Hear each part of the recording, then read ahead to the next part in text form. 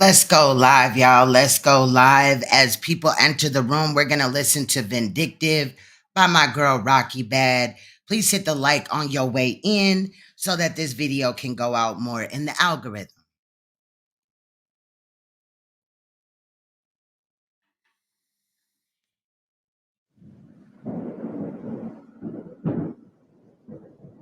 Hey, rest in peace, Prodigy, man. You know, I'ma hold the city down, though, for sure. Yeah, I know who the fuck it is. B!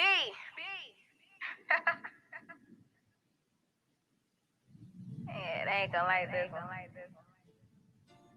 I mean, what the fuck did y'all think was gonna happen, though? Do y'all not know what the fuck I do? This type of shit right here keep me going. Bitch, slow down for what? Who you in front of? Look, who holding my city down? You can't name no one else. Post a flyer for a show, then I came by myself. Fuck niggas thought I don't hang with the help. I ain't asked for this shit. I played the hand I was dealt. You said I'm motivation, right? You look goofy as shit. You just a cute broke bum, chain icy and shit. Shooting vids, but wear the same clothes twice in them shit. But you went and touching the chicken dog who writing her shit. I swear they pussy and they frauds. I ain't liking this shit. I'm Big B, yo big homie. I ain't fighting this shit. Put this pole on your throat like I'm piping this bitch. When I'm round, I'm snatching souls. Bitches quiet as shit. I guess these niggas heard I'm single. Okay, now they tryna fuck. I made bitches put it up, cause if they don't, they get in touch. Not a shame, I'm from the bottom. We ain't really come from much. I made bitches leveled up and made them pick that metal up, cause it's the real. B, bitch, who with this rap shit? It's me. Bitch, I'm a West Side legend, that's Queen. Shit, you ain't jumped off the porch, you ain't seen shit, cause it's the real. B, bitch, who with this rap shit? That's me. Bitch, I'm a West Side legend, that's Queen. Shit, you ain't jumped off the porch, you ain't seen. Even when I'm on chill, anywhere I stand out. How bitch is so tough, whole time head down. Shouldn't have said my name, I got the upper hand now. You was shook when I seen you, I gave you a pass now. How the fuck a bitch gon' mimic being flex? Claim she up next, talk to shoot 'em up, bang, but ain't did shit yet. Not with nobody, you don't really be on shit. You don't slide down no blocks, you don't pop at no bitch. It ain't even real beef, y'all just some internet hoes. I'm the same one who told you, Joe should buy your ass some clothes. When I seen you, I seen hope. But I fuck your nigga, no. Lil' B, I'm grown as fuck, my pussy fatter than your nose. When I seen you, you was froze. You ain't even have a chain on, shoulda cheese at your ass and told you quit it with the nails on. Real bitch, I ain't no bully. These bitches can't get to me, that bitch know that she can't with me. So back up, then I'm before you had a name, you was all on my dick. Kept posting me and my bitch, I was posing with that stick. Then you got some fame and start copying my shit. People think you made a wave, but you just copied off my shit. You don't do this rap shit, mommy, you just wanna follow. It's facts that I made you, you should've tried modeling. These bars light as fuck, I got a lot of shit that's bottled. Talking numbers like you Nicki, but it's only kids that's following. When shit get real, y'all make calls and say it's over. Been the same bitch who used to post up on the corner. In the club off Patron, probably standing on the sofa. Hey, for what, Lil' B? You want a gun when no ain't even from the road? Better try that shit again. Your fans think you got it, why you lie to them again? Wanna keep it strictly music, I'ma body her again. All these fake tough pages, I know it's probably her again. Joseph told me, Rocky, you the coldest in the city. So why the fuck you tryna make your artist go against me? She probably write her shit, but them guns you can't convince me. Listen, you are not a shooter, you ain't never low to send me. You ain't got enough muscle for that Draco, not the kick back, little boy head, bitch. I know you scared to get your wig snatched. Banging on the toilet, little hoe, I wouldn't have did that. You ain't bought it if that address ain't exactly where you live at. I tried being nice, but I'ma tear your ass apart. Oh, my mama, you was scared to see, I really got a heart. I know niggas geeking you, you could've played it smart, but now I gotta sheath to you and really make it hard. I swear to God, I seem to have a soft spot. When I see bitches is not with that shit for real, like, hoes don't bully you, bitch. This rap filled with corny niggas, I ain't got a lot. Some of my niggas don't rap and I ain't really got a lot. You do it for an image, you ain't really on the block. And that shit so disrespectful, bitch, I really did a lot. Rapping like you bought it when we clearly know you not. Little bitch, I hold weight, I swear to Chris, you can get dropped. Type of bitch, you drop the gun, they can't even run a spot. She so grown, but when I hold her, niggas acting like she not. Cause it's the real B, bitch, who with this rap shit? Me, bitch, I'm a West Side legend, that's Queen. Shit, you ain't jumped off the porch, you ain't seen shit. I know what time it is. I should smack the shit out your ass, ho. What the fuck is wrong with you? Man, so pop you in your motherfucking mouth like your mama should. Bitch, who the fuck is this bitch talking to, man? What the fuck you playing with me? I will beat your ass for real, bitch. You know that. They all know that. Leave this shit alone. Stop talking like you want it. You don't. Try that shit with another rapper. All right, y'all. Today we're going to get started. And first, I'm going to drop the link for the video that Shaka did yesterday, the live stream. Shaka, we're good. I just want to stay focused at this time or whatever. We're good. I'll still be in your chat and things like that. But if anybody is expecting me to respond to Sanetta's recent deflections, fake allegations, etc., then you need to go to this video that I have right here. That's on Shaka's channel. You can see it right here. Okay, period. And I'm glad that it stopped right there. Okay, royal family, because as you see, right, David was in whatever chat this was and was talking to Sanetta, who you see down here. I hope you guys can see this. Anyway, David said, Sanetta, how old was Nikki Chanel, the girl who wrote you all through jail? Sanetta said she was 13. Now, understand that when this got brought up by Ben calling ANKH's show, there was talk about her being 15. So her being 13 is interesting because Sanetta also, in the videos where he slandered me, which I do have, but we're not going to respond. We're not moving backwards, okay? And shout out to Ching for, stating this, like, Queen, we've been through this before. Like, do not do this, okay? So what I did was I made a playlist, and you can see that on my community tab of other times that Sanetta deflected, and you're also going to see it once in the edit today, royal family, because I have a 2-hour and 13-minute edit of Sanetta caping for predators, okay, period. Now, I do want to just let you know that somewhere in here I come up on Shaka's platform. I want to try to give you guys a timestamp. Shout out to everything that Shaka was bringing before that. But I roughly pull up about 1 hour and 27 minutes and 48 seconds. And we kind of weigh in on the deal. Again, I'm not moving backwards. I'm focused, and I'm going to stay 100% focused, period, point blank, okay?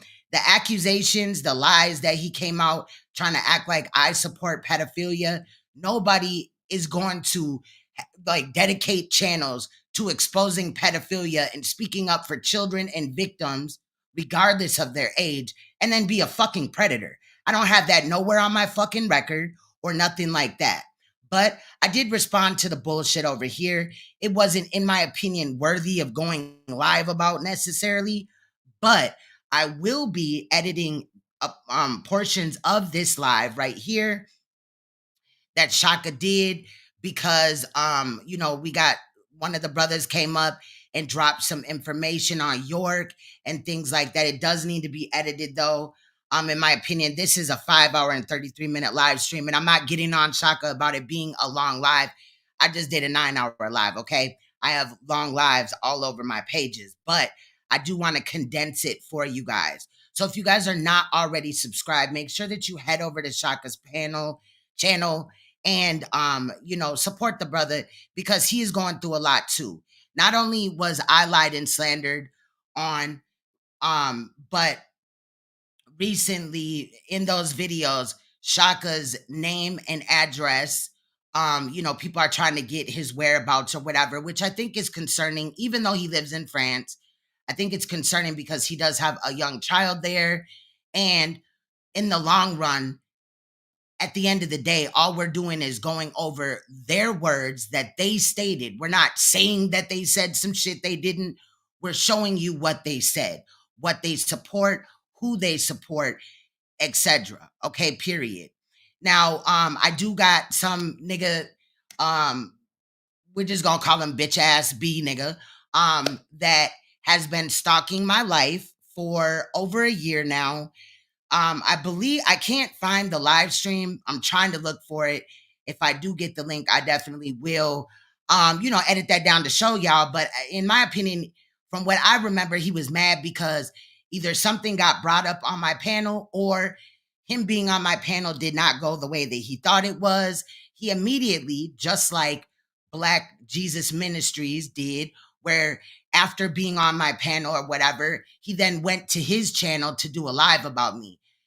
Me and this B dude have no interaction, period. What he's doing is listening to somebody that tried to exploit and dox my children, okay? And that's it, that's all. Okay. So let's just be mindful when going forward or whatever. I know I am, because at the end of the day, I'm not going to stand for my children being abused on these social media streets or anybody else's. But when you bring up old lies and slander, that brings in other people, and I'm totally ready for it. But let's just be mindful, okay? How many people that I know of that have, somebody that's mad at them? And let's remember, people get mad at you and then they make videos, right? Let's remember what space that this channel is in. I expose bad mothers, bad fathers, predators. So obviously, somebody that is a bad mother, father, or a predator may not like my content, might want to attack what I'm saying, okay?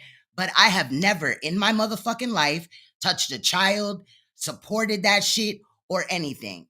And just to give you an understanding, a portion of this, which is a new situation that Sanetta brought to the table, again on Uncle Suge. If you've been around paying attention or whatever, you would know that Sanetta has attacked Uncle Suge, called him a predator in several different instances, okay? Suge had stated that he, met his children's mothers when he was 19, and obviously they were 15. I didn't get money with Uncle Suge. I did not, scam anybody. I have never met Uncle Suge in real life. Uncle Suge has hit my platform a couple of times. And what's interesting about the video that, he pointed out when Suge was on my panel, Suge hit my panel so that he could go in on Sanetta. But he didn't want to play that, right? But anyway, like I said, let's go to the community tab for those that are not aware. So you're on my channel. You see videos are right here. These are videos that I created that are not live. Of course, the live stream. I do have a number of shorts in here that are funny or whatever. But let's go to the community tab, right? So if you look right here, you will see that I've compiled a list of live streams or videos. Some are edits and some are the whole live stream, but where I was calling out Sanetta. And in these videos, you'll see where Sanetta deflects. Like the time that he claimed that I asked him what that peen be like. What the fuck I look like laying down or being interested in a nigga that is old enough to be my father in this bitch. Okay, period. So, with that said, you can, if you're interested, I'm not going to rehash all of this. It's already up. It's already done, period. But if motherfuckers get to playing and my children are involved, then I'm not only going to drag the motherfuckers that first did it, but the people that second did it. Okay, period. Let's just remember what type of space we're in over here. I'm not over here talking about car parts or just some dumbed down ass fuck nigga shit. All right. Now, obviously, there's other, you could go to the playlist portion and you can see right here that there are playlists. Here's another one with MU, and somewhere in here is the POLIGHT situation. Okay. Now, I just, again, want to remind you guys that we ain't over here for play. We serious about shit. I don't adhere to fake ass niggas coming out with fake, allegations and shit like that. Like, niggas, stop the fucking cap. Facts. Shout out to everybody in the chat though. I see Zen.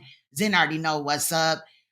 We going after these predators, okay? I am the predator annihilator in this bitch. Period. What's good to everybody though? What's good, Bush baby? Riz, lyric. I always mess up your name, not on purpose, but shout out to you as well. Godmom, Storm, Bell. I see V Bennett. V Bennett also did a live stream. Last night I was catching up with some of it. Well, early this morning. There's a time difference, obviously. What's good, Queen of the South? Um, Roving, salute to you. Yeah. And if there is haters in here or whatever, just get them out of here, mods. We ain't got time for that shit. Let them go, support the pedophile enablers and shit. We ain't got time for that. But anyway, shout out to those that do support this channel and do know that we're not over here for play, period. Okay. Shout out to anybody that I may have missed. This is a long edit, so I would like to get into it. I thought it was in here already. Hold on. Let me get 1 second. Okay. All right. Let me go back here. All right. All right. So today's live stream, of course, is where Sanetta has supported predators. Now we're going to start off this, this edit, right, that we're going to look at today with Tariq Noel coming out about him being molested by Dr. York. Okay. At some point, Garfield joins in. This is the most portion where I will give my commentary. Everything else is pretty much explanatory. We're also going to revisit to, I believe it was August 23rd, 2021, where Sanetta again had entered my panel, right? And at this time, him 10 toes down and Real G's TV, another nigga from the HOK that had stated that he's going to stalk my kid's school, attempted to dox me, and further slander my name, tried to ambush my panel. And Sinful the P came up in conversation when dealing with POLIGHT. Obviously, at that time, POLIGHT's case had just freshly come out. So Sanetta was upset that I was talking about it, right? And it's in the playlist of the Brother POLIGHT thing. So we're going to look at that because Sanetta claimed that the charges against Sinful the P were dropped, but that is not the case, royal family. Sinful the P went to prison for pimping out a 14-year-old girl, which he in turn got pregnant. Okay. And I got all the parole hearings that he did, all the court cases that he did. But in this video, because, time sensitive edits are important, there's about an hour dedicated to Sinful P. All right. Then we're going to watch where Sanetta, like I said in the beginning, okay, he's going to talk to Tariq Noel as well as so is Garfield. And some of the questioning is kind of inappropriate in my opinion. Okay. But then he goes, after that, he goes on his panel and he's talking to Hassan Campbell and he's saying that he don't believe what Dr. York is in prison for. He don't believe Tariq Noel. Okay, so that is the totality of today's live stream. Again, if you want to hear my, my longer response to Sanetta and his recent fuck shit. Again, I went through that before. There's a whole playlist in the community tab. And that's what I'm going to start doing is just making playlists. But I guarantee at some point in time, everybody that has lied or slandered me, they're on my channel somewhere where I did an edit and I exposed them for who they are and the shenanigans that they tried to pull. So let's just keep that in mind as well, because this could definitely open up some shit into which y'all would be looking at other people like, damn, y'all fucked up. But, we're going to go with the motion here. Okay, period. Also, another thing to remember is Sanetta don't run shit over here, bitch.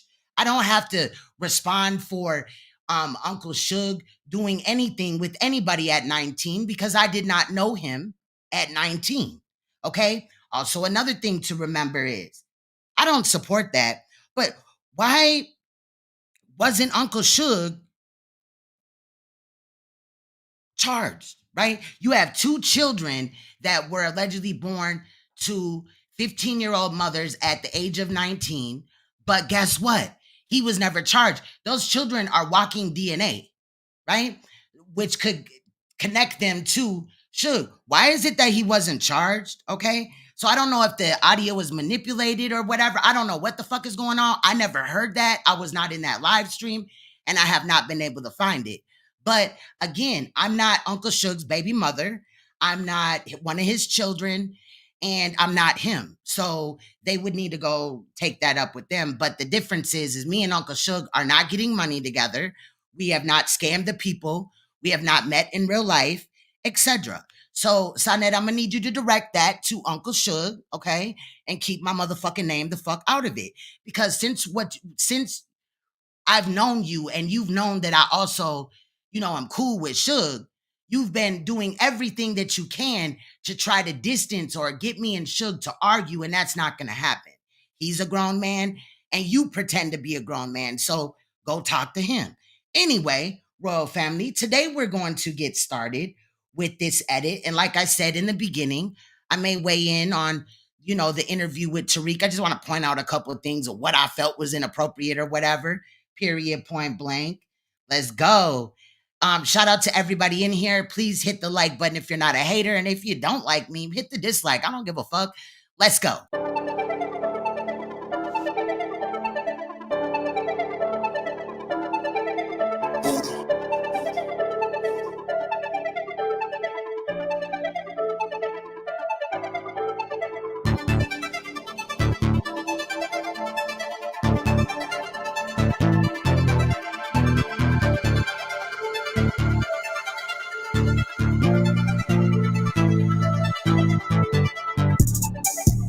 I wouldn't care if they went against me at all. Of course, and most of them people, if you look at their channel started like a month ago. They a troll. I'm not worried about them. I'm not here for them.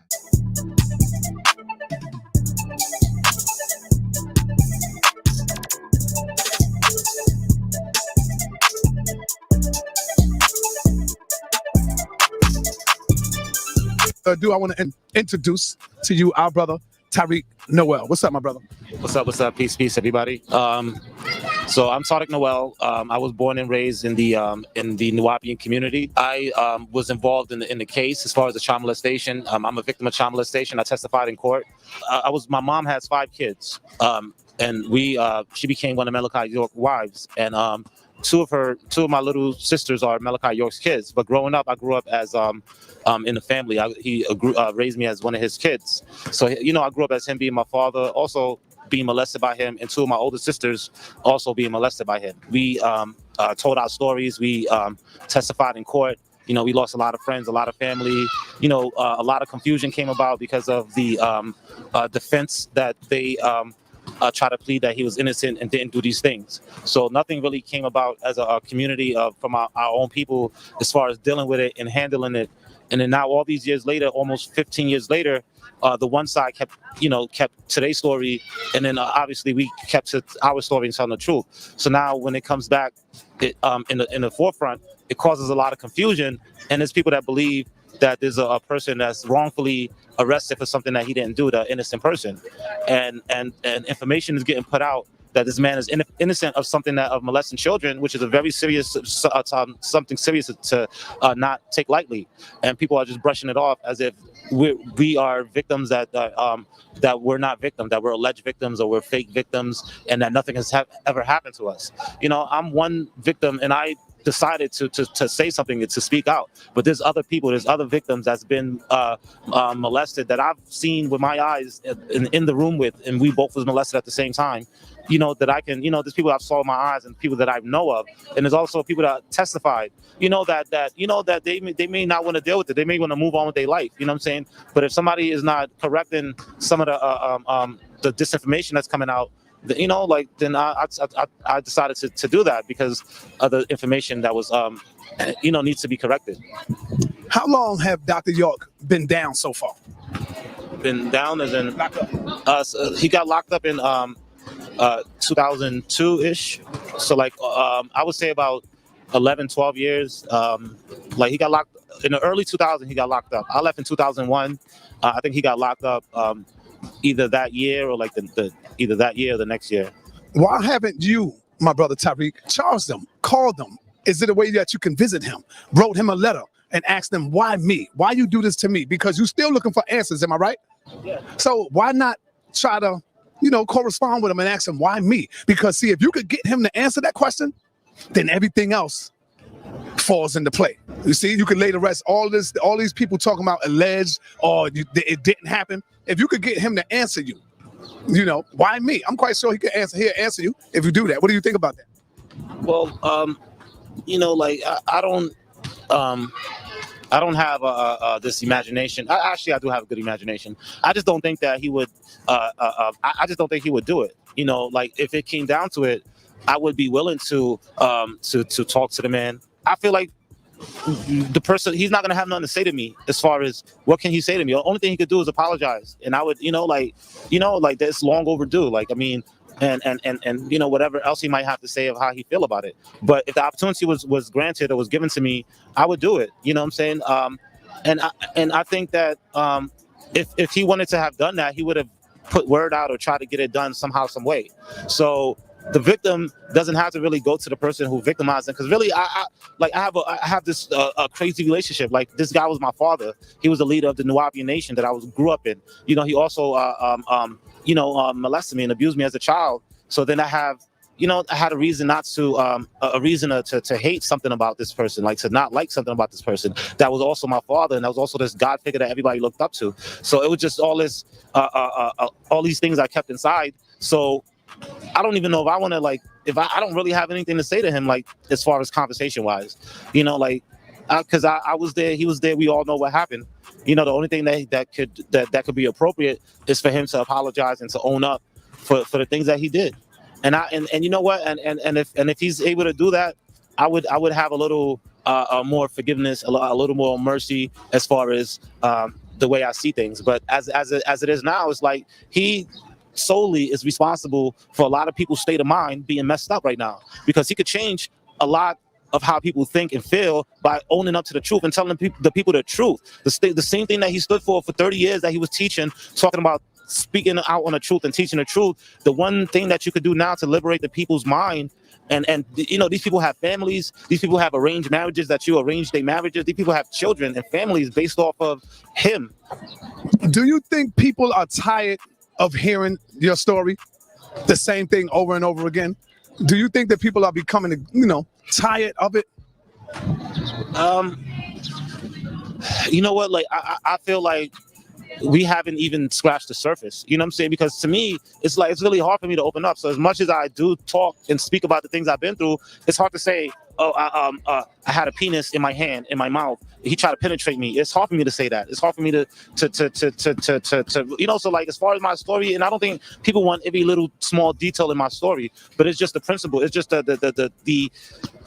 telling of the story. Because if people are not aware and don't know that these things can go on in our own community, in places that we're not looking to expect to find these things, if they don't know to look for that, then they don't, they need to hear this story. There's a statistic of 1 out of 3 girls and 1 out of 5 boys that are molested as children. I look around and I see families and kids around, and it'll break my heart to do a statistic and count these kids and say, okay, 1 out of 3 of these will be molested in their lifetime. So if we talk about this today, if we keep this awareness and people know what to look for, then we can start to help other people in our generations. And I think that is scratching the surface, because there's adults, there's grown people that was in the community also. I'm 30 right now, but I was a child. I was a child growing up in the community. I was a child in Brooklyn. I was a child in upstate, and I was a teenager on the land. So I was still a young, I was still young, even though I was older than other people that remember stuff. But there's adults that can tell their side, they can tell their stories too, and put all this information together.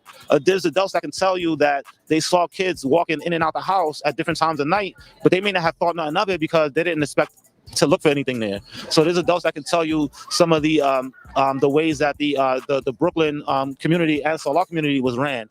They can tell you there's wives and there's kids, that there's a lot of information that can come out, because we did have a place, a land that we built, a community that we built. We have products that we sold. We were self-sufficient. There's things to look for that's great. That was great in our community, and that could be still great today. But you can't mix oil and water. You can't mix the truth with a little bit of lie. All right, brother Noel. Let me say this to you, brother. I care about you, brother. I care about you. And as you can see, I was not trying to parade you. I'm not trying to interview you all the time. I would rather see you get professional help. You see, because if you don't get professional help, these dudes will take advantage of you. People like Israel Doctrine. I'm telling you what I know. They try to use you because they have a personal vendetta with me. So they would use you. That's why he kept asking. This shit's crazy. If you got a problem with Shaka, go to his fucking channel. This channel is not Shaka's channel. You're not understanding. So today or any day here on going forward, if you come here trying to disrupt the chat room, you'll be blocked. Period. I'm not with the shit. And you. What about Sanetta? Do you like Sanetta? Do you Trying to distract over stupid ass shit that ain't got shit to do with me? Do I live in France? Am I married to Shaka? Am I married to Uncle Suge? Am I their baby moms? The fuck?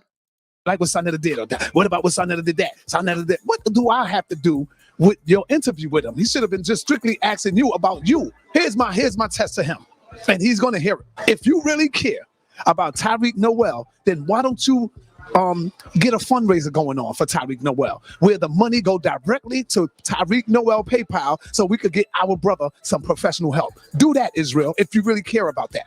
I want to see you do that.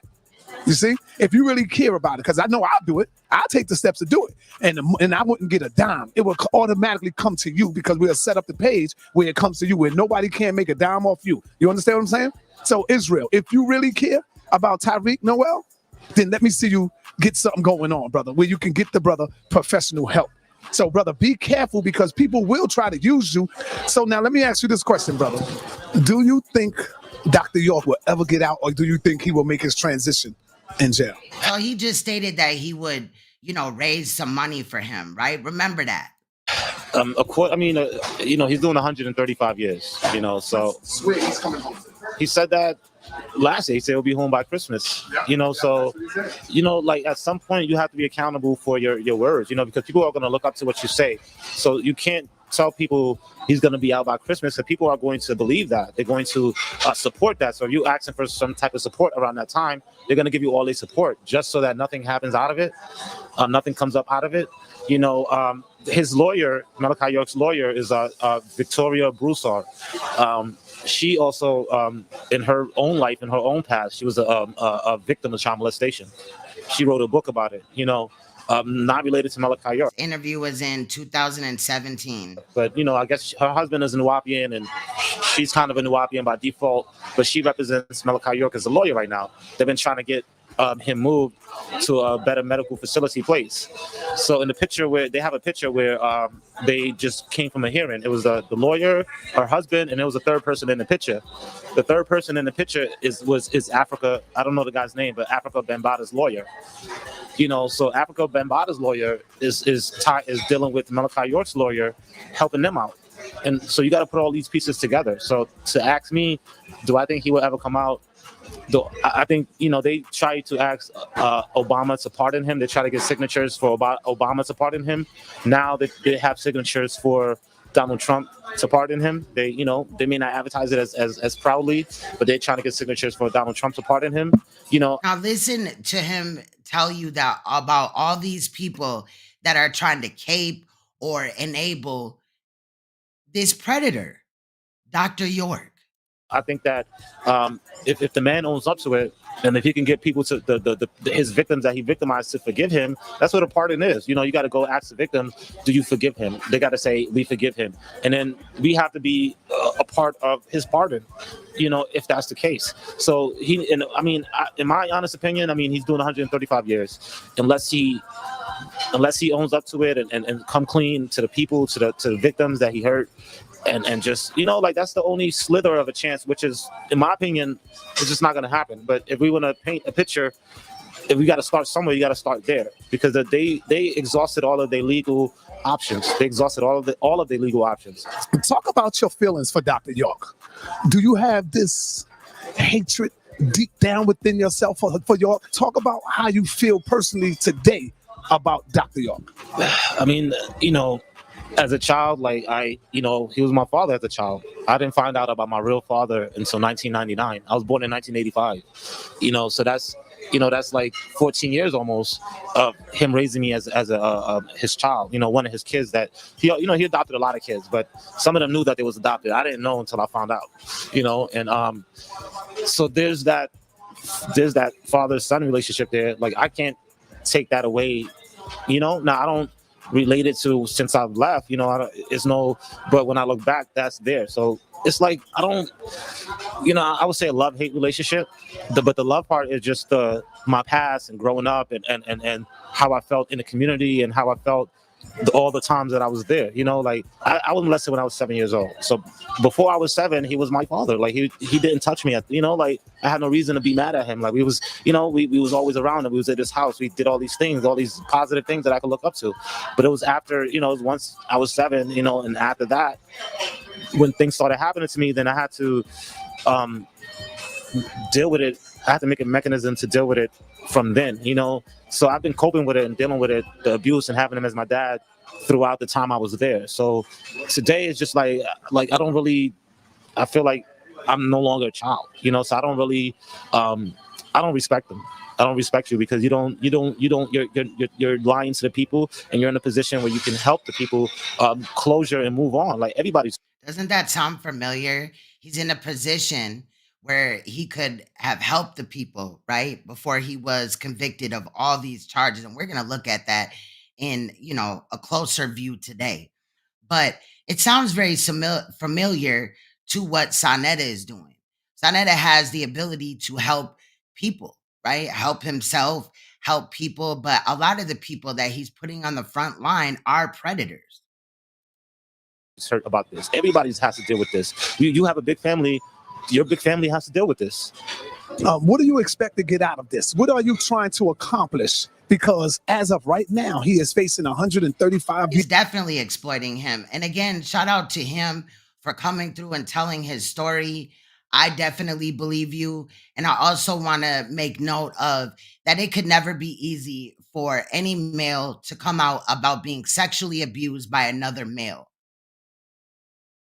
We already know that women, girls that come out as they've been abused are attacked. Also, I'm a fellow survivor of child abuse, physical and sexual. So again, Sanetta is attacking survivors. Years.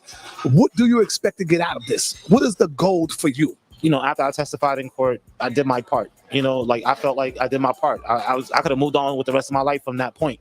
So ever since he got locked away, it's been from the MySpace days to the little forums and chat. There've been people.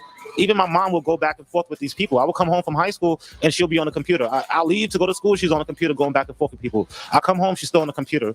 You know what I'm saying? I would see her constantly defending us and defending people. And it would hurt my heart to see her having to do that so much. Dr. Phil had gotten in contact with me and some other people. So that was like, okay, I'm going to do this one show that's going to, Dr. Phil. Phil Valentine? No, Dr. Phil. Oh, right. I did see that. Yeah. So this is an actual person that speaks out about molestation. This was my response to all of the lies, you know, and then that was a long time ago. And then I moved on again, you know, beside the people I personally talked to.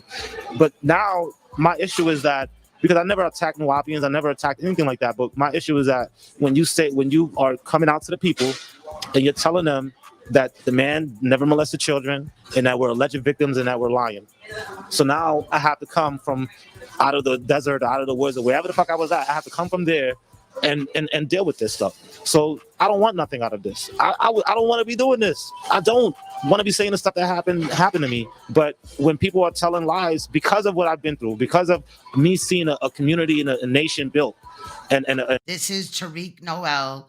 He was a victim, or is a victim of Dr. York's, the one that's in prison for 135 years, that Sanetta supports.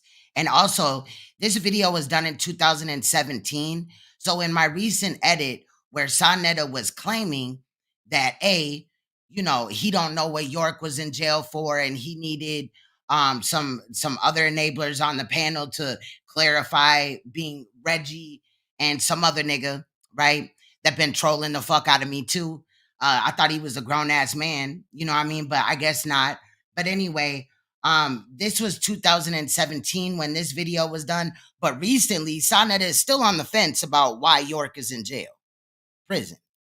And people, black people working together and having a commerce and building up, you know, and getting property and building. I've seen it with my own eyes. I've seen it happen. I've seen it work.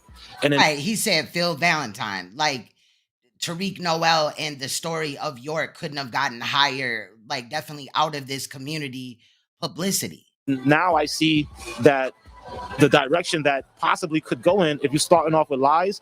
It cannot end well if it starts off with a lie. So I don't want nothing out of it. I just want the truth to be out there, because Facts, Queen of the South. when you lie and say that there's alleged victims, then you put my family in danger.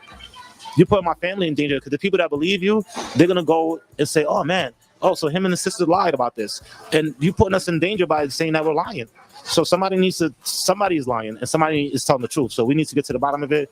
And So think about that for a minute. Sanetta has a platform with several thousands of people that are subscribed, but only a few thousand tap in each time, right? But people go back and rewatch the video, whatever. He put all these people's lives in danger in this York situation by saying and acting like POLIGHT didn't do this. This is not the only video where Sanetta, talked about York, or which you will see after they're done interviewing him, was caping for York. Wait for it. I'd rather not be doing this. I don't want nothing.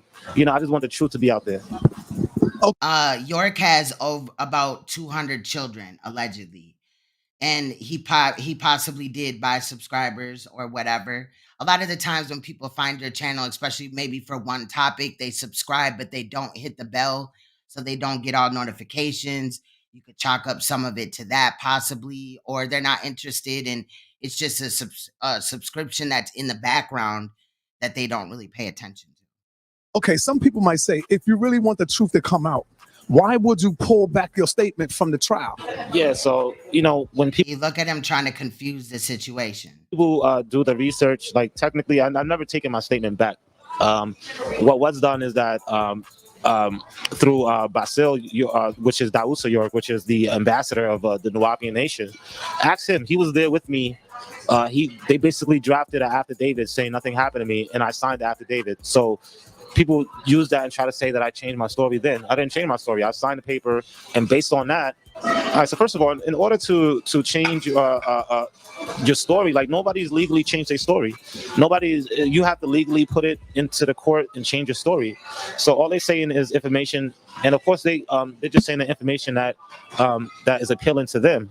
When you are dealing with child molestation, and when you're dealing with court cases of this magnitude and followers of people like that, and we was born and raised in this, so the people around me were my friends and family. So of course, some of these people were in my ear telling me, look at the bigger picture. If the dope OG said York might be one of y'all daddies too. Nah, I know my daddy, so no.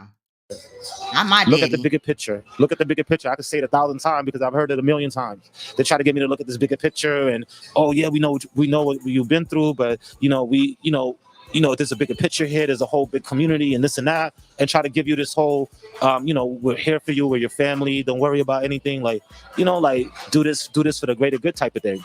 And and at one point I was at a weak point, and I had I had these people around me like a vulture trying to get me to sign this paper. People like my stepsister would come and try to get me to to try to write a paper saying that nothing happened. So like these things happen. Like there was other victims that got approached and they try to get them to switch their stories as well.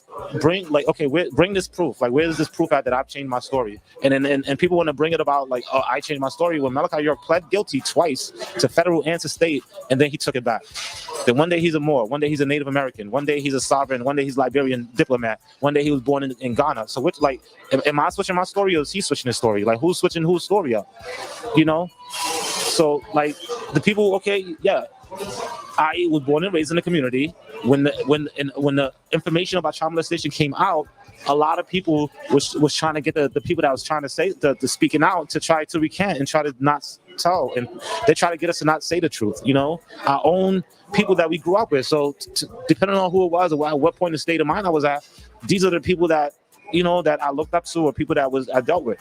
So I would have a little more attachment or sensitivity when these people are talking to me and dealing with me.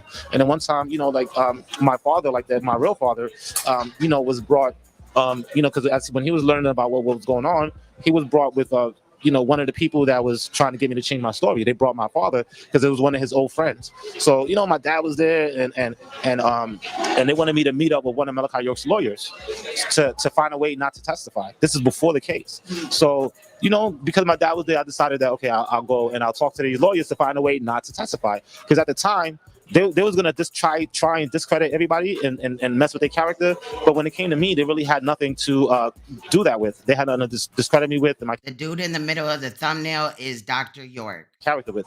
So they try to get me, they try to say, okay, well, if I don't testify, then there's no case because they're going to discredit everybody else and there'll be no case. So they were trying to get me not to testify so that way there wouldn't even be a case at all.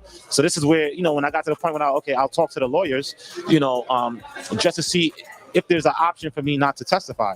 So when we went to a place where we sat down in a restaurant like this. No, obviously in the picture, he's younger than what he is now, obviously. And they started asking me questions. I was at the table by myself with the two lawyers, and then my dad and his friend was at another table. So they don't, they wasn't there for the conversation, but the people started asking me basically my name, my age. They started asking me my information about myself, and then asking me about my story, and I told them my story. I told them everything that happened to me, that I got molested, all this stuff. So then when we leave out of that meeting, the guy who brought me there, that brought my dad with him, he was like, "Oh man, like you did this on purpose. Like, you like we had a game plan and you went in there on purpose and did what you did anyways." And I'm like, I didn't know what you. I was like, "What do you mean? What did you talk about?" I thought I was going to talk to them to find a way for me not to testify because I was subpoenaed at this point. I was subpoenaed to court, so it's like I was talking to their lawyers to quote unquote find a way not to testify. So by the time, they ask me and I tell them the truth, then when we go back and he's telling me, well, that's not what you have to do. You have to say that the stuff didn't happen. So then it was like the next day we did another meeting, and then then I just made up a story and said nothing happened. This is the second meeting I had with them, and then nothing was done with this because the guy the lawyer tried to offer me like a baseball ticket, and I didn't accept it. Not sure what daughter he means. Baseball tickets, so like which would have been like a bribe or something, like, or they could have said anything. Like, let me ask you, man, what does that say about your father, your real father, trying to get you to pull back your statement instead of him looking at you? And how did you feel towards your real father now when you see what type of help or support did he give you? When I left that place, I just because I had questions like, where was my dad growing up? I had all these questions, but I just let it all go. I just started over in a new relationship, because to me, there's no point of holding like, where were you all my life kind of thing. But now this is before the trial, this is before the case. So at this time, the person I brought him was one of his best friends from the community. That was, one of Malachi York's right-hand man people. So he brought my father in. He was close to my father as a friend.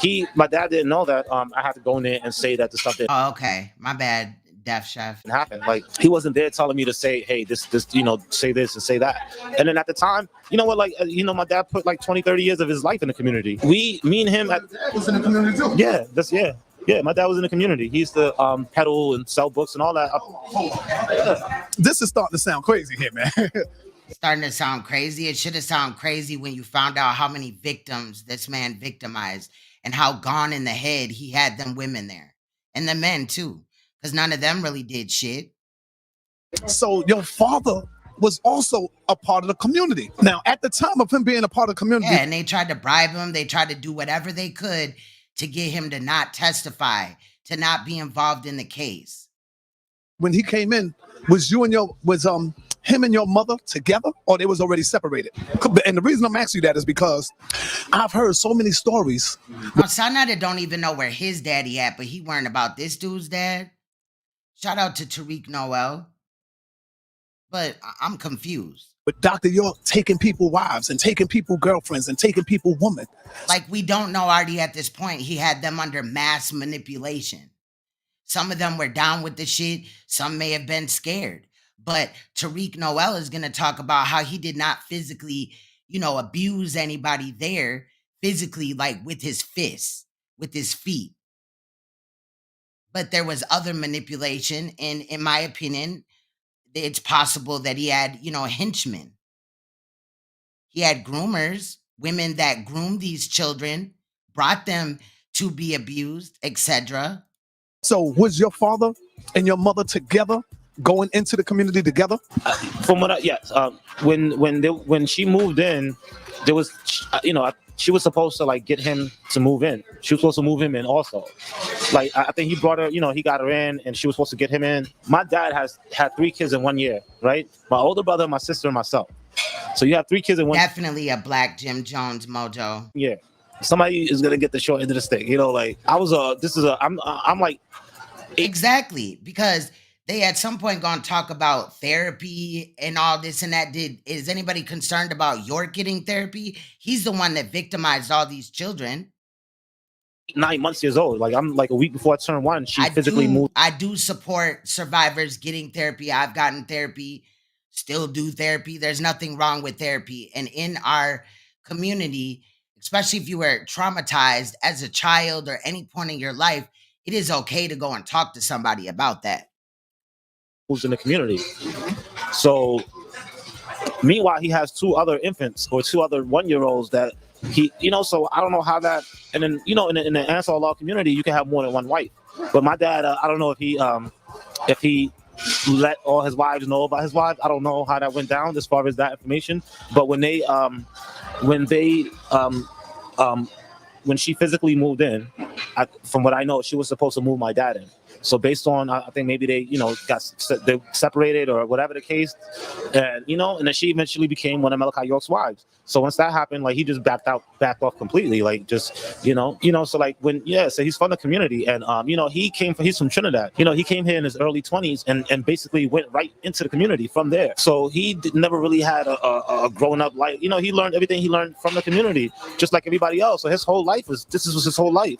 People turned away from their family and left their family. Like my mom, basically walked away from her family to go to this community, and people turned they turned away from their families and all that stuff. So when you guys, please misspell cuss words in the chat. It will be held for review unless you do that or whatever. Just misspell it. When it comes to finding out, like there's other victims whose father and mother didn't believe their child, and their child is telling them, and they can't even tell their parents that this is true. Like they have to actually physically leave the land, and then the trial happened, and then they're able to tell them that this was true. Some of the big names that was Nuwapian people, that was teachers and all that at the time around that era. They'll tell you like that. One of them told me, like, yo, man, just live your life, man. What was you good, Def Chef? That's just YouTube rules. So that's that. What's your conversation like yesterday? How did it feel? York, I believe, identified as being African. He kind of went over that, the victim in this situation that we're listening to right now. Talking to Prince York, what kind of memories it brought back? Because you haven't spoke to Prince York for like damn near 12 years since y'all been off the land. What was it like listening to his voice and y'all two going back and forth? And it got heated. Like for me, I mean, it hurts because I've been there, done that, and I've been there, done it so many times. This is the actual condition of the people that believe that this man is innocent. So basically, like I called you yesterday, right? And Prince York called on the other line. So you clicked us over and we spoke. So like prior to that, I didn't speak to him since on the land when he was a child. And it wasn't really much of a conversation because the age difference. So when I spoke to him, and how I feel about it is that there's other this is the story of this is basically the story. Like there's other Nuwapians that feel the exact same way, that he laid the blueprint for Nature Boy and POLIGHT. That's a fact. That is a big fact. Because listen, when you listen to the parts of the Dr. York case, they tried to do the same thing that he did. In denial, and that they don't choose to accept the reality that is, and they, whatever it is about them, that they choose to just stay in this denial state. That was not the first time. I go through that whenever I talk to somebody who don't believe what I'm saying. I gotta go, especially the ones that's from the community, the ones that are close and all of this stuff. It's like beating a dead horse. I noticed when he kept calling, every time he called you a liar, you really turned up. I mean, you don't like that. You just like, yo, say it in my face. I dare you to say that in my face. It's like you kept turning up whenever he said you're a liar. And then it got turned up with Prince saying he gonna put hands and feet on you. And that made you turn up too. People think that it's a game. Like they think that is like if I wasn't telling the truth, I wouldn't be offended by you calling me a liar. I'm gonna get offended. Like this, my thing is that if I'm saying your father did these things to me and we're having a conversation, you should be yelling at me, talking about your, you should be the one upset if you're telling the truth, if you're speaking up for the truth and saying that he's innocent. You should be coming with that fire. So don't call me a liar. And I told you, and I said, okay, don't call me that again. And then you're gonna keep doing it. Like what did I? You act like what I just said didn't mean nothing. Like it will break down at some point. If I wasn't telling the truth, it would break down at some point. So I'm not gonna lie. If I allow you to call me a liar and continue to say to my face, what's the point of standing for something? Like, one of the things I gotta ask you, and I gotta be honest with you, have you had any form of therapy since you left the compound? As far as you, I want to first and foremost make sure that you're all right before I even get into what Dr. York did or not. Yeah. And I want to know, have you taken care of Tariq on a psychological level? Have they asked York, is he taking care of himself on a psychological level? It must suck to have to live in that jail cell almost 24/7, 23-1. Ain't that right? So when I was in high school, I might mess with his mental health a little bit, but he should have thought about that before he victimized any child. And actually, the trial was going on in high school. I did 2 years of counseling. My counselor, her name was Irma Bess.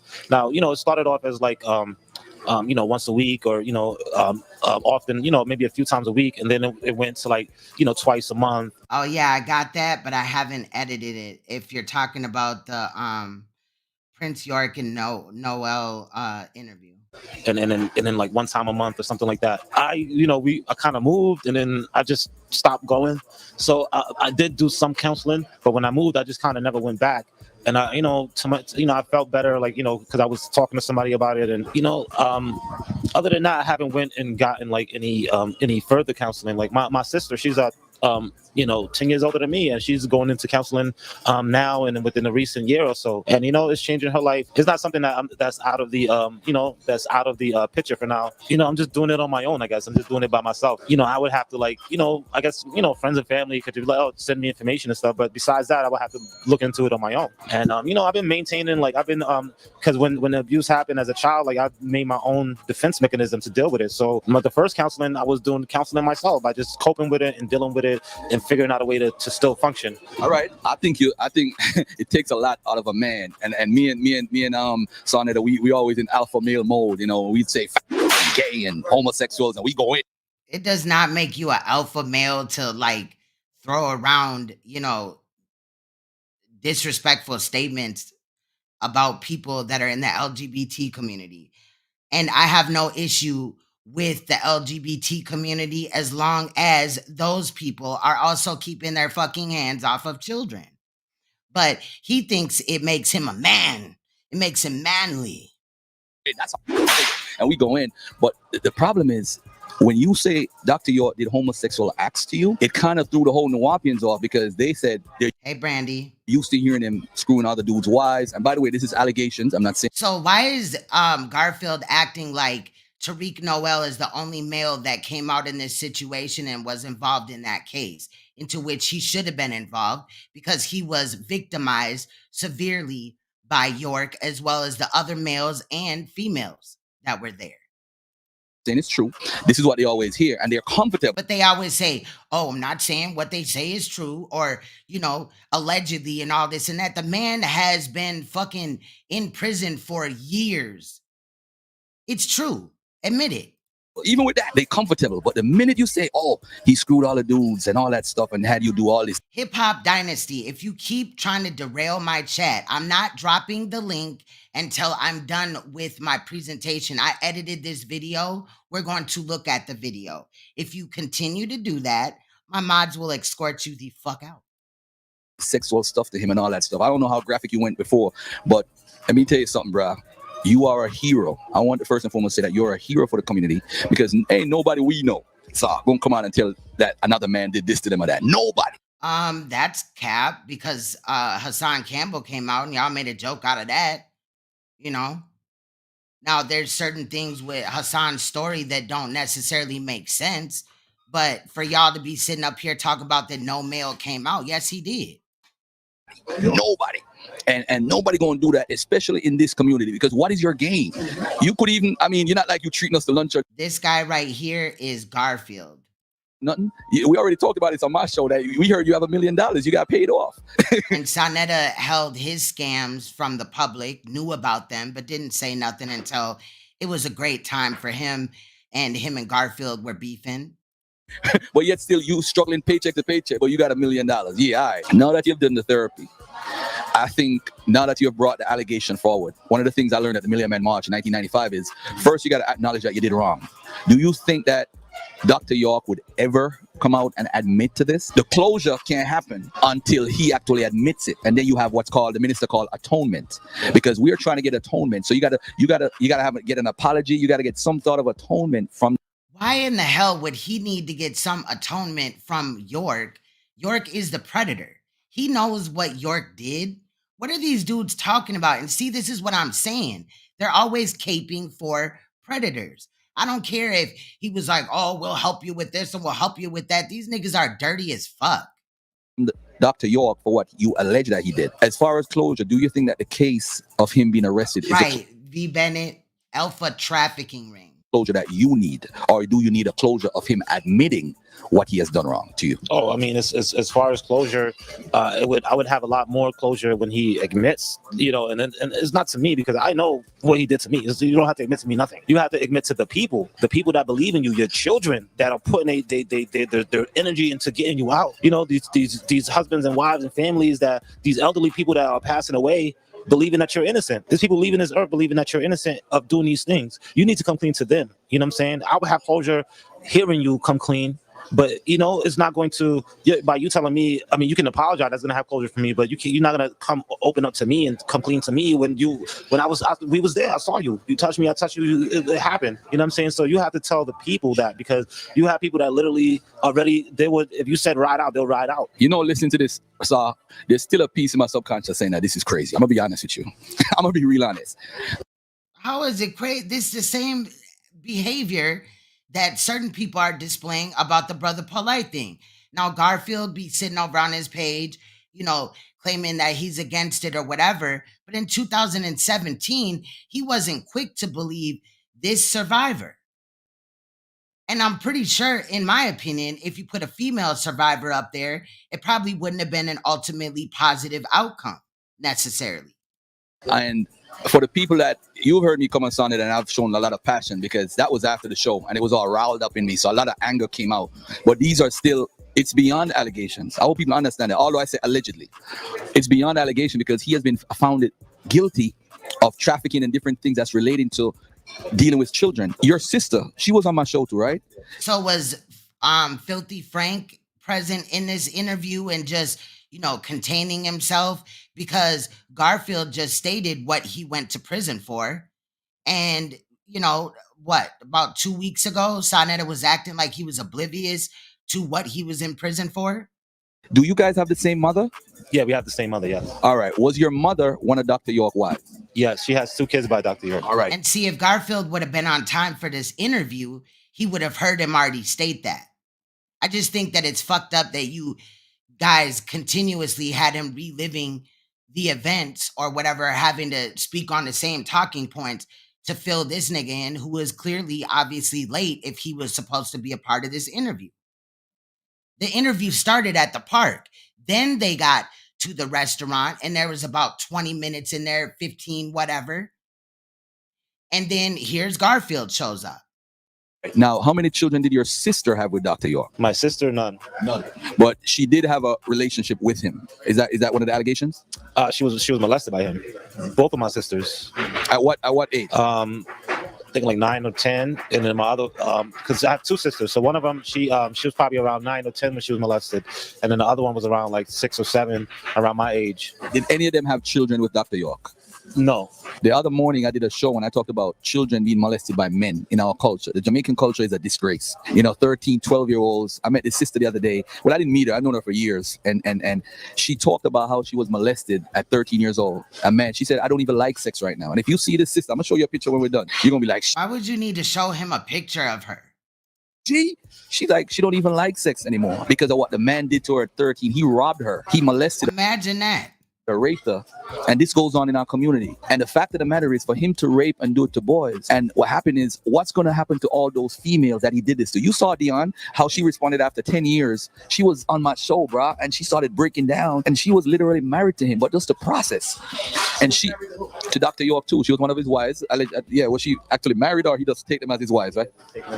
And she. So here you got Garfield acting like he's some fucking advocate or something, dealing with a sensitive topic into which all I've seen from this community is people play on this topic. Nobody's really taking it serious over there.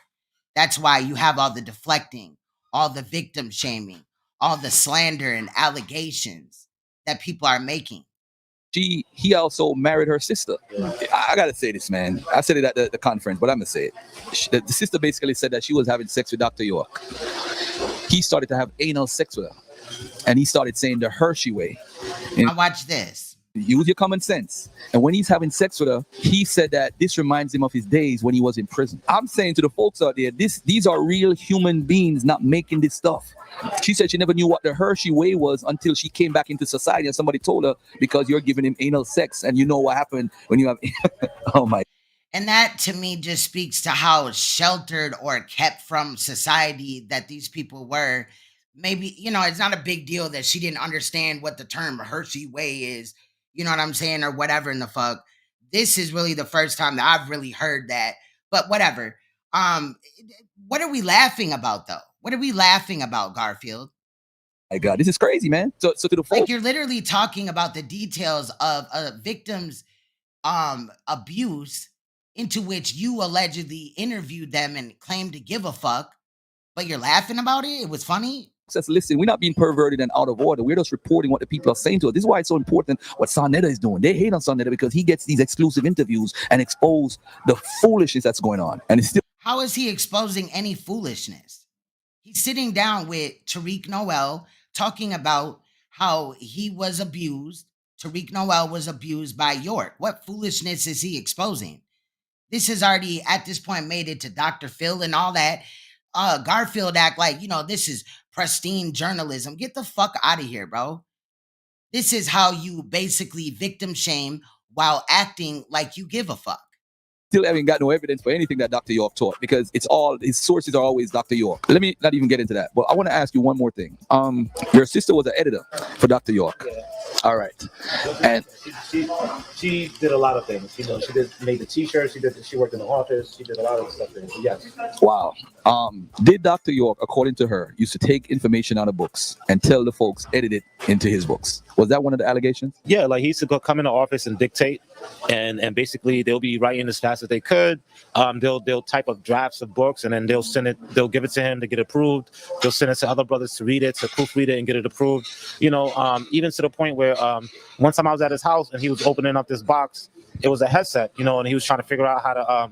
It was a program where you can talk into the headset and it types the words up for you. So is he more upset about, the book part than the victims? I'm just saying, like, I wouldn't even have included that. You could have talked about that at another time or got to the bottom of that. He was trying to evolve in a way to not even need to dictate to people, but the program wasn't spelling all the words right, and it wasn't really efficient at that time. This is the early, late 1999 or 2000 or something like that. Late 90s, 1999-ish. There's an allegation of this Pink Panther doll he has in his room. Have you ever seen that doll? Yes, I've seen that doll, and there's another one. There's a blue one. There's a blue Grover-looking doll too, and that one has a penis too. There's two Muppets. Hold on a second. Now, Garfield is not a hater. I just want the truth because I wasn't there. I was never a Nuwapian, but... And he's giving you the truth. He just told you he's seen the dolls. What more do you want from him? Why did you need to include, I'm not a hater? What? I used to be in Brooklyn. I used to be around Nuwapians. So I'm asking you right now, what was the purpose of this Pink Panther doll or the blue doll? What was the purpose? I don't know the purpose of it. I mean, I just saw it there every time I came there, But I mean, if it has it was a Pink Panther doll with a penis. So to me, it would just be, it'd be, like a sexual atmosphere, or, he never like played with the doll or anything like that, but it was just like a piece of like a furniture almost. And there was little miniature statues, at least 3 or 4 miniature statues of a couple in different positions having sex. So there's another picture where they have a picture of his room that's trashed, right? Everything is trashed and thrown over. And in that picture, you can see some of these statues of it's on the same page as well. You can see some of the statues of these sexual positions and stuff.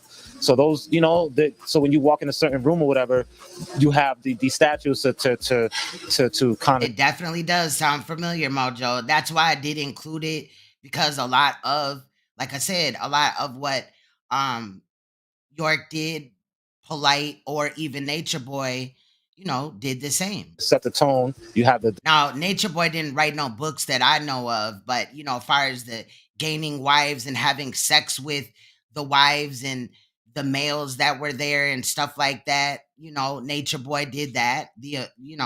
Also he introduced abuse on many other levels. The dolls, if it's out, it sets the tone. Sometimes there'll be porno on or something like that, or he had porno tapes on his shelf. And that's what a lot of predators do. They'll play a porn or have porn, like sexual deviant ass material, statues, whatever. How old are you right now? I'm 31. So you're 31. So you're talking about 1999, you'd have been how much? Like what? 99, I was like 13, 14-ish, 13, 14. No, 13. 13, 12, 13.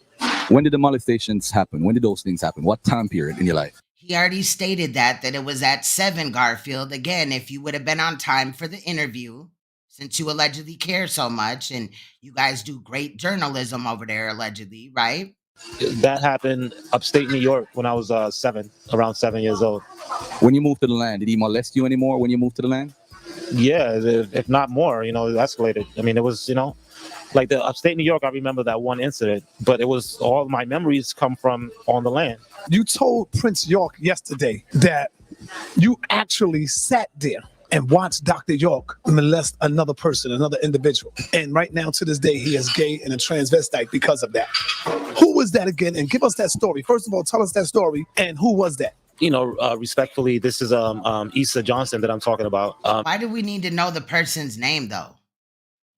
Sanetta, like, some of these questions are just weird as hell. Issa Johnson is Kathy Johnson's son. Kathy Johnson is one of the Malachi York's main wife. She got arrested during the whole thing. She got arrested as well. So if you look at the wife that got arrested, her son was molested at 4 or 5 years old. Okay, so being that he was so young, he grew up a little feminine. Like people always, he grew up a little, flamboyant-ish. But now imagine that a boy that is molested by a man would have questions about his sexuality at any point in time in his life, or become transgender. Like, really? Today, he goes by another name, a woman name, and he looks as a woman. He has a woman, he's a transgender woman today. Where was you when this was going on? Like, where were you? Because you saying you was watching or you seen it. Where were you at? When they would come and when they would come and send for us and come and have people come and send for us, sometimes it was always a woman there. There was always me, Malachi York, and a woman. Always a woman there. But sometimes there'll be a woman and there'll be another boy. There's 3 other boys that I know of that I saw there. But 2 of them, we all, everybody in the room was involved in everybody was, yes. So that's when I said that I saw it with my own eyes, is that I can say that I saw it. Obviously, he would have to say, he would be direct and would say, okay, you touch him or you do this and that. We wasn't just saying like, oh, hey, let's hey, we're doing this again, and like people don't understand, right? Because they used to come and send for us, right?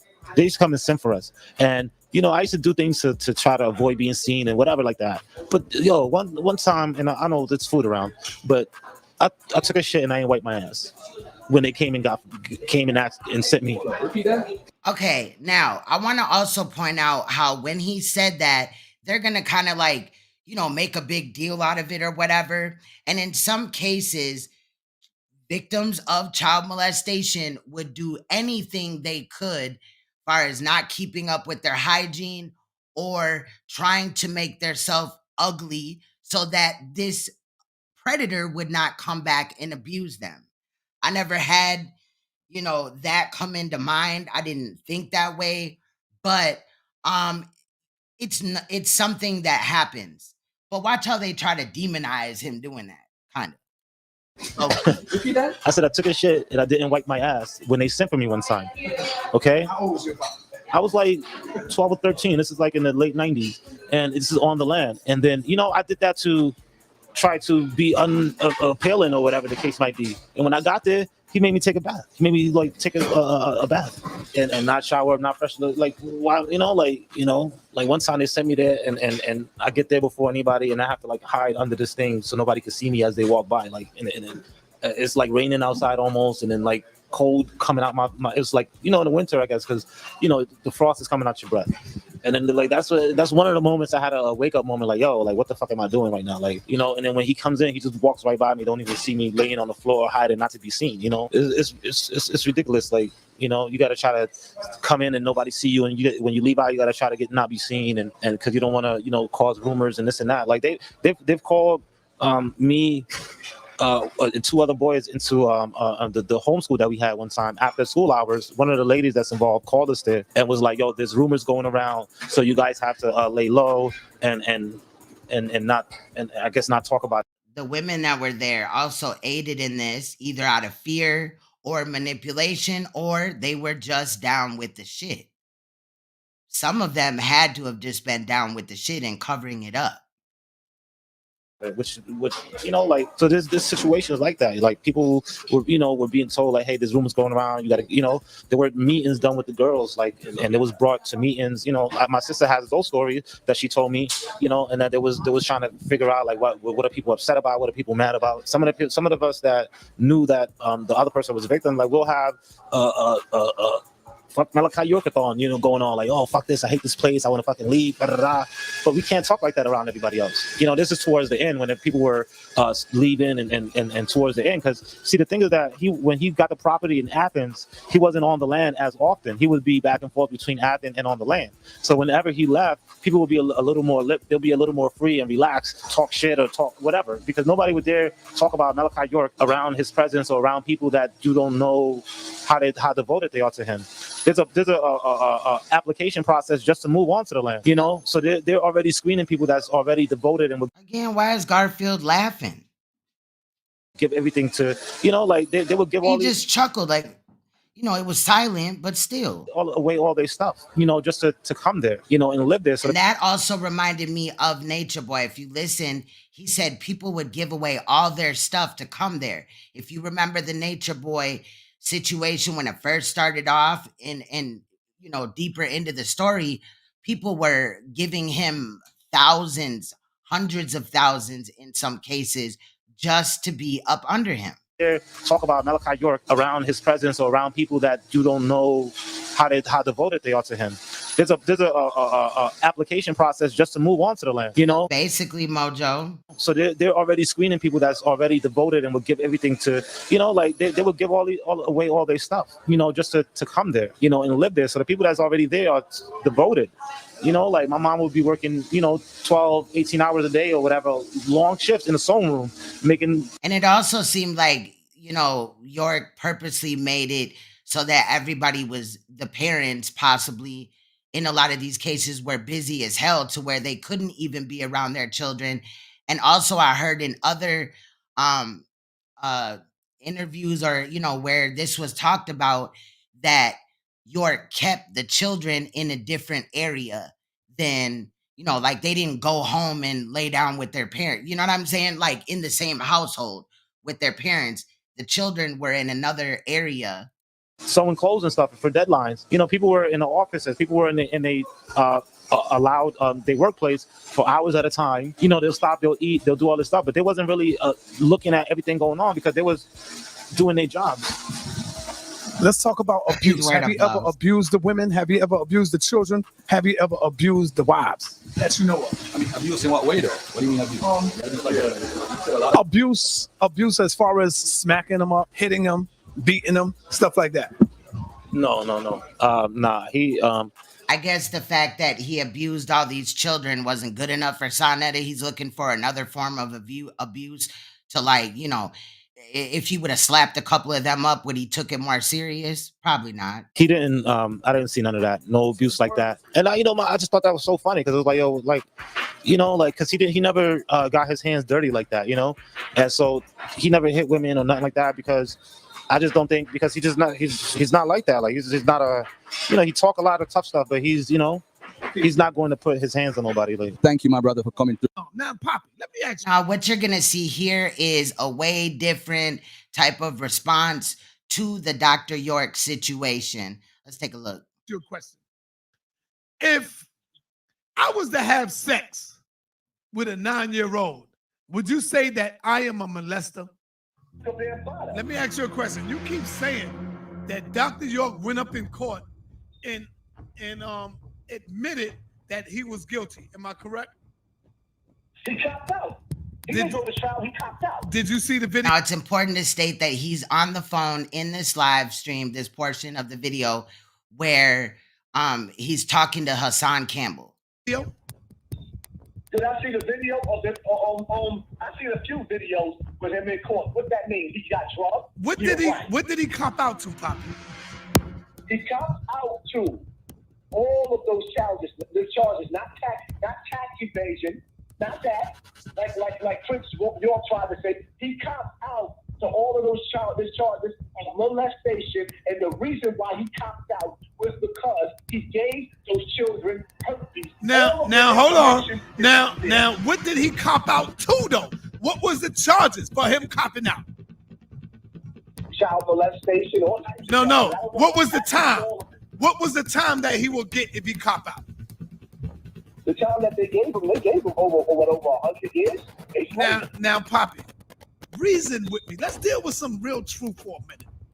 If a man would cop out to 200 years or to 100 years, come on, Poppy, it don't make sense. He have nothing to lose. Why would he cop out to 100 years, Poppy? He would automatically, hold on, Poppy. He would go to trial.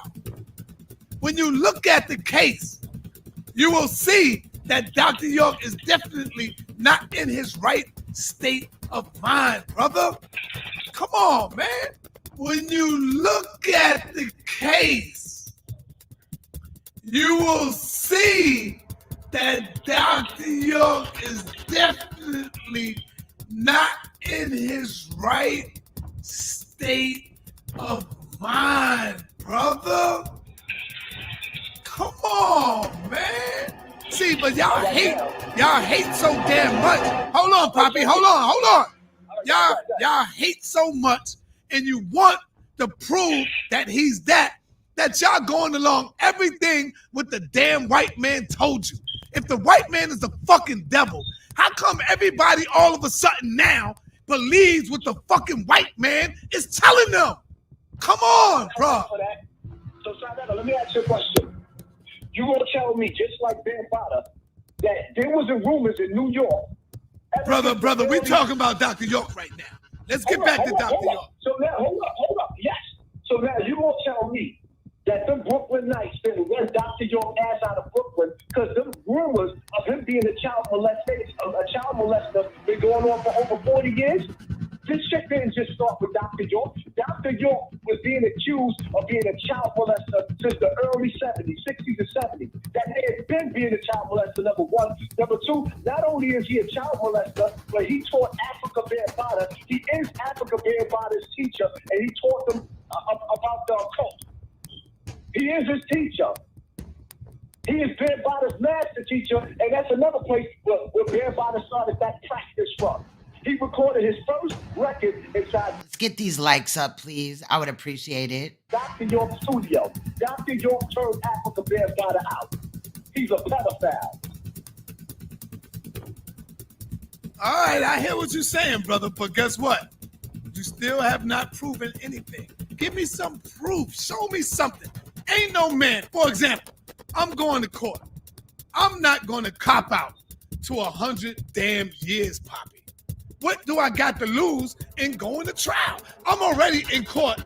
I'm 50-something years old already. I'm 40-something years old already. And I'm going to court for 100 years. Why would that man cop out? You know why he copped out, Poppy? I know why he copped out. Why he copped out? He copped out because he didn't want his medical records to be released and lose all his followers because his medical records told the story of him giving them children. He gave all of those children herpes. All right, Poppy. He copped out, my brother, because he wanted to release his wives. The fucking white man had all of his wives and everybody locked down in the dungeons. So he said, I'm going to take the fall. And you can see he was already drugged up, Poppy. He was drugged up. And you can see he was already drugged up, Poppy. He was drugged up. No man is going to go inside the shit and go and say, I'm going to cop out to 100 years. Who does that? You might as well go to trial. You think Dr. York was that stupid, Poppy? Something else was bigger than that. Come on, man. I don't believe, and hold on, I don't believe that Dr. York was molesting little boys. How old was Tariq? Oop, he brings up Tariq Noel. So you didn't believe him, but what? Tariq was what? He said he was what? 7 years old? I don't believe that. Yeah. Now, I have a right to my own opinion. I don't believe that. I don't believe he was having sex with little boys. Dr. York had 50 beautiful fucking wives. And POLIGHT has allegedly all these, wives. So why would he need to victimize a 14-year-old? See, it does not matter what information you present to these niggas. They're always going to take the side of the abuser. Women. I don't believe that. He did not go to jail for molesting. He did not. And watch how they're going to try to spin it with this POLIGHT shit. Get sentenced for molesting and child abuse. He did not go to jail for molesting. He did not get sentenced for molesting and child abuse. You understand you're charged with 40 counts of aggravated child molestation that you could receive a maximum sentence of 30 years in confinement for each count, that you're charged with 34 counts of child molestation, that you could receive a maximum sentence of 20 years in confinement for each count, that you're charged with 1 count of sexual exploitation of children, and you could receive a maximum sentence of 20 years in confinement, and you're charged with 2 counts of influencing witnesses, and you could receive a maximum sentence of 10 years in confinement for each count, and that you could receive a minimum sentence overall of 10 years on probation. I'm telling you the most and the least. You understand that?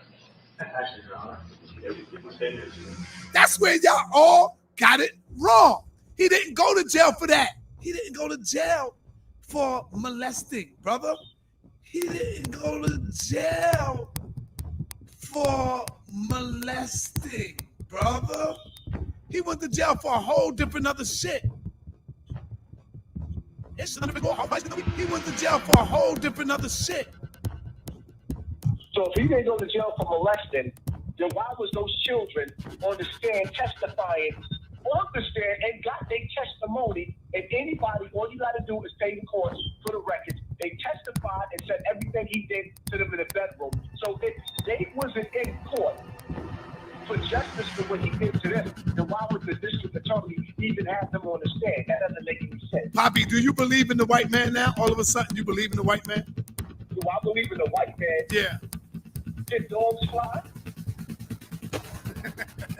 All right, so you don't believe in the white man. So why do you believe the white man now, brother? Why you believe in him now? Here's the thing, Si. I'm not one of those Negroes that's going to sit up there and act like 1 out of 3 females is not being molested. 1 out of 6 young men is not being molested. We know 1 out of 5 boys are molested and 1 out of 3 females. we got rapists in our community.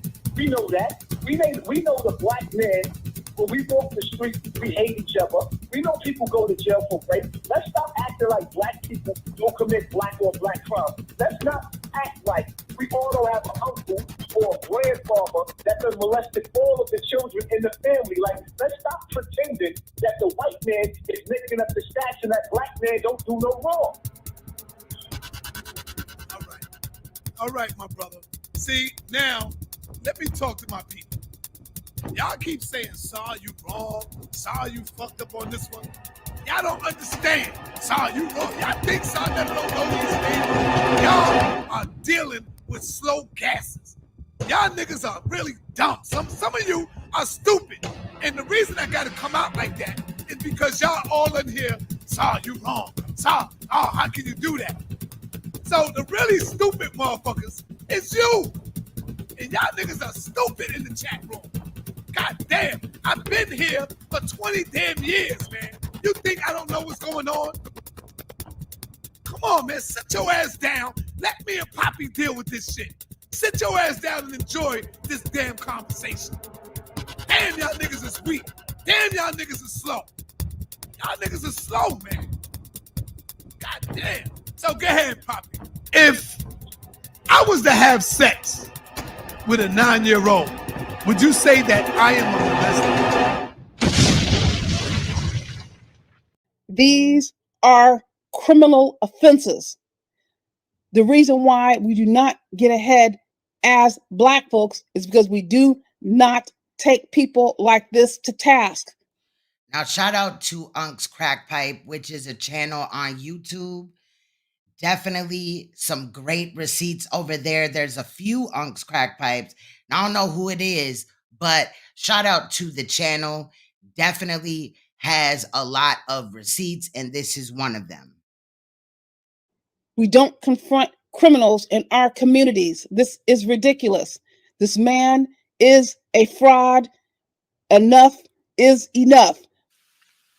We say things like, we love. And I think that's the voice of for Black righteous folks or something like that. It's a lady that used to be on YouTube. I don't know if she's still here. Shout out to her though. And she was very factual with what she said. Of our children. We say things like, we do it for the babies. You hear Seti say it all the time. This for the babies. This for the children. You hear Seti say it all the time. This for the babies. This for the children. You hear Seti say it all the time. This for the babies. This for the children. Back with the starts at the ending. This motherfucker now has some new crimes that he has committed against the community. Now, notice the title says allegedly, right? Because before we commence our raid, I want to let y'all know. Notice the title says allegedly. Because this is coming from his right-hand man, his inside source. And so we got this on our desk, okay, from his motherfucking man. And so everything that's going to come out my mouth, family, is coming from his right-hand man. So I don't want nobody saying that I'm saying anything. I don't want nobody saying that, you know, I'm concocting any ideas. This is coming out of his right-hand man mouth. And so before I start, I have to explain what this conscious community is. You got sexual deviants in the community. Yes. Sexual deviants. All these niggas is sexual deviant. You understand? They leaders is sexual deviant. All these niggas been accused of fucking with, you know, trying to rape babies and all this shit. And niggas still hold these niggas up as. Now, the links that I'm going to drop in the chat are ANKH's Crack Pipes channels. So you guys, especially the creators out there, or anybody even calling it out, please make sure that you go over there and subscribe to these channels. As leaders, all these niggas been accused of fucking with, you know, trying to rape babies and all this shit. And niggas still hold these niggas up as leaders. You understand? They leaders is sexual deviant. All these niggas been accused of fucking with, you know, trying to rape babies and all this shit. And niggas still hold these niggas up as leaders. Okay? Them days is over with. Them fucking days is over with. Now let's go back to Sanetta and let's start at 16 minutes so Sanetta can expose how and confirm as far as that not being his real daughter. And let's hear Sanetta drop even more juice on the situation. Okay, let's go, Sa. Mind you, I don't fuck with this nigga either, but trying to get me locked the fuck up. Okay, along with bitch ass Polite. But these niggas were in bed together. There's no more of a credible source than a direct witness. And so who knows Polite's dirt better than his right-hand man who brought him out? Now watch this. Listen. Kids, who are you talking about? Listen. Run it back. Sanetta talked about your kids. Who are you talking about?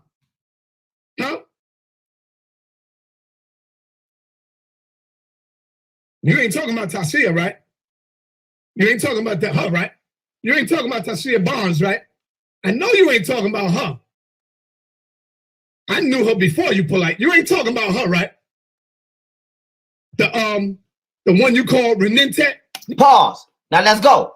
The one you call Renente, that's her right here on the right. This video from 2013.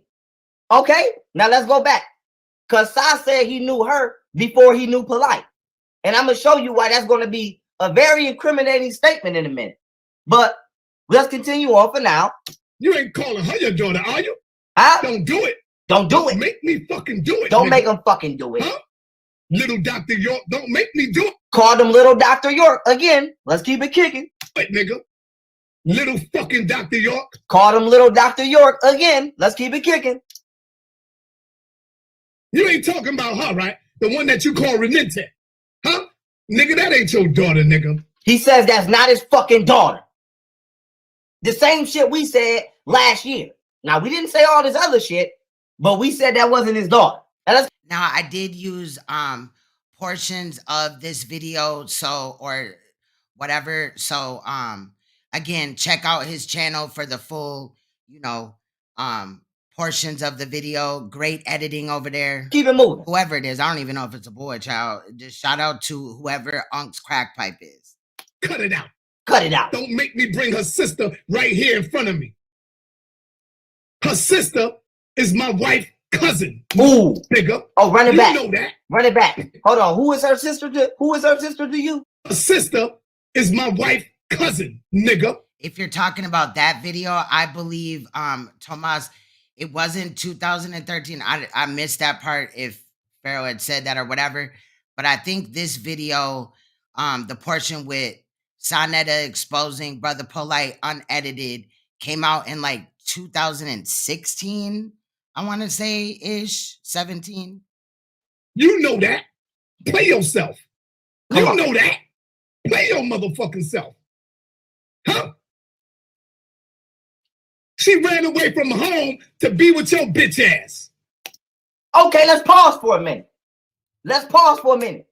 So far we can conclude, okay, that Sanetta is insinuating that Brother Polite is in the same category as Dr. York. And Dr. York. Okay, Mark J says around 2018-ish. Thank you. For anybody that knows the actual answer, I'm not, I don't know the actual answer. I'm not trying to hide it. You know what I'm saying? So somewhere around there. York is in jail right now for touching children. Sanetta is insinuating that Brother Polite is in the same category as Dr. York.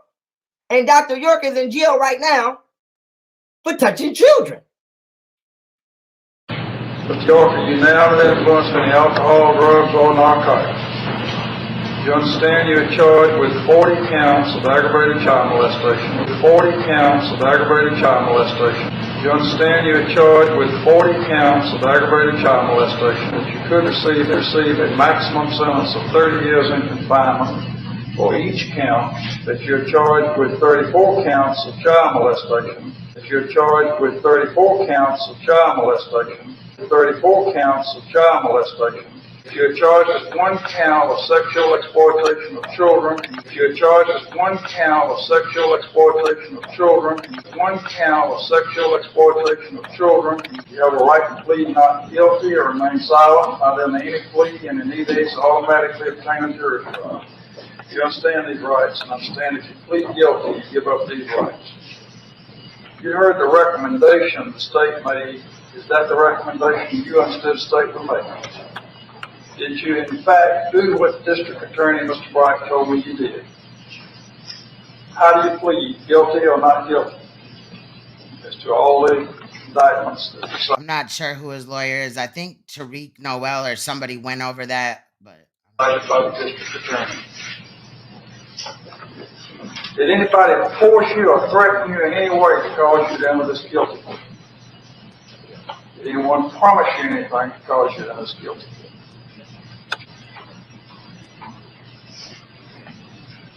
Clear?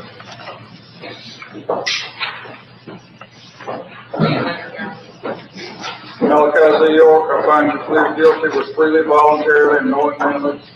There was a factual basis for your plea. I accept your plea. You pled to life, nigga. You could have went to trial and got that life. I've been through the prison system. I went to trial. Don't tell me shit about how no courts work.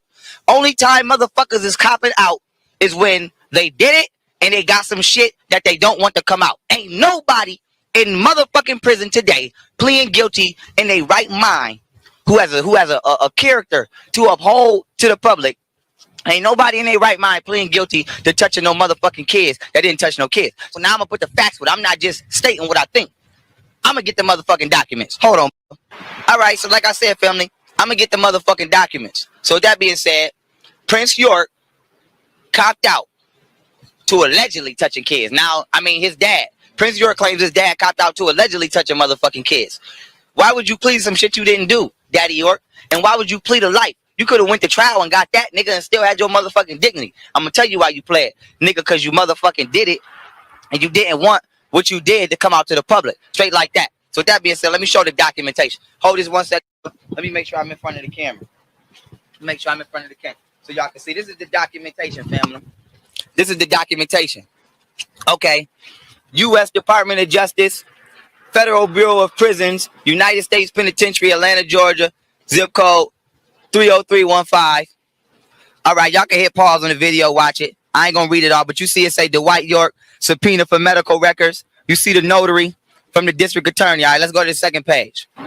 U.S. Department of Justice, Federal Bureau of Prisons, United States Penitentiary, Atlanta, Georgia, zip code 3015, August 23rd, 2002. Family, there you go. You see Richard S. Moultrie, I think, Assistant U.S. District Attorney, Middle District of Georgia, P.O. Box 1702, Macon, Georgia. Y'all see the information. Subpoena for medical records for Dwight York.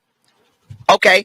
Y'all I mean? Pause that. Get a good look at that. Read that. I'm going to keep it kicking. Y'all see the notary. All of that, family. Feel me? Y'all see the seal.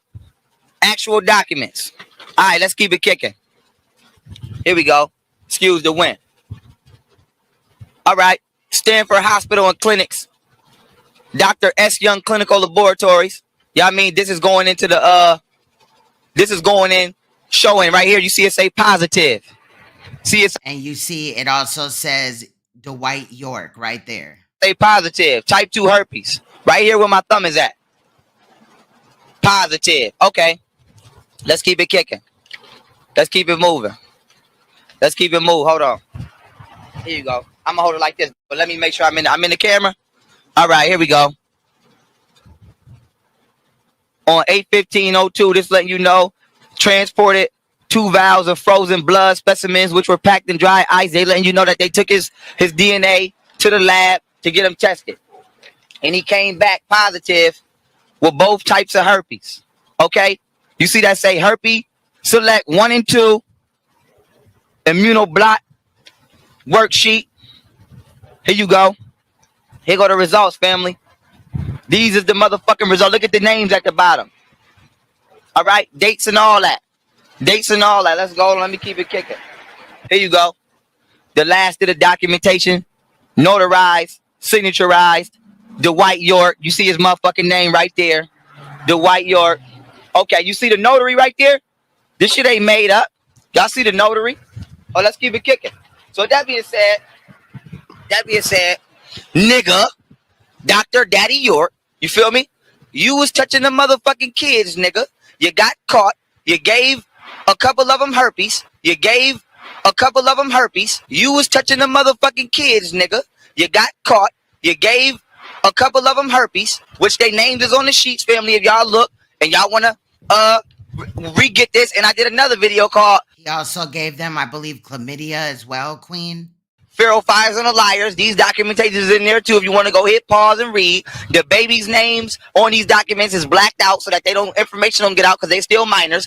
And that's normal. It's called redacted. As you can see, Dr. York, your name is on here, nigga. You got caught touching them motherfucking kids. You gave them herpes. You didn't want to go to trial because the DA was going to pull us out on your ass and you was done. So you pled guilty to the lesser evil instead of the greater evil. So you touched them fucking kids and you pled guilty to almost touching them kids and took life instead of going to trial and getting life because all your dirt would have came out. So with that being said, you're not fooling no motherfucking body. But in this case, it was up to 12 people to have that reasonable doubt or not.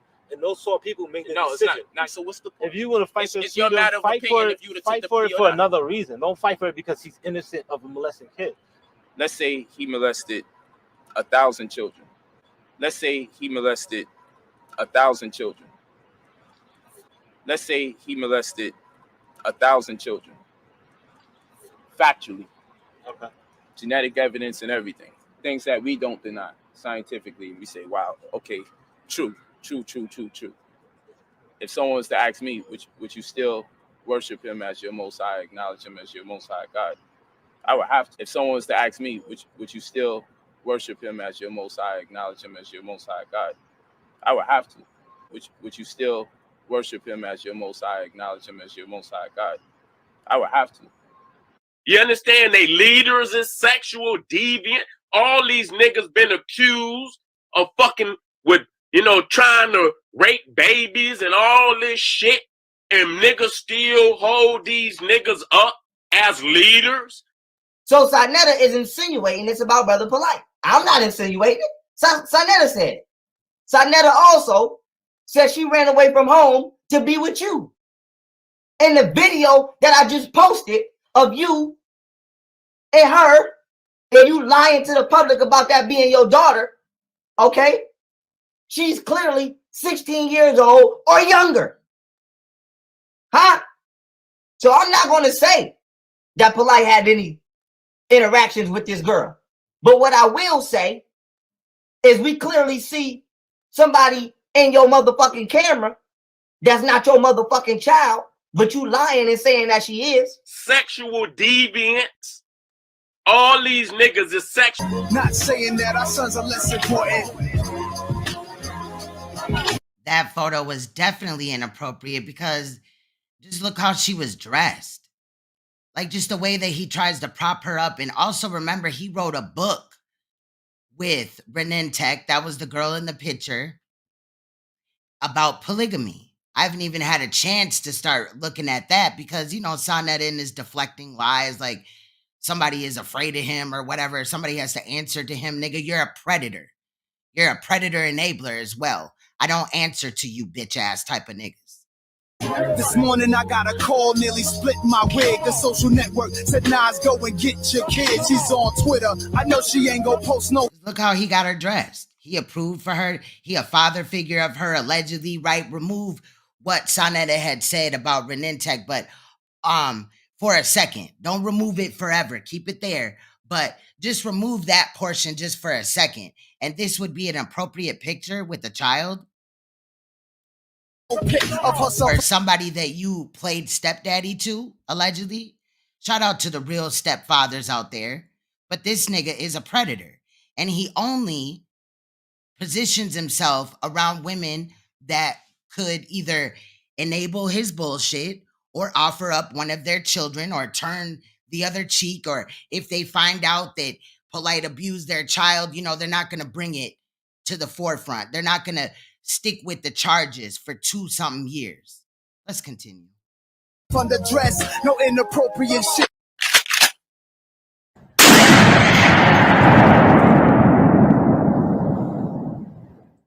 So let's go back to Cheddar. Go ahead, Si. Go ahead, Si. What's up? Let us know. Give us the 411, Si. God damn it. You done did all this dirt all these years. Nigga, you owe us this. You owe us this at least, child. Come on. Now, we're going to fast forward to, rewind, my bad, fast forward. We're going to rewind to August of 2021. This is just days after the information about POLIGHT being charged and arrested, bailed out, all that came out. It is important to note that Sanetta also hit my panel at this time. And also, after I enter him in, the reason why you only see me, there's people on my panel, but the reason why you only see me is because I didn't know if somebody was trying to, porn bomb me or whatever. But in this video that you're about to look at, I already have 10 Toes Down, who is related allegedly to Sanetta. He said it, I didn't. And then another person comes up who is Real G's TV, who went after my motherfucking children, stated that he was going to stalk their schools. Now, mind you, my children are 5. And at the time, so my 5-year-old was 3 and my now 14-year-old, this was 2 years ago. You know what I'm saying? So she was 12 and my youngest son was 11. Plus I got adult children that are almost out of the home or about, or out of the home. You feel what I'm saying? So just pay attention to this because Sanetta came up to try to derail, but act like he wasn't, riding for POLIGHT or whatever. That was the topic of it. But Sinful the P comes up and Sanetta sits there and acts like Sinful the P got, the charges dropped in a case where he had pimped out, sex trafficked a 14-year-old girl and at the same time got her pregnant. But could you imagine that in court, he sat there and tried to tell the judge who already did a DNA sample of him that he's not the father? Oh, it's coming up. Let's all pay attention, okay? Because for the next hour, we're going to go into the Sinful the P portion. Let's go. Queen, I just said, listen, Queen, I just said, give me somebody that came through the house of consciousness in which you said that they came through Sanetta. I don't want to cut the wisdom, but Umar did come from the house of consciousness. No, sir. No, hold on, brother. Hold on. Stop, brother. Stop. This is actual fact. He did not come through the house of consciousness. He did not. He is introduced to a lot of people through Sanetta. Through most of the community. 90% Who you talking about? Is that really you, Ty?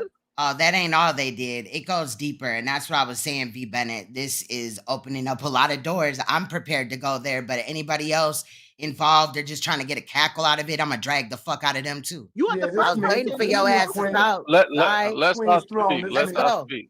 Because at first, you did come in here as somebody else. You did come in here at first as somebody else. Yeah, peace to everybody. Okay. Notice he doesn't admit that he came in first as somebody else. Why would he try to hit my panel as somebody else? Everybody on the panel. Peace, Sanetta. And let me just start off by saying, I don't think that you need to go to jail. I don't think that you were feeding this man. I'm not saying he need to go to jail. Salute, sir. Okay. Now remember that this is the first breaking of the case. Okay. Period. That's all I want to say. I start that off. And okay. Do your thing. All right. Chef, correction. Everybody came through the fucking house of consciousness. Dr. Umar came through the house of consciousness.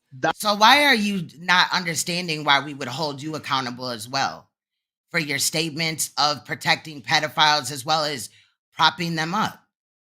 At the end, after we see all the evidence against Sinful the P at the time, who is now deceased, and I hope he rests in fucking piss. But after we look at all that evidence, the real shit, right? You're going to see where Sanetta was uplifting him and promoting him as well. He also did live streams with him, but, I had to keep it for time, sensitive purposes. Let's continue. Dr. Umar wasn't part of the house of consciousness. He came through there and you interviewed him. He wasn't house of consciousness. I don't want to cut your wisdom. I was there. Everybody know that Umar did come from Sada. Eggy, we don't even need to argue. They arguing amongst themselves. Sanetta's right there. Hold on. Sanetta's right there. Chef, you my cuz. I love you, brother. Umar said himself, if he wouldn't have came through the House of Consciousness, he wouldn't be who he is today. It was because he came through the House of Consciousness, he got known. Nobody knew who he was. He was in the basement in Philadelphia, doing his little lectures by himself.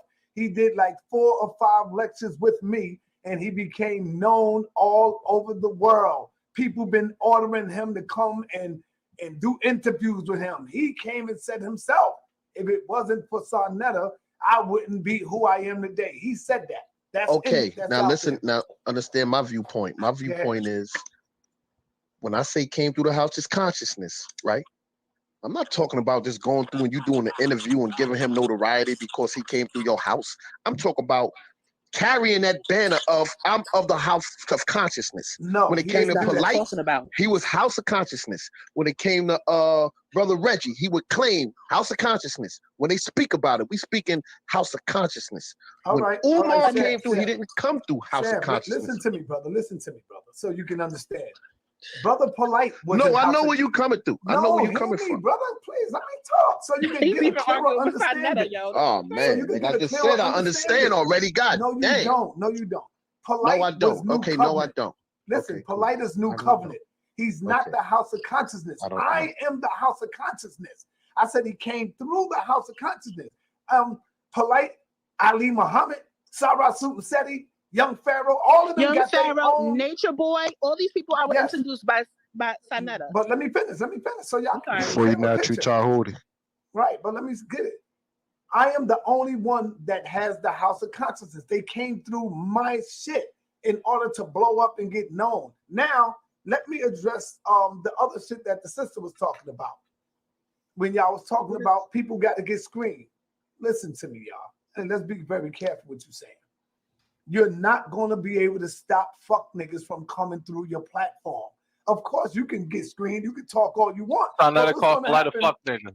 How about doing a background check on people? Hold on, but what's going to happen I'm just 3 kidding. years? I'm sorry. I'm just kidding. What's going to happen 3 years from now, 4 years from now, and the person flip? Like Shav gave a good example. You don't know who's coming through the Nation of Islam. You got all kind of infiltrators. Look what happened to the Black Panthers. They've been screening people, but you're not going to be able to stop people from coming through doing crazy shit. Look at the Nation of Islam with Farrakhan, Khalid Muhammad, Malcolm. We could go on and on with that. People coming through organizations and just what? Destroying it. So this goes on and on. Look at the Marcus Garvey movement. This ain't just started yesterday. Y'all got to know the history of what's been going on with our people. So I can screen people all day, but who's going to screen them 3 years from now when you get to know people? Just be, whatever. Why was it a big issue for him to just screen people? Like, that's not a big issue. I've been saying that around this date that we're looking at now, which was August of 2021. Like done, Polite got to stand on that shit. But why did you not do this in 2018 and really you didn't care that your wife's family's daughter was out? So Mark J is probably correct. The video where Sanetta came out outing Polite initially was probably around 2018 because I just stated it there. So just to give you a rough time frame of out there running around with Polite, how are you gonna put that on YouTubers as it's something for us to investigate? So that's crazy. Okay, that's a good question. Hopefully the answer could be even better. Now, when I said that a few years ago, I got the information just like everybody else could have got it. Like they got that part. Winston said, "How can a scammer screen a scammer?" Facts. Got it today. I got the information and the report from the goddamn police. Yeah, after this is done, that's why I'm trying to reserve a lot of what I said. So basically, we got about an hour and 6 minutes. There's not much need for me to speak going forward. It's pretty much self-explanatory. Police station. I'm not the only one. There was also other brothers in Brooklyn. What's my man name that had the store out there? Joel, something like that. Yeah. Joel a lot Benjamin. of them had the information, but Joel. All of them had the information, but Sanetta's the only one that had the heart and the courage to go at Polite. And so when I made that statement, I made it prematurely. So right here is Real G's TV. Again, the man that later went on to lie, slander, attack my children, threatened to go up to their school. Like, why would this grown-ass man be concerned with my children in their school? I'm just wondering. So at some point in time, really quick, I also understood that these niggas was trying to ambush me. 10 Toes Down may have come on a chill type of level, but let's remember that's his cousin. And then you got Real G's. Now I am about to flip the fuck out because I'm seeing that they're trying to position me for an ambush, and I'm not going. And then also Sanetta triggers me with the whole Sinful the P response. And look at what happened. They threw the case out.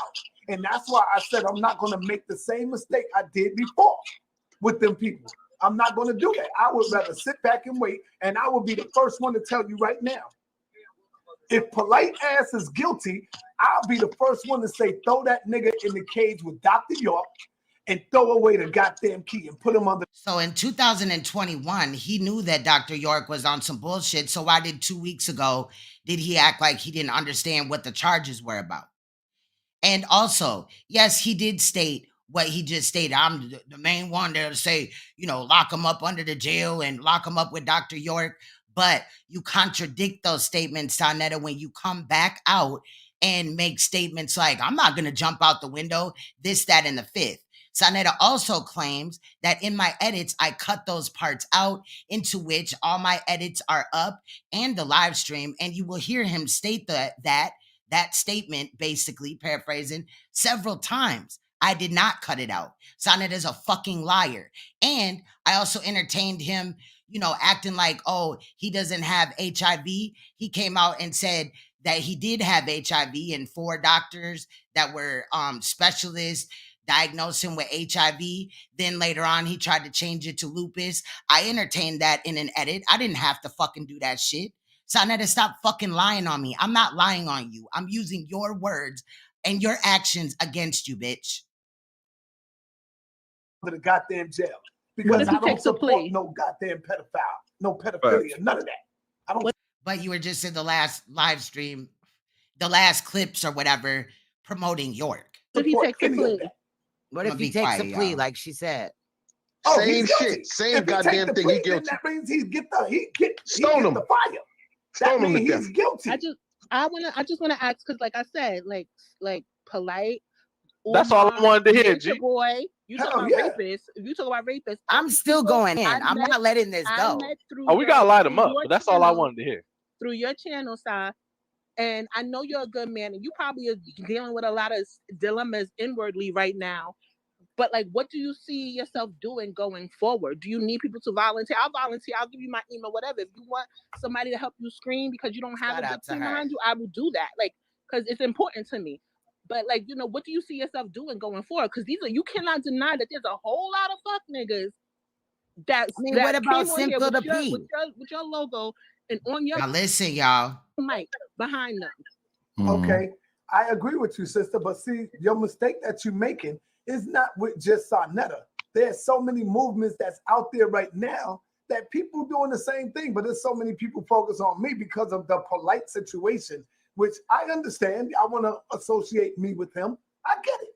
But you just associated yourself with all these people that you brought to your channel. By no means is Sanetta down with that crazy shit with Polite. Like I said, like my brother Shab said, even if he get a plea deal, nigga, you going under the jail with that. You going under.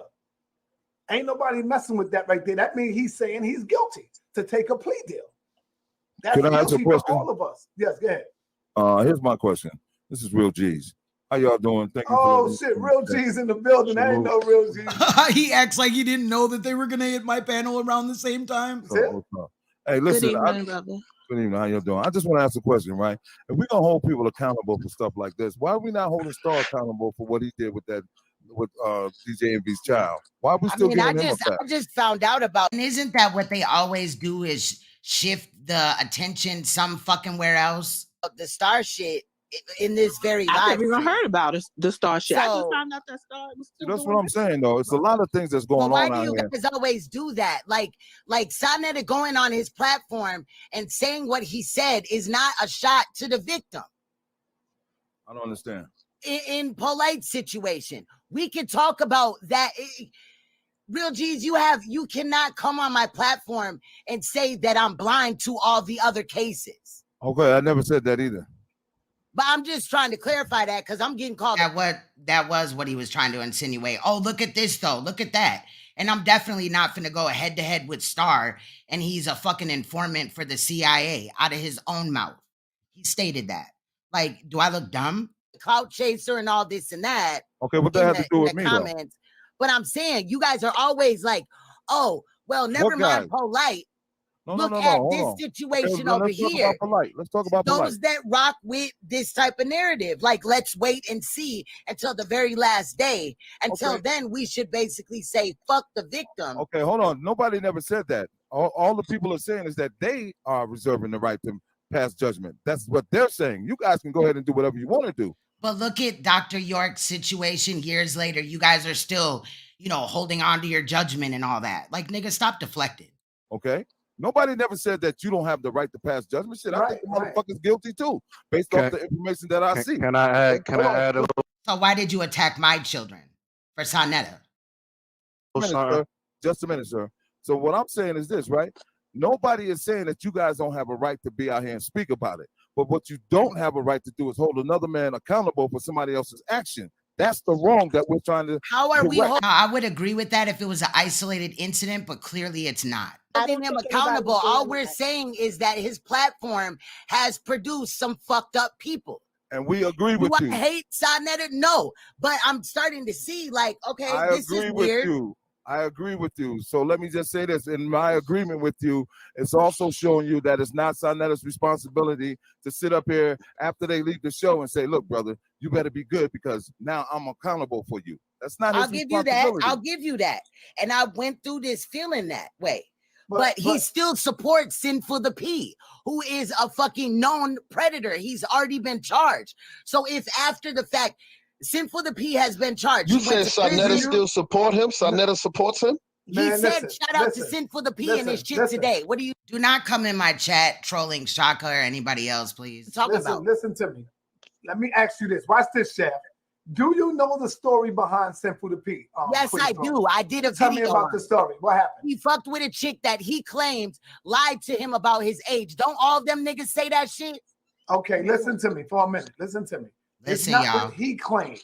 It's what the courts claim because she even fooled the court. So you're saying that he didn't impregnate that girl. You're saying that he didn't impregnate that girl, Sanetta. I wanna finish so you can hear me clearly, and then you can make your own assessment. What I'm saying is this: he was fooled just like everybody else. They had the girl locked up in a grown woman house. They didn't put her in none of that. Because Chef, when you look at this girl, she wasn't no little girl. She wasn't looking like a little girl. The child was 14 at the time.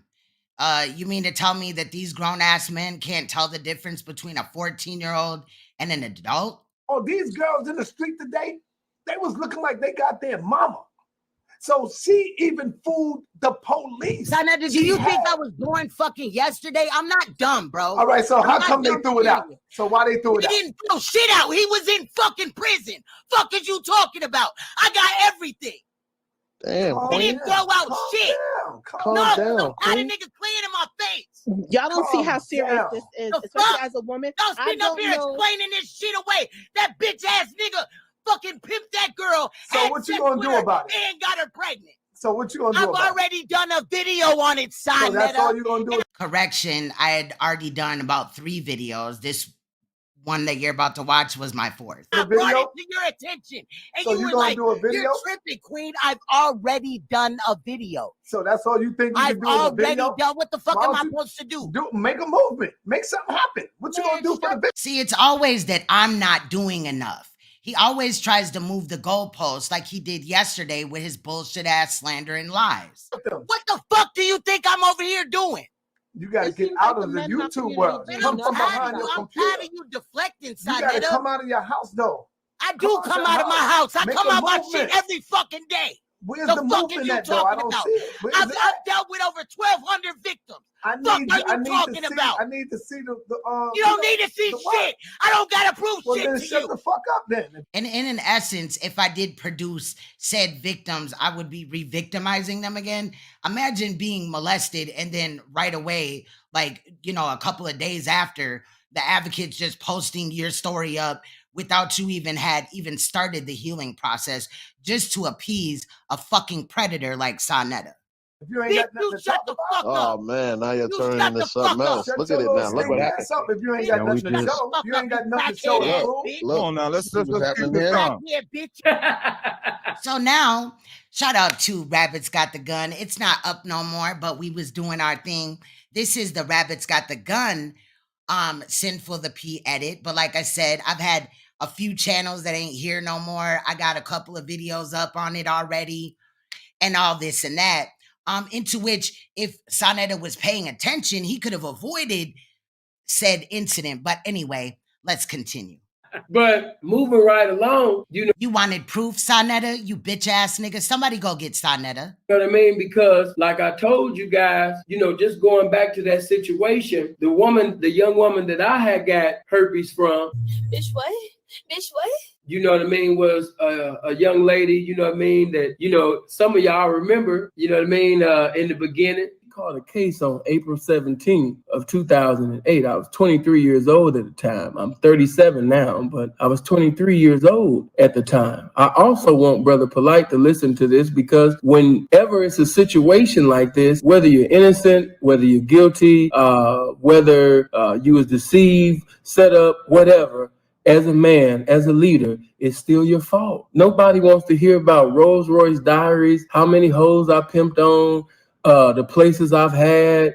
And they gotta be hoes. I would rather call them victims of your dumbass. And that's why I'm glad that you're resting in piss. Hoes that I broke on. Nobody gives a fuck when they hear about a 14-year-old girl getting pregnant, or a 14-year-old girl having DNA, on her clothes. So let me just say this, like I always say, like the word said, to whom much is given, much is required. Whether he's innocent or whether he's guilty or not, it's still his fault for even being in that position for that to happen. And I know some of y'all are like, what? Yes, that's what should have been said. But see, we got so many egotistical, arrogant ass niggas that really just, you can't tell the forest from the trees when you moving in the spirit of arrogance. That what happened, that was my fault. Let me say this, everybody's not. Now, as you see, the victim in this situation is right there. Doesn't look like a fucking adult to me, Sanetta. Not hating on me. Everybody's not hating on Sinful P. Everybody's not hating. And if you would have spoke to the 23-year-old Philip Brandon Gilmore, that's Sinful P, before I got arrested. Sanetta says I'm a clout chaser. I hope that's really you. But why don't you pay attention? Remember when 2 years ago almost, you tried to tell me that Sinful P was the charges were dropped on him? Pay attention, bitch nigga. I hope that's really you. And you told me that some 23-year-old guy caught a case with a minor in it, and whether she lied to him or not, or used ID or not, I was going to blame. And y'all don't even waste your time and your energy. That's not Sanetta. The adult, because he's still an adult. I would have told you that he should have known. And if I would have heard or listened or watched or knew somebody like me, I would have said he's too sharp to not know. He should have had enough discernment to discern the age of that girl. I apologize for the innumerable time. Let me give it innumerable in one. I sincerely apologize to everybody, to my family, to my friends, P partners, Black community, I brought so much shame on my grandmother, on my mother, on my family. That was my fault. Not once did he say anything towards the victim or the child that he made with the victim in this case. One of the worst times, of course, when my mother died, I didn't feel like I'd go, but that was the worst time. 23 years old, facing life sentences, that was cool. That felt bad. But the worst of it all was coming to court and seeing my grandmother getting sicker and sicker because of this situation. My mother flying from Chicago to Vegas to You know what I mean? All because of me. So I sincerely apologize. That was my fault. You know, of course, I'm going to give you the understanding and everything like that, but that still does not take away from the fact that that was my fault. As a man, I fucked up. Understand again, everybody's not hating on me. You know, everybody's not hating on me until I got into some shit. Hello? Hey, yo, Finn, didn't you, could you hear me? Hello? Yeah, what's up? Didn't you rape a girl 14 too? So what, you and Brother Polite have a lot in common, bro. That's why you ran to Canada. You ain't good in these streets no more, bro. Damn. Like, what's going on, homie? Of course you're gonna take up for Polite because y'all both on that same kitty shit, bro. Damn. Okay. You feel me? Oh, but you was tricked. But I thought that pimp is supposed to be the equivalent of a fucking Harvard PhD, bro. Come on, you think your mouthpiece is that sharp? You gonna hide the truth from the people, bro? You a rapist, bro. You a rapist, my nigga. You coming with it. You trying to you coming with it. Bro, Go you ahead. trying to Yeah, and you coming I know with you gonna it. hang up on me because the truth hurt, and I'm cutting It's you. hurting bro. me. I'm cutting You cutting me up. truth, bro. I ain't gonna lie, you cutting me up, bro. But it's Go like, ahead. bro, you would never be good in no pimp circles, bro, because they don't fuck with niggas that do shit like you, bro. You got a baby. The DNA, it was a proven fact, bro. You had a Damn. baby by that kid, 14, but you didn't know you was tricked. Nah, nigga. You had that spirit of pedophilia inside of you, Damn. nigga. Stop playing, homie. Trying to make it seem like you a righteous nigga. Any nigga who supports you is a whole ass nigga.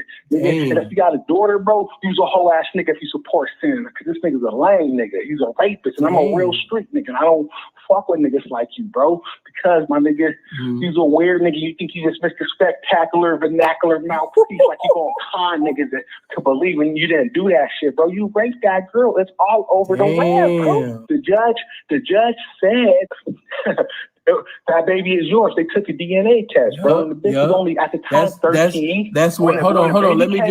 Let me just say this. When the baby hold came on. out, Let me just 14, hold bro. on. Let me just sneak this in. And after all of that, if what you saying is true, that means all y'all some bitch ass niggas. Because I've been in pimp circles and I was in the States before I came in here for years. Hold on. No. But he ran to Canada because he didn't want to register. No. I didn't cut you off. I didn't cut you off while you was doing the Mariah Carey trying to sound like you was hard and shit. You know what I mean? That mean that all you niggas is some bitches because I got out in 2011 and I did not leave, you understand me, to Canada until motherfucking late 2018. So that means that all you niggas is some hoe ass niggas. I've been in pimp circles. I've been all around the pimping cross country, and you niggas didn't do nothing about it. You didn't do nothing about it. Hold on.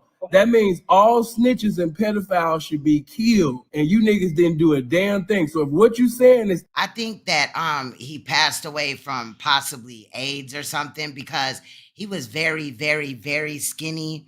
And as you see in this picture, he was plump. He did lose a lot of weight. Maybe it was the stress of, always looking over his shoulder while being in the States, but allegedly he passed away in his sleep or something, sleep apnea or something like that. Who cares? accurate by law, by street law, that means all you niggas is bitches. All you niggas is hoes. Nigga, you have a secret code. Only No. That means hold on. I didn't cut you off. That means that all you niggas is hoes. That would mean that all you niggas is hoes. Snitches and pedophiles supposed to be killed. You sounding real tough over this phone. Why didn't you? Hold on. I didn't catch no bullets. I did not catch no fades. And it sounds like you fantasizing about my dick. Bro, you fucked that baby, bro. You fucked that little. And so you fantasizing about me fucking that baby. 14, bro. So now, nigga, you think your mouthpiece is that fire? Like you gonna brainwash niggas? Oh. Let me hold on. Go ahead. You did it. The judge said it in the video, bro. The judge said it in the video. Damn. So what? She did, didn't she? No, bro. I don't care about all that animated shit you doing. It's the truth, bro. So what? The judge. Bro, lying, your voice is animated. Protect Andre Taylor because that nigga was on some shit like you, and now you protecting Brother Polite. Any nigga who got a rape allegation or a rape case, nigga, you're protecting because you know why? Because birds with feathers flock together. And I know niggas is trying to cut me up in the comment section because they brain dead niggas, homie, and they don't give a fuck about their sisters, bro. They don't give a fuck about no little kids. Let me just be quiet and let like you go in. Go ahead. Go ahead. You got the floor. I'm gonna be quiet. Go in, bro. Like I said earlier, my nigga, the pimp is supposed to be the smartest man on the planet. How you ain't gonna know the bitch was a fucking little 13-year-old girl, bro? You was in your 20s, homie. What type of shit is that, bro? I said that he claimed to be advocating to some sort for said victim, but called her a bitch. That's crazy. How could you look yourself in the mirror? That's why niggas, after they saw that video, niggas start cutting you off from Johnny Cash, Sly Clyde, everybody, bro. Nobody fuck with you, bro, because you a weird ass nigga. You weird, man. You're about to see the court date and I believe a parole hearing. Nigga, and my nigga, you come back to like America, niggas gonna want to see you about that, homie, because niggas don't condone any of that, bro. Now talk, nigga, if you want to talk. But that shit you on, bro, it's weird shit, bro. You's a pedophile nigga, and you ain't good out here, bro. That's why you in Canada, bro. You's a weird nigga. Skate versus Gilmore, C24. Matter of fact, here we go. Let's go. Listen to when they talk about the DNA coming back as his. 4542. Your Honor, John Paris. He's right here. With Mr. Gilmore, who was present in custody. Today, Mr. Gilmore will be pleading guilty to count 1 in the amended information on handwritten. And I do apologize about the audio clip. It is pretty messed up. I did try to correct it, but it only did so much. 2, living from the earnings of a prostitute. Okay, sir, are these the negotiations as you understand them? What's your true and full name for the record? How old are you? How far did you go in school? You do read, write, and understand the English language? You received a copy of the amended information in this case, charging you with count 1, poundering, and count 2, living from the earnings of a prostitute? And do you understand those charges? Have you discussed them with your lawyer? How do you plead to the charges in the amended information? Are you pleading guilty pursuant to the Alford decision? Okay. Are you entering into this plea today freely and voluntarily? Has anyone threatened or coerced you into entering into this plea? Other than what's contained in this guilty plea agreement, has anyone made you any promises to get you to enter into this agreement? I have before me a guilty plea agreement. Did you read it? And you signed it? And you read it before you signed it? And were all your questions answered to your satisfaction by your lawyer prior to signing it? Do you have any questions of the court regarding this agreement? You understand what the range of punishment is for these offenses? You understand as to count 1, you are facing 1 to 4 years in the Nevada Department of Corrections, as well as a $5,000 fine. Is it the same on count 2 as well? Yes, ma'am. Okay. And you understand you're facing 1 to 4 years, as well as a $5,000 fine on count 2 as well. So you understand you're facing 2 to 8 years, basically. Any questions about that? You understand that sentencing is completely within my discretion, that no one can make you any promises regarding what I will do at the time of sentencing. Has anyone made you any promises? You also understand that you're giving up all your trial rights by entering into this plea today? You know what's funny is that a troll is going to talk about I'm deflecting. Bitch, I'm showing proof. Fuck you and get the fuck out. You understand that you have a right to a speedy and public trial, that if this matter went to trial, the state would be required to prove each and every element of the charges against you by proof beyond a reasonable doubt. You have the right to testify, to remain silent, to have others come in and testify for you, to be confronted by the witnesses against you and cross-examine them, to appeal any conviction to the Nevada Supreme Court, and to be represented by counsel throughout all stages of the proceedings. Do you understand all these rights? You understand you're giving them up by entering into this plea today. And you've entered into this plea pursuant to the Alford decision. Is that correct? And you've made a determination that is in your best interest to enter into that type of plea. Is that correct? And one of the reasons that you've decided to do that is to avoid going to trial and facing a more harsh penalty if you were convicted of the more serious charges. Is that correct? One of the charges carrying a life sentence. Is that correct? So you've discussed this with your lawyer and you believe this is in your best interest. And you understand that you will have a conviction for 2 felonies. And that although you're not admitting guilt, that I'll be relying upon the statements by the Deputy District Attorney as well as the arrest report in determining whether there's a factual basis for this plea. Do you understand that? Do you have any questions about that? Can the state tell me what you failed to prove did go to trial? Your Honor, were this matter to go to trial, the state would prove beyond a reasonable doubt that between January and April of 2008, the defendant did routinely pander Lakeisha Jordan, then age 14, as well as Ms. Harper, who is an adult. He sent them out to various areas in Clark County, had them prostitute for him, and returned the funds to him. In addition, he routinely had sex with the 14-year-old Lakeisha Jordan, She has now had his child. Paternity would be proved should we proceed to trial. I don't know if you said this, but the money came back to him and he was living off of their earnings. That's correct, Your Honor. They would routinely return the money earned from prostitution to Mr. Gilmore. And that's how he was paying his bills. Correct. Okay. You understand that I'll be relying upon what the DA just said in determining that there is a factual basis for your plea. Do you understand that? Do you have any questions? This time I am going to accept your plea, make a finding that you've entered into it freely and voluntarily. You understand the nature of the charges and the consequences of your plea. This time I'm going to refer the matter to P&P and set it down for sentencing. May 19th, 8:30. Thank you, Judge. And trial date is vacated. Gilmore matter on page 9. Nevada versus Philip Gilmore, C244542. I thought he's present, he's in custody. He wanted to send some more information to me, and I didn't give anything additional. Okay, anything you want to say? I don't in want relation to his bail? I do not want to belabor that which is contained in the motion. Obviously, as you can see by the letters, Mr. Gilmore does have strong ties to the Las Vegas community. The letters paint a much different picture than these allegations might cause someone first to assume regarding Mr. Gilmore. He's a young man, never been in any trouble until this case, as well as a few other matters, came up all in the springtime of this year. I can inform the court that I believe all of those other matters which were previously holding him in custody have been disposed of. All of them have been either reduced to credit for time served in a misdemeanor, or they were outright dismissed at the preliminary hearing level. This is, I believe, the one remaining case that's currently holding him, and we are requesting a bail reduction as listed in the motion. Your Honor, Summer Clark for the state. We're opposing NAOR today. The defendant is facing 7 felony counts, including 2 very serious sexual assault with a minor under the age of 16. The other counts, the other charges, and other cases that he had were dismissed or negotiated, the state feels, because they involved the same type of victims, where these are prostitutes who worked for the defendant. He had a battery domestic violence. He had a robbery where he grabbed her purse and pushed her. So, of course, the state's going to face a challenge in bringing them to court and having them testify against the defendant. Most of them are not cooperative and don't want to testify against him, and that's the reason for those other cases. The defendant in this case prostituted out a 14-year-old. We're not talking about a 17-year-old or a 16-year-old. She's 14. Currently, she's pregnant. She's in a group home here in Las Vegas. We know where she is. We have contact with her. She's willing to cooperate, and we also have contact with the other victim in this case. The trial date is only a couple of weeks away, Judge. I think we can get this case done in a few days. We ask that he remain in custody. Despite the letters from the church and the fact that he had a great upbringing doesn't change the fact that he's a pimp and that he has multiple prostitutes working for him.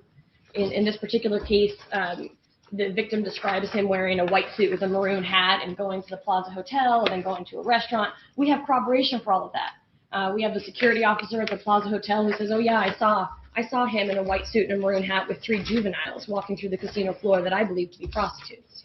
You know, we have the employee at the restaurant who said she saw him with 3 juveniles eating at the restaurant, which corroborates the victim. The evidence in this case against the defendant is strong. He's facing life in prison. He certainly has reason to run. We would ask that he remain in custody. Your Honor, we also are faced with victims here who consistently change their story. The allegations regarding the sexual assault counts did not arise until the second setting of the preliminary hearing in this case, when all of a sudden the alleged victim decided to mention it after, I believe, 3 or 4 separate interviews. It was, I believe, her 4th interview with investigators that she first referenced any sort of contact of this sort with Mr. Gilmore. So obviously that calls into question her credibility as well as the credibility of many other witnesses in this case. But I realize this isn't the time to actually try the matter. This is the time to determine whether or not Mr. Gilmore's bail should be modified. And again, based upon, while they are very serious charges here, based upon his strong ties to the community and his lack of a criminal record, we are requesting a bail reduction at this point in time. Okay, at this time, the request is denied. Your Honor, I also have the Gilmore matter. It's not a calendar call. It's a sentencing on page 11, if we could go forward with that. State of Nevada versus Philip Gilmore, C244542. This is a date and time set for entry of judgment and imposition of sentencing. Sir, is there any legal cause or reason why judgment should not be pronounced against you at this time? Any reason why we should not proceed with sentencing sentencing, sir. By virtue of your pleas entered in this manner, I hereby adjudicate you guilty of count 1, pandering, and count 2, living from the earnings of a prostitute. State wish to address the court? Thank you, Your Honor. We do. The state has Jennifer Harper here. She was a victim of one of those cases. She was noticed. The state would request that she address the court last. I do additionally have a victim impact statement from her describing the injury she brought with her this morning. Didn't get it back to the Department of Parole and Probation in time. Basically, what we're going to ask for is $200 for her counseling, as she's mentioned, and then we're going to ask for an additional $500 because most of Jennifer's items that she had and that she lived on were with the defendant when he was arrested. She doesn't have receipts or anything to show that. I mean, she's actually claiming losses of more than $20,000 in regard to a relation with the defendant. But I explained to her the $200 for the counseling and then $500 just to pay for some of the, clothes and accessories that she lost as a result of her relationship with him, the work relationship with him. That's what we're requesting. In reviewing parole and probation's report, Judge, it seems as though one of the reasons why they're recommending probation is because this is the defendant's first felony conviction. But the state submits that the department loses sight of two important things. One is that the defendant had 2 other felony cases, battery domestic violence case and another pandering case that were dismissed during the prosecution of this case. And 2, a lot of times with pandering or sexual abuse cases, the defendants don't have a criminal history. And that's certainly not a reason to say, hey, they don't have a record, so let's go ahead and give them probation because they deserve a chance. The state's going to request something that may be viewed by some as unconventional, certainly I'm sure by Mr. Gilmore, but we're requesting a 19 to 48 on count 1, and we're also requesting a 12 to 30 on count 2, and we're asking that those run consecutive. We feel that's an appropriate sentence for a number of reasons. The facts and circumstances of this case certainly warrant it. The victim, Lakeisha Jordan, was 14 years old at the time of this case. The victim, Lakeisha Jordan, was 14 years old at the time of this case. The victim, Lakeisha Jordan, was 14 years old at the time of this case. She was just a child. And she was pregnant. The defendant denied having sexual intercourse with her, and yet after that baby was born, DNA was done, and sure enough, it comes back as the defendant's baby. So we have a 24-year-old man having sexual intercourse with a 14-year-old little girl. So we have a 24-year-old man having sexual intercourse with a 14-year-old little girl. So we have a 24-year-old man having sexual intercourse with a 14-year-old little girl. He's not just a pimp, Judge. He's a sex offender. He preyed on a 14-year-old girl, had sexual intercourse with her, and now has fathered a child. The second reason is he accepts absolutely no responsibility whatsoever. He denies being a pimp, which is a coincidence then that the night he's arrested, he's in a hotel room with 2 females, both of whom have multiple arrests for soliciting prostitution and loitering for the purpose of prostitution. The victim in this case was also a victim in the battery domestic violence case that he had that was eventually dismissed. And another female that he had contact with also has arrests for soliciting prostitution. So just a coincidence then that he keeps being found with all these women who are prostitutes, and yet he denies being their pimp. The defendant in his statement to parole and probation says that the state of Nevada was being crafty, and that's why he's in the situation that he's in. He takes no responsibility for the impact he has had on the women that he's encountered in his life. Those prostitutes, these women that he's turned into prostitutes, or at least encouraged them to prostitute, not to mention the 14-year-old juvenile that he impregnated. He was pimping her out at 14. He also slept with her. Judge, the most important thing to pimps is getting out of jail because that's where they make their money. He's been in custody for 397 days, and rightfully so. There's a reason that he's been in jail. We're asking that he stay in. He preyed on this 14-year-old little girl and had intercourse with her. 14-year-old little girl and had intercourse with her. But what does he tell you is his main concern? Getting out so he can get on with his music career. That's what's important to this defendant. Not fathering or supporting the child that he just had with this 14-year-old. All of those things together, Judge, warrant a 19 to 48 and a 12 to 30 consecutive. We think the probation recommendation by the division is wholly inappropriate in this case, and we're going to submit it on that. You want to say anything, Mr. Gilmore? First, I would like to say what she failed to mention was Ms. Lakeisha Jordan lied about her age with false identification, which she admits in the interview that she said she was 19. Not only did she lie about her age with false identification, and she admitted that, there's cooperative statements along with Mrs. Harper and Mrs. Morton also saying that she said that she was 19. So I judged her on her conscience to even allow her to even come in the same environment. It must have been something I said or must have been something that I've done to make her assume that she couldn't be around me and say that she was 14. So that's why she had to lie about her age. What she also failed to bring up was the case with the domestic violence and the other pandering, and these so-called alleged victims in this case are of age, 19, 23, 22. I don't mess with kids. I'm not a sex offender. 14-year-old little girl and had intercourse with her. 14-year-old little girl and had intercourse with her. 14-year-old little girl and had intercourse with her. I don't mess with children. That's number one. The defendant denied having sexual intercourse with her, and yet after that baby was born, DNA was done, and sure enough, it comes back as the defendant's baby. So we have. So let me state this for anybody that's upset or whatever. I don't even know. I have not seen the original live stream of Uncle Suge saying that he was 19 and his baby mamas was 15 or whatever. But I'm also wondering why 2 children were born and nobody in their family got to the root of the situation. Who impregnated these children? Okay? Period. This man right here has charges. That's what the community demands. They want to see the charges. They want to see the court date. They want to see the parole hearing. They want to see receipts. I'm just saying.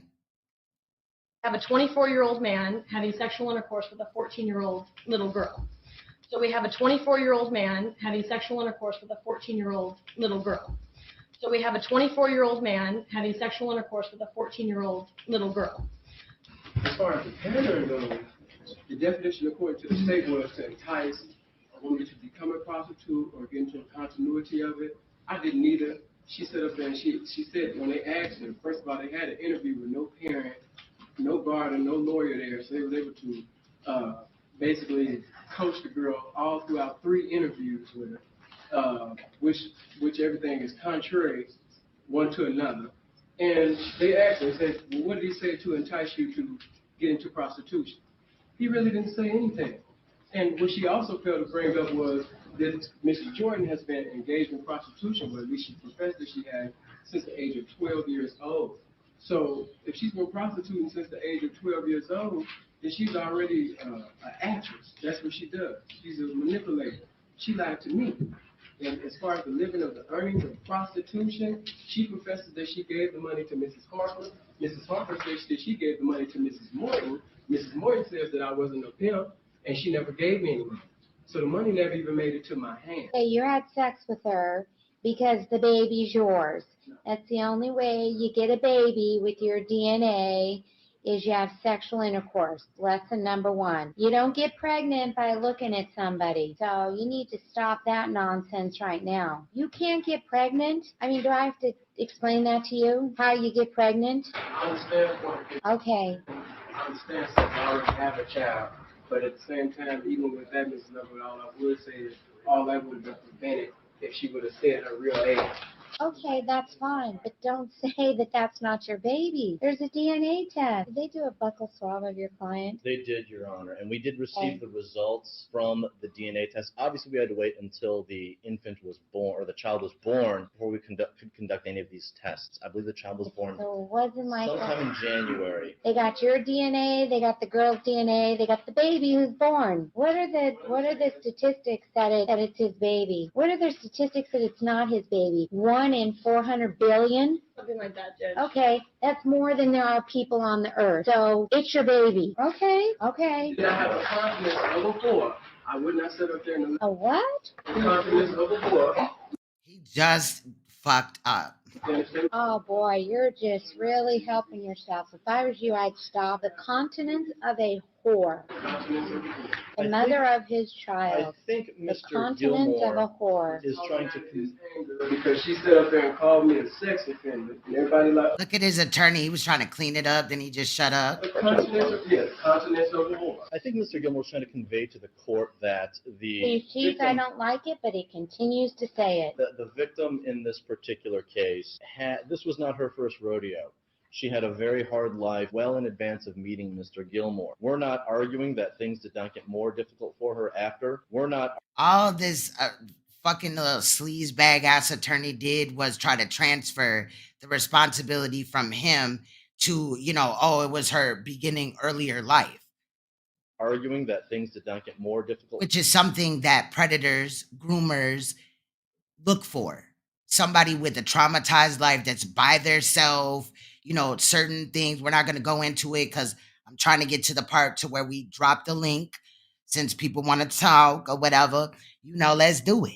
For her after. We're not arguing that things did not get more difficult for her after she encountered Mr. Gilmore and they had whatever level of interaction that they did. However, again, this girl did admit in her various statements to the police that she had been working on this, essentially had been homeless and had been working as a prostitute since approximately the age of 12. So she did have a certain level of experience in these particular areas. The recommendation in this case did take into account all of the factors that the state had referenced in its argument. Mr. Gilmore did have 2 other cases, but both of those cases were dismissed. Preliminary hearings were scheduled, and witnesses either did not show, or actually, I believe on 2 of the 2 cases that I'm thinking of, witnesses failed to show on both. He's been in jail. Is that because of manipulation from Sinful P, aka Brandon Gilmore? For over almost 400 days now, over 13 months, because of the poor judgment he has used in the past. I realized he did not initially come across that way because he is angry and he is frustrated. No one likes to have the allegations that Ms. Clark was saying to him aired in open court, so I can understand where he's coming from. What I'm going to ask that this court do is sentence Mr. Gilmore similar to how the state had recommended. Give him a 48-month maximum with a 19-month minimum on count 1, with a consecutive 32-month maximum, or was it 30-month maximum, I'm uncertain, 12-month minimum on count 2. Run those 2 counts consecutive, but give him an opportunity at probation. Again, he's already done 13 months, over 13 months in the Clark County Detention Center at this point in time. Give him a fixed period of probation not to exceed, a fixed period of probation of 4 years in this case, instead of the 3 recommended here. We will find out very quickly if Mr. Gilmore is being honest when he says his main goal is to get back to his music. The state tried to characterize that as him not taking responsibility for his actions. I don't think that's appropriate. It's more appropriate that Mr. Gilmore wants to get back to his life. He has been in jail for the past over 13 months because of his own stupidity, because of his own mistakes. Obviously, he needed to make amends for those mistakes, which he has, but his goal right now is to get back and try and rebuild the life that he was trying to create for himself prior to interacting with these various individuals and placing himself in this situation. So again, I would ask for a 48-month maximum, 19-month minimum, which is the maximum on count 1, and a 32-month maximum, 12-month minimum on count 2 running consecutive, but give Mr. Gilmore an opportunity at probation to see if he is actually going to do what he promises this court that he will. You can call your witness. Thank you, Jennifer Harper.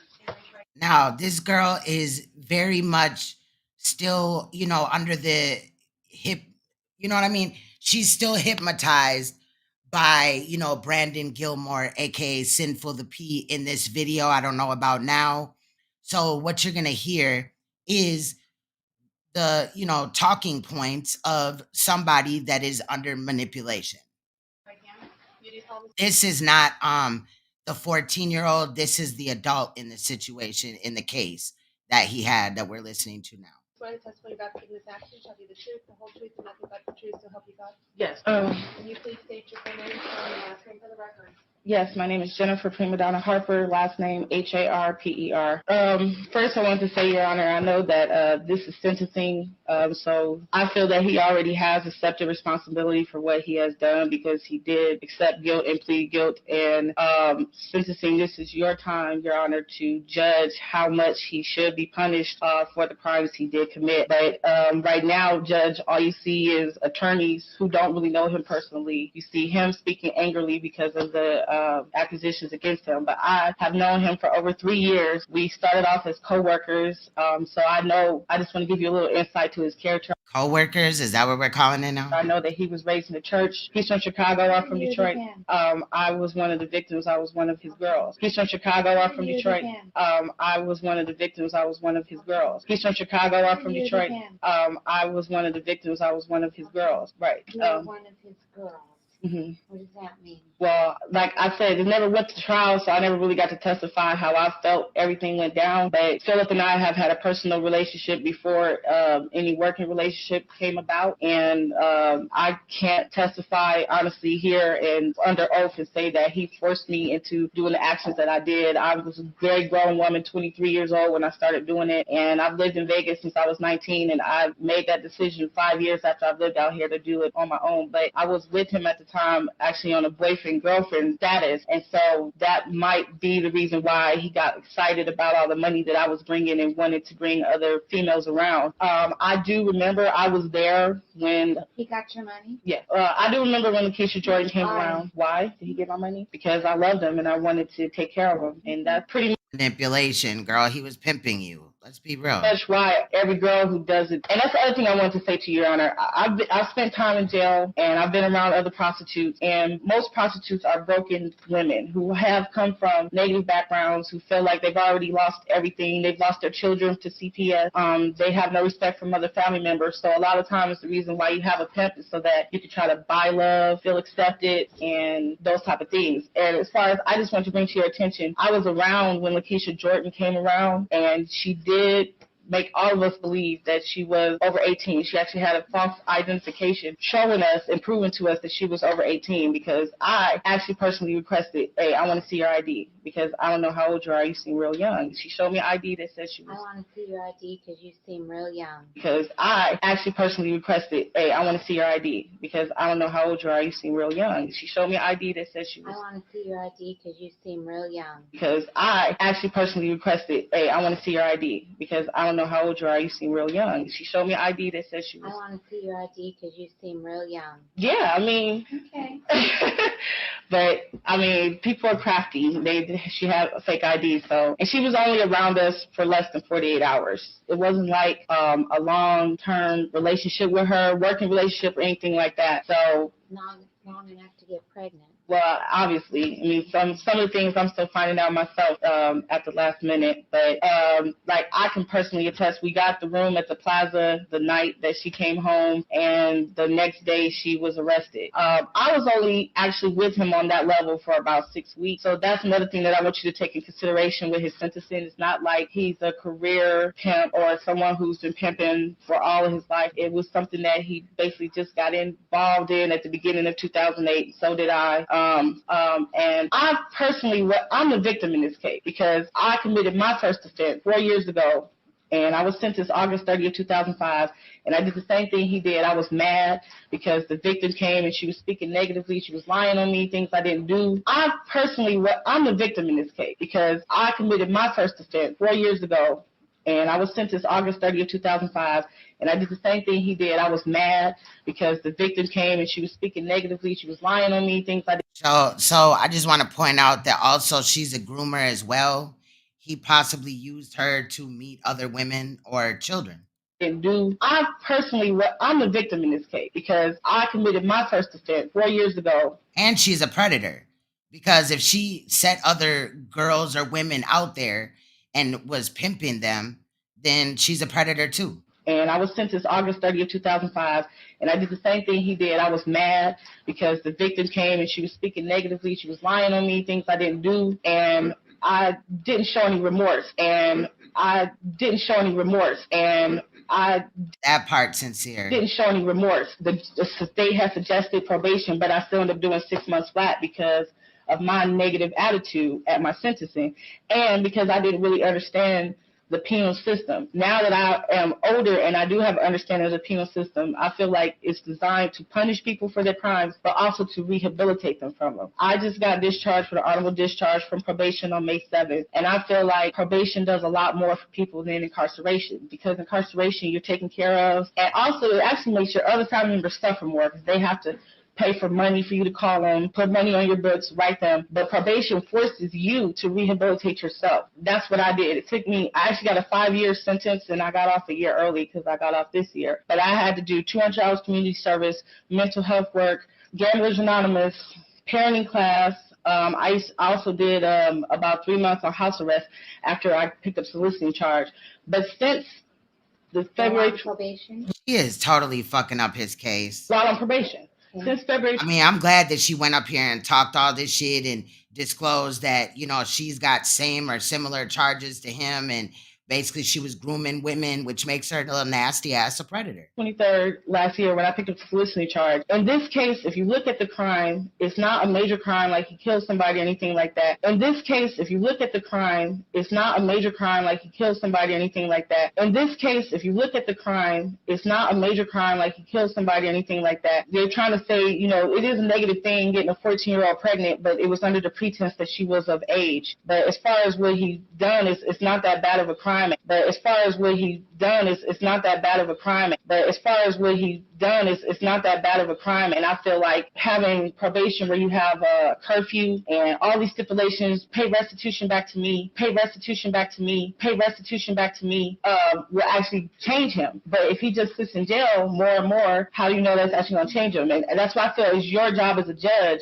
to give the... Yeah, I believe she had to go to Gamblers Anonymous because she probably caught the charge. I'm just saying, she probably caught the charge because she was soliciting in a casino. Remember, this is Vegas. Judgment that's actually not just going to punish him, but rehabilitate him. And like a lot of the times in casinos, you have to make it look like, you know, you're gambling, right? You can't just sit there and be like, hey, I'm here to sell pussy. You know what I'm saying? I'm just saying. The defense attorney said he already has been punished with over a year of jail.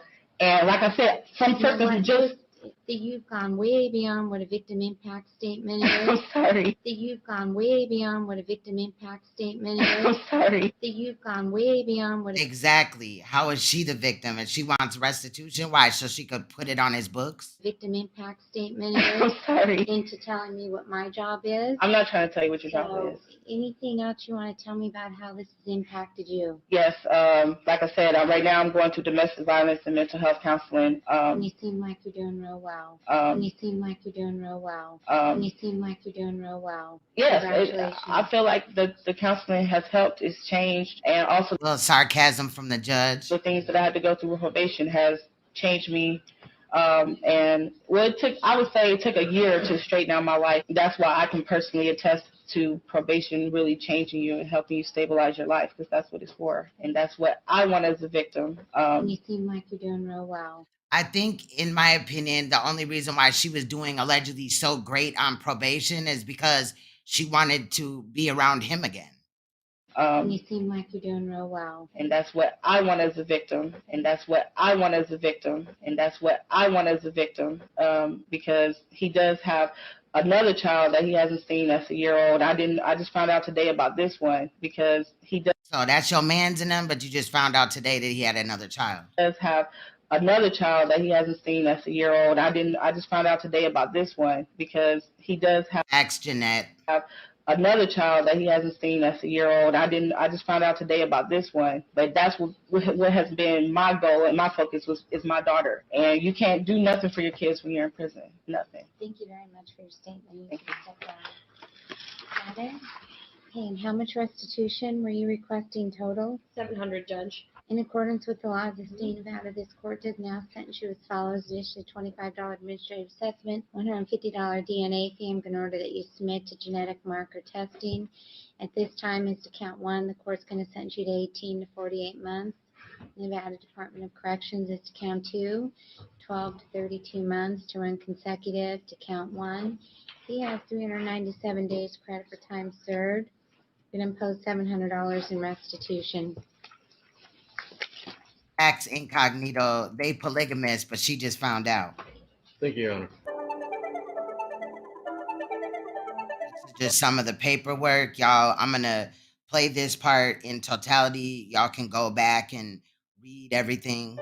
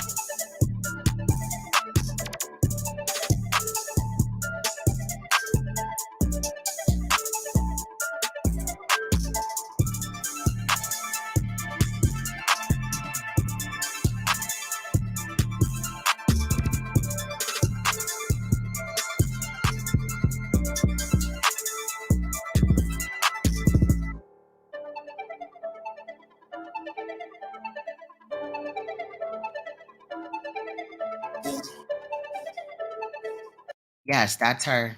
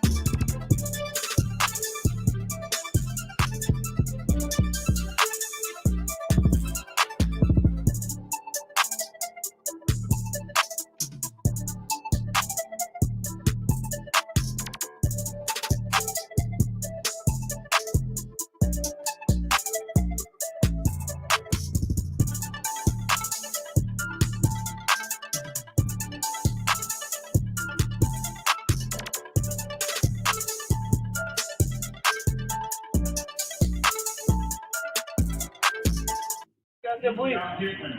Scottsdale Police. We're looking for Jason. Scottsdale Police. Jason is not here. Okay. No. Who are you? I'm Philip. Philip? Come outside and talk to me real quick, Philip. Why do I have to step outside of my house to talk? Okay. Jason's not Well, here. I need you to come talk to me. How? Is this? Who? No. Well, do me a favor, man. Wait a minute. Do you even have search? Sir, No. we were. Stop. Listen to me. Listen to me. Listen to me for a second. I'm already having a conversation. I said Okay. Jason's not here. Listen to me for a second. We have to do a check welfare. Do you understand that? anything to- Miss, can you come outside and talk to me real quick? You don't have to step Excuse me. outside of the Excuse house. Now, I know. And this royal family is his arrest for domestic violence of another woman that he was sex trafficking. No law. No laws Hey, have look. been broken. Hey, look, my man. I'm not talking to you. No Okay. laws have been Do me a favor. destroyed. Do me a favor. And Step why did you aside. come and Step Jason has aside. basically been bailed Step out. aside and allow that young lady to come out and talk to me. That's all we're gonna do. That's all I need you to do. Come out and talk to me real quick. Okay. Step aside and let her come on out. She's a grown woman. She can do that. So how did you go? You from can't. Jason You to can't. Alex? You can't talk. You can't talk to her.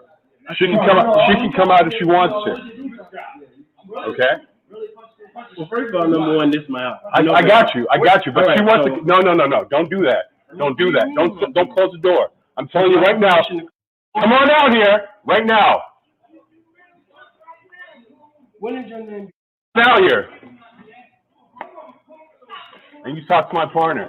I talked to who? You can talk to my partner in a little bit, okay? Well, first of all, number Just one, relax. it's a quiet neighborhood. Okay. You can talk to my partner. Is there any And the only reason why it's blurred out is that's just the way that the body camera was. weapons or anything inside the house we should know about? Okay.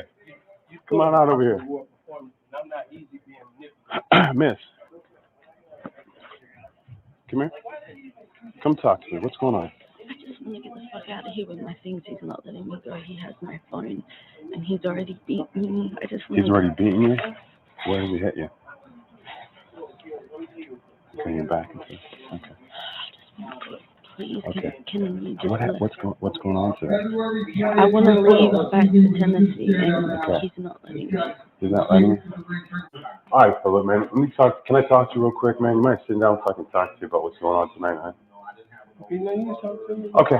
Do me a favor. Do you have anything in your pocket? I don't have anything. Okay. Would you like me to take everything? No, you can just My put. bad. Earlier I said his name was Brandon Gilmore. His name is Philip Brandon Gilmore. Down on the glass table. What's going on today, man? She says that you guys were talking, arguing from yesterday. She came back from the airport. She has a bruise on her side. What's going on with that? Well, number one, I didn't put the bruise here. You didn't put the bruise there? Okay. Well, what's going on today? What do you mean? Why is the TV up so loud? I didn't know the TV was live. Where were you guys at earlier before we came here? Wait, Before we knocked on the door, where were you guys at? Were you in the living room or in the bedroom? why? The questions I'm asking. No, I'm saying why. Well, so this is how it works. I ask the questions to see if you get answers. You don't ask why. I'm asking questions to But get I'm asking why. Okay, well, I can't get a we can- revelation unless I say why. I'm asking where you were specifically before I came to the door. I was asking whether you were in the labor room or in the bedroom. Okay, but I'm saying why. I'm trying to figure out what. I also want to mention that he had the TV raised up because he didn't want for his neighbors to hear him beating the woman and her screaming. Going on today, that's why. Going on today? Yes, tonight. Well, as of right now, it's midnight, so no. Phil, real quick, what I talked to you before about, See, me and you are cool. right. Bitch, what? Bitch, what? But see, he tried to be on the other No, I side. understand that, but you know how you, See, me and you are cool. Looks like they're flagging me, y'all. I'm going to stop it for a second. This is what they do to try to, stop you from getting the word out. Flag away, Sanetta. If I do get flagged, I will be on one of my other channels. So make sure you see my other channel section. right. Bitch, what? Bitch, what?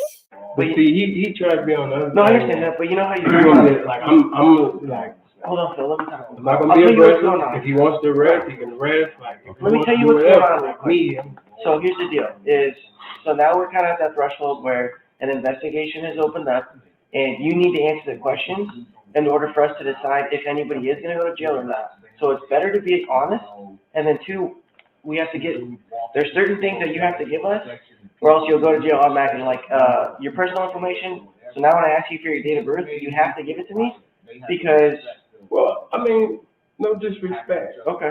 But I didn't hear the conversation. Okay. So by me not hearing that conversation, Right. I don't even know what's been conveyed to me. Well, that's why For we're all I trying know- to talk for- to you and for get all- your side. For all I know, that he's basically just talking. Right. So when I asked him why isn't that he couldn't give me a logical reason as to why? Like me, when I see the police, I don't feel any fear. Right. Like I've seen enough death in my life. Like you. Okay, hey, we just want to know what's going on tonight, all right? And I just said nothing. Okay, there's an argument that's going on. That's why we're here. Me and you have no argument. But I don't We're not having an military. argument. We're not having an argument. I don't have arguments. You were loud Okay, outside, it's fine. and you embarrassed me. Okay, do me a favor. Go ahead and turn around for me. Place your hands behind your back. Right now, you're under arrest for assault. All right? You're going to be held and you're going to see a judge for what you did today, okay? And yesterday. Yeah. Okay, we'll lock up the residence. We'll secure it for you. Here you go. Thank you. Okay. It's your personal property. We're getting people out to come out. And do you have access? Are you allowed to be here? Do you have access to the home? Do you have a key? No, he never gave me a key. Okay, so are you on the lease? No. Okay, so you don't have any standing. So what we're going to have to do is we're going to have to leave his house. Yes. Okay, so just get what you came here with, Okay. and that's it. Nothing more. Yeah, I don't want anything. And I need to know what you're taking from. Okay. Do you want to come? Yeah. So now he's going to go watch her pack her With my stuff, section, so obviously to make sure that she doesn't take anything that doesn't belong to her. We're just taking whatever you came here with. This is what I came here with. Like, this is what I'm packing. Okay. These are my shoes. Obviously, you can tell they're not his. Right. So these are my clothes. This is my jewelry. Okay.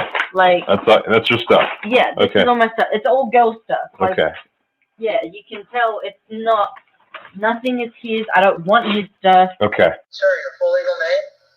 My name is Philip Brandon Gilmore. This is the court for the domestic assault.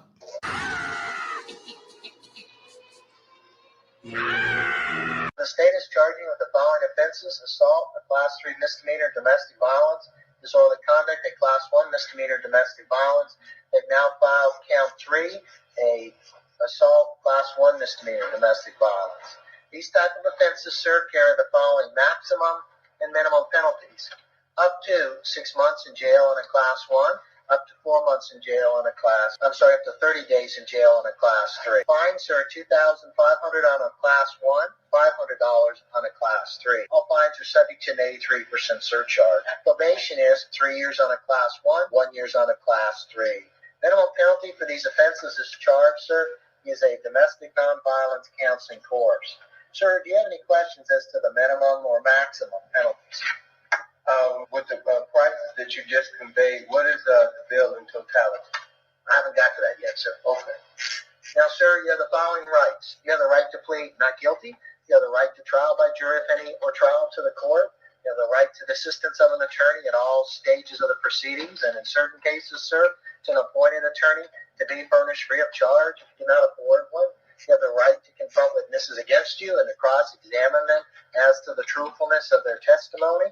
You have the right to present evidence on your own behalf, sir, and that the state compel witnesses that you're choosing to appear and testify. Finally, sir, you have the right to remain silent. Anything you say can or will be used against you and to be presumed innocent until proven guilty beyond a reasonable doubt. Sir, do you have any questions as to your rights? No, sir. And I'll put that you've been arraigned. I will enter not guilty on your behalf. We'll set this to a pretrial conference. It'll be your next court date. We'll give you that court date in writing.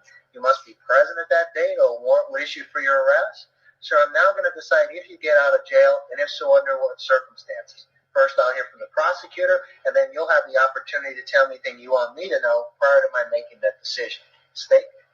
Yeah, the state is asking for a $5,000 bond in this case. The defendant has, on this particular occasion, had some pretty serious quotes that were relayed to officers by the victim. You know I'm going to beat you right after I get what I want from you.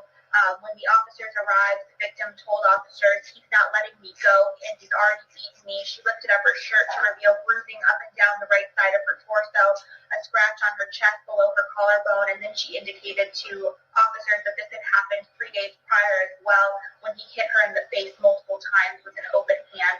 So the state has serious concerns for victim safety and has not been able to reach the victim at this time, so would like to ensure her protection in this particular case.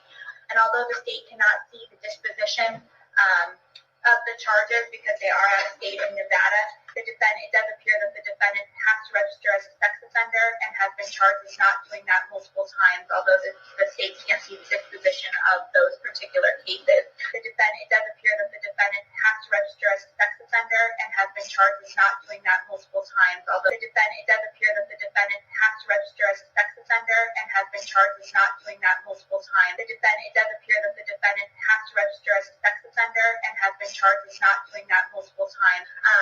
Additionally, the defendant wasn't even able to tell the officers what the victim's name was. He said, "I call all my girls baby." The sex offender thing, that was a false allegation, and that's why I'm not incarcerated in incarceration currently right now, because they had me mixed in the system with somebody else. You do not see me doing any time for any failures to register. I've done that with no children. So you can check in with the state of Nevada about that. And when the police even arrived on the scene, there was nothing physically about her countenance or appearance that indicated that I had even shook her hand. I was arrested simply because the probable cause was basically what she said. And if a woman is saying that something transpired, it's incontestable to the police that, it happened. But that was the only probable cause. Sir, the police list your criminal record as abuse, neglect, endangered child, pandering, living from the earnings of prostitute, 2 counts, battery, domestic violence, 2 counts, failure to register as sex offender, 2 counts, failure to register as sex offender, 2 counts, failure to register as sex offender, 2 counts, pandering, furnishing, transport, child, pandering a child. How you doing, Sinful? Man, This is where Sanetta is also promoting him. There was other times I got those too, but time-sensitive information. I will be opening the panel. I will be dropping the link. You guys are free to hit it, but I will not allow anybody to talk until the edit is over. This the man right here, man. So, I decided to go live on my phone, so I'm on 4%. So y'all already know who Sanetta is. Most of them people that y'all like and be loving on, you wouldn't even probably know nothing about them if it wasn't for Sanetta. Whether you like them or not, you have to admit, you understand me, who gave them the foundation. Some of them platforms that y'all like, it would have never got created if it had not been for Sanetta. So it is what it is. Let me first say this, brother. I definitely appreciate you. It's like you've been around. It's like you've been here before with the wisdom, and you're a young man. You're a young brother. And I watched you spit that knowledge. I think it was yesterday or the day before yesterday, where you was talking about the conscious community is just like the street or just like the church. And I'm going to tell you, brother, you right on point. You on it. I'm getting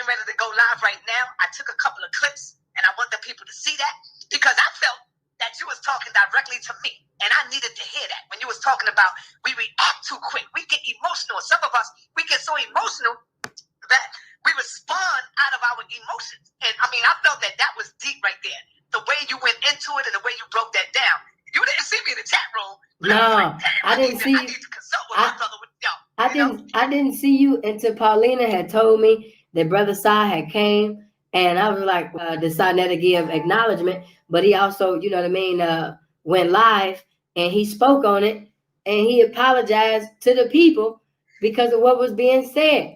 And brother, if I wouldn't have watched that, I mean, it was because of your message. And so I'm laying in the bed with my wife. My phone clicks, you know, because when you get a message, even when you get messages on YouTube, my phone would ring. My phone would bleep, bleep, you got a message. So I look at the message and I see hating ass Negroes. Yo, you got to use other people besides the P and this. I said, bro, yo, you can't look at who's giving the message. You got to listen to the message. Is he right or is he wrong? I say the brother right. You know what I'm saying? I'm looking at the message. Right. You see, a dope fiend could come and tell you something. And if you don't take heed to what the dope fiend is telling you, you'll walk around the corner and get your head blown off because you're like, oh, that's a dope fiend. Don't worry about it. He's telling us don't go around the corner. And they will go around the corner and get their head smoked because they disrespecting the dope fiend. You see what I'm saying? You got to listen to the message when the message is out there. And brother, you gave a good message, and that's what made me go live and apologize to my people for getting caught up in my emotions. I said to myself, I said, God damn it, I acted like a bitch that day. And God damn it, I don't think like that no more. I got caught up in the myself. I said, oh my God. Yeah. So I never act like a bitch that day. Let me get about this shit and be real with this shit. So, you know, sometimes it's each one teach one to reach one. You know what I'm saying? We men on this shit. Yeah. You know, so man, I want to say, brother, I appreciate you. And I learned a lot from you. I tapped into your channel too, here and there, you know? Yeah. You're getting ready to go live in a few minutes and I'm going to play some of your messages that you dropped for the family, for the people, brother. Brother, I appreciate that, and I definitely Sanetta was such a blessing that when he had did the video pertaining to the discord that was transpiring between Brother Ben X and Young Pharaoh, he also not only played clips from my video but put my name also in the title so people would have an opportunity to know who I am. So you know what I mean. So people would have an opportunity to know who I am. So you know what I mean. So people would have an opportunity to know who I am. So, you know what I mean? But one of the individuals, you know, that's been constantly speaking down on me, lying on me, slandering my name. Not only is this individual, I already knew he wasn't this because I know him. But not only are you doing things contrary to the game, but you're accepting women who have herpes and had enough integrity to tell you that you have herpes. Bitch, what? Bitch, what? He already admitted that he had herpes in the beginning of the Sinful P portion. That's fucking ironic. So, you know, one thing I want these young pimps to know that contrary to what these guys is telling you, we do not accept any woman with a sexually transmitted disease, especially being incurable, okay? If that woman has herpes, somebody said, well, you know, it's all type of herpes. Listen, I ain't messing with nan type. You know what I mean? I don't have no preference with the type. Like them, I ain't got no type. Sinful ain't got no type. I'm not messing with no types of herpes because, like I told you guys, you know, just going back to that situation, the young woman that I had got herpes from, you know what I mean, was a young lady, you know what I mean, that, you know, some of y'all remember, you know what I mean, in the beginning of my career, you know, hold on for a minute. So that is that edit. If you guys want to come up, you definitely can. Let me drop the link again. Sister Nandy or anybody else. I don't know if V Bennett or Shaka or anybody want to come up if they're even still awake. You know, there's a time difference. But I'm just, you know, I'm not feeding into Sanetta's shit. Like I stated already. We've been there, done that, haven't we, Sanetta? Because I definitely have a playlist of times that Sanetta tried to deflect like he did the other day when trying to hold me accountable for what Uncle Suge allegedly admitted to. I'm not saying that he didn't. I can't find the original video, but I don't support that shit, okay? Period, point blank. Did I watch that video? Obviously not.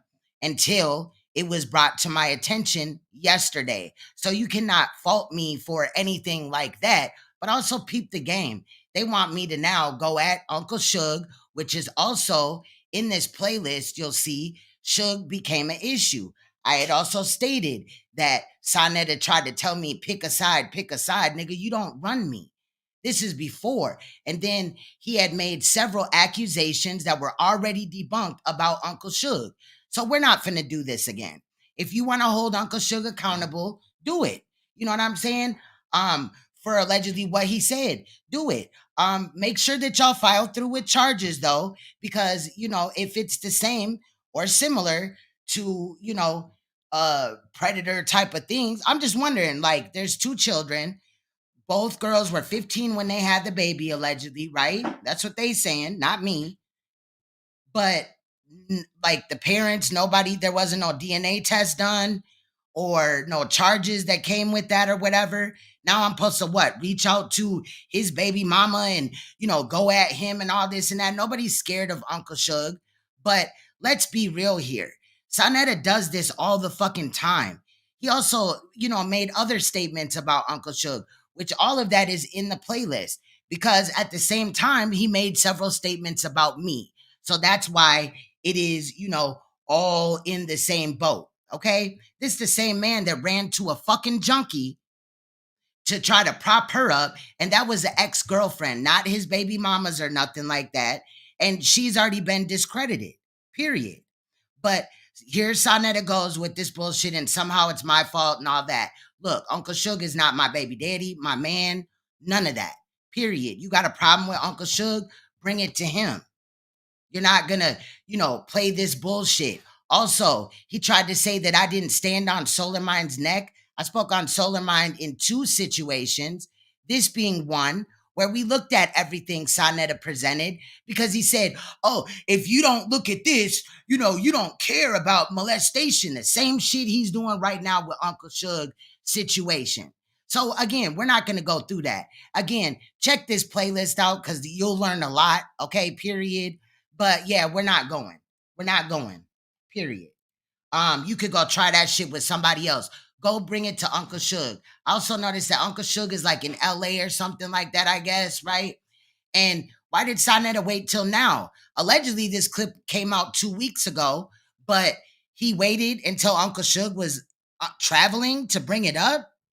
I don't know if Suge got his computer, but I'm just saying, look, I don't watch every live that Suge does or even Leak You or Sincere or Sister Nandy. That doesn't mean that I don't support them. If I am watching all of their content, how can I create my own? And I'm also an editor and I'm a graphic designer. So that means that a little bit more dedication got to go into my channel. You know what I'm saying? Editing takes time. You have to actually listen. Sometimes I'll be in a chat and I'll just, you know, let it run. I'm kind of listening when I can during editing, but obviously I can't be there all the time. Again, you expecting me to, you know, go beef with another motherfucker. You a grown ass man, nigga, do that shit yourself. You don't run shit over here, period, point blank.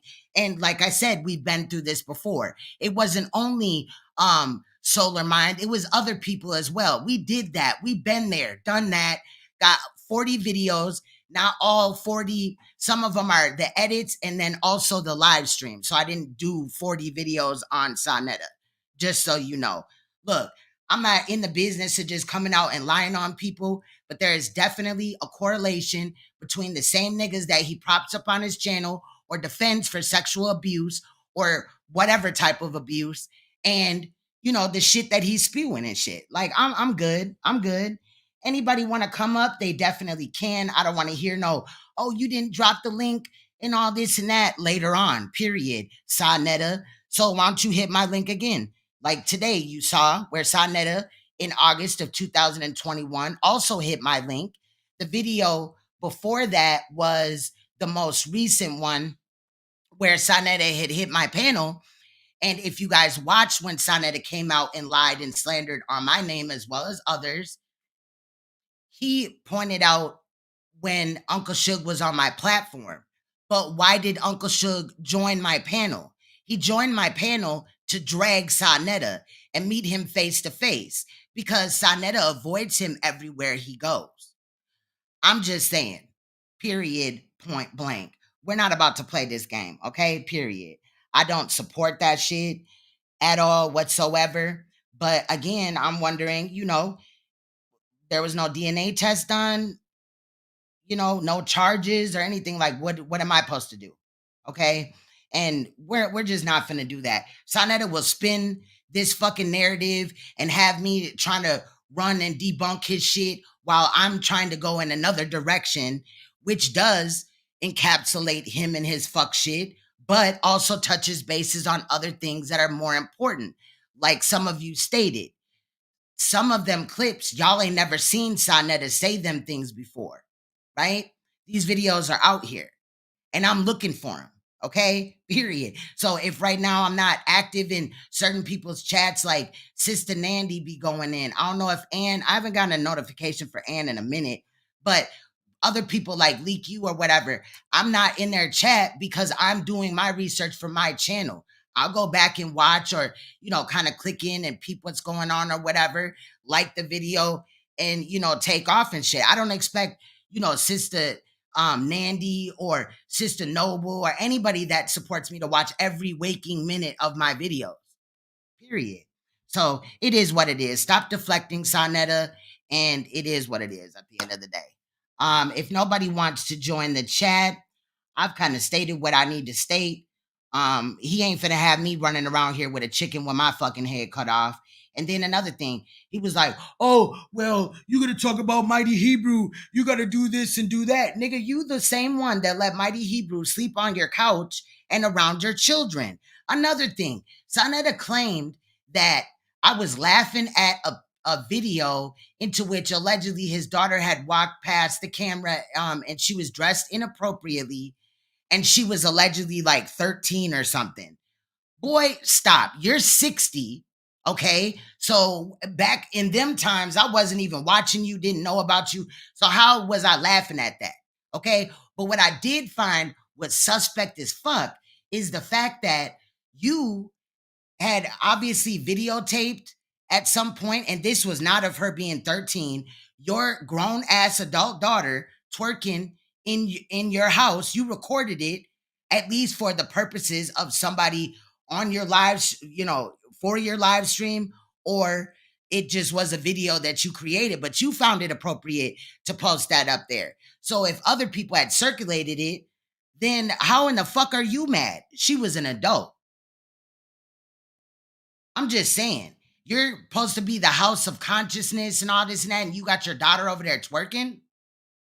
Where we do that at? Boy, I'm not about to play these fucking games with you. If it meant so much to you, why the fuck did you put it up? Fucking sexual deviant ass niggas. I'm tired of these fucking goofball ass niggas, bro. Yeah, tried to take the shine off of him. That he want all the clout. You brought everybody in this, in the limelight and all that. And we're not even finna get on young Pharaoh. It's unfortunate, whatever the fuck happened to him, but he ain't got no sex charges that I know of, but he had, went through some ordeals. And I'm not taking no side. I did weigh in on some of them ordeals as well. But nobody on this bitch is gonna direct where my show goes and what I talk about. Period. Period, point blank. I think that's basically it. Yeah, he deflecting. Definitely deflecting. Like, I'm just playing what you already said.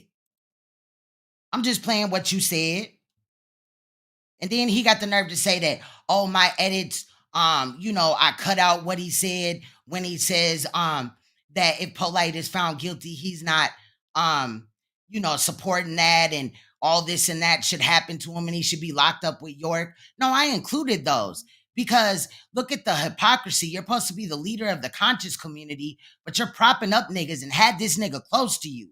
Me and Uncle Suge didn't never get no money off this motherfucker together. We ain't met in real life. Okay, period. So it's not the same. Y'all niggas been covering up each other's crimes going back for years. And we're gonna look at that whenever we want. And if your name comes up, so what, bitch? Get used to it. We could also talk about Nepal going on her panel after making an ass out of herself. But, she apologized to me. So for the sake of being a grown ass adult, I apologize back. But we could play where she recently said she ain't fucking with the HOK. But because he brought Priscilla on his panel yesterday and she went in on the males over there and they didn't like it, I might edit that video, for a couple of reasons. Not, caping, or I don't have the same feelings as Priscilla. Priscilla believes that like we should just do away with men altogether, that type of thing. But there was some interesting things said in said interview. So I'll be editing that too. But, now Sanetta had interviewed Priscilla. So now, Nepal, is going to, be offered an interview, right? And she may do it on her channel or his channel. But we got to look at all these moving parts, okay? So, yes, sometimes I'm going to use this shit. Fuck that nigga.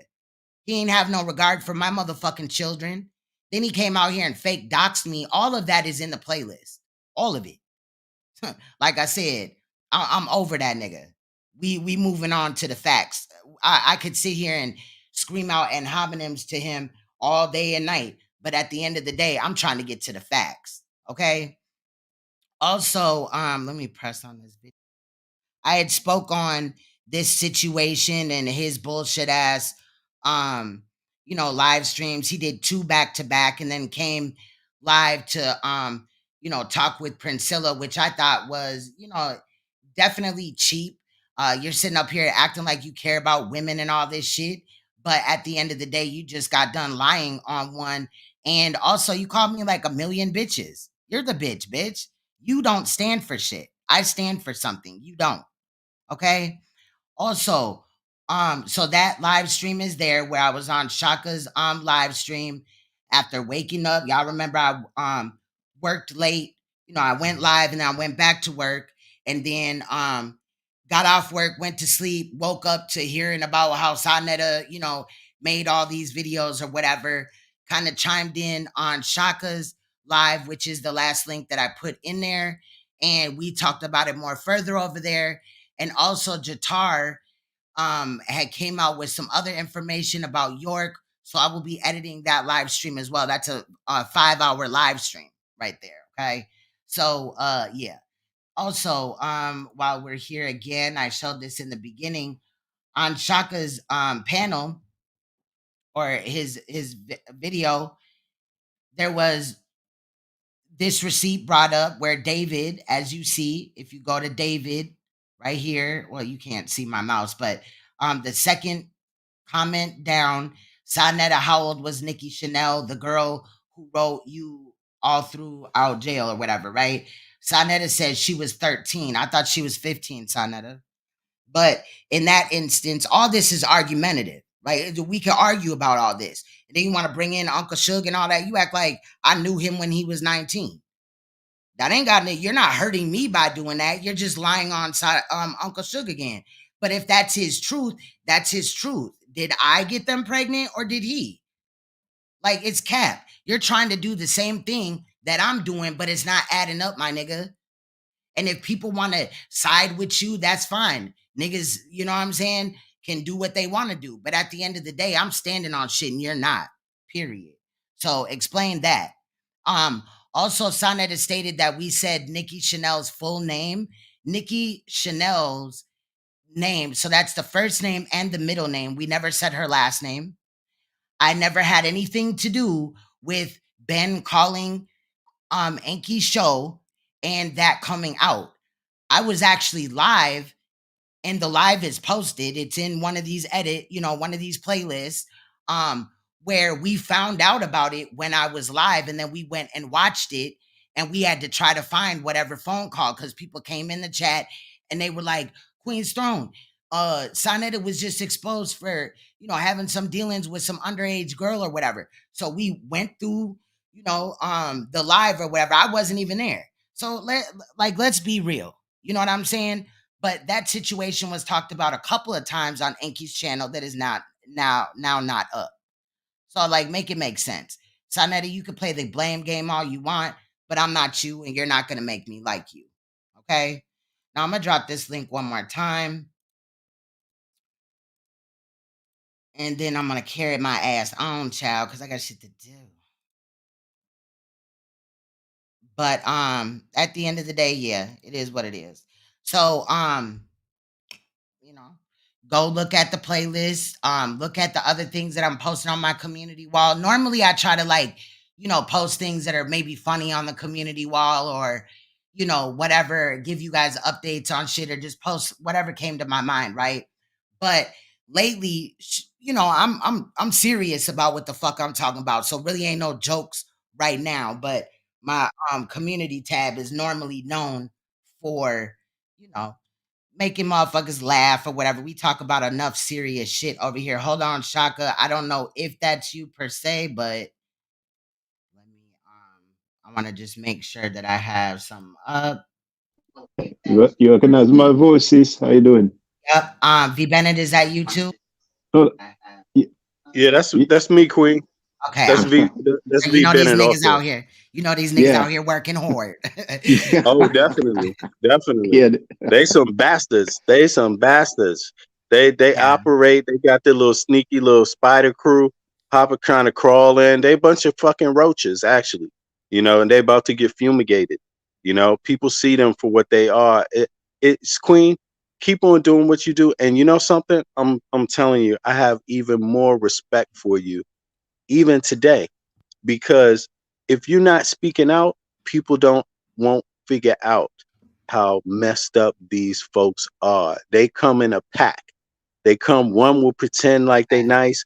The other five they'll be, one will be there. They'll be conspiring. They like a little crew. They organize like a crew. And it literally is, if you speaking out about this little syndicate, freak off, sex trafficking, whatever little weird crew they got going on, if you speaking about it and you start to notice it for what it is, they're going to come after you. They some pieces of shit. And people just need to know that. And they even will try to put us against each other, as you see. Exactly. And I want y'all to know I didn't take y'all wrench because we got beef or nothing like that. Period. Oh, you good. I just, you good. I don't know. I'm you focused good, and I'm not trying I to. understand I also you. don't have a wrench over there, so it's like but I'm just. No, I understand you because they've been doing this shit to you before. They track your family and then they want to keep bringing it up, keep trying to come after you for dumb shit. It's like what they did is totally goddamn wrong. And it's like they're desperate, sister. And you've been out here speaking and they have no shame. So I understand you. I understand you 100%. And I never had any doubt. I don't care about no wrench. We gonna go beat up on their ass because they some disrespectful pieces of shit. We gonna do it. Period. Going at children and all that. I mean, please. Yeah, go ahead, sister. Yeah, let's be mindful and make sure that because they're probably gonna play under our name, clone our accounts and shit. You never know. So let's just be mindful to authenticate and things like that, before, or make sure, any comment or whatever, because they're going to try to add division between us. Go ahead, y'all. They will try that. Yeah. Go ahead. Yeah, go ahead, Shaka.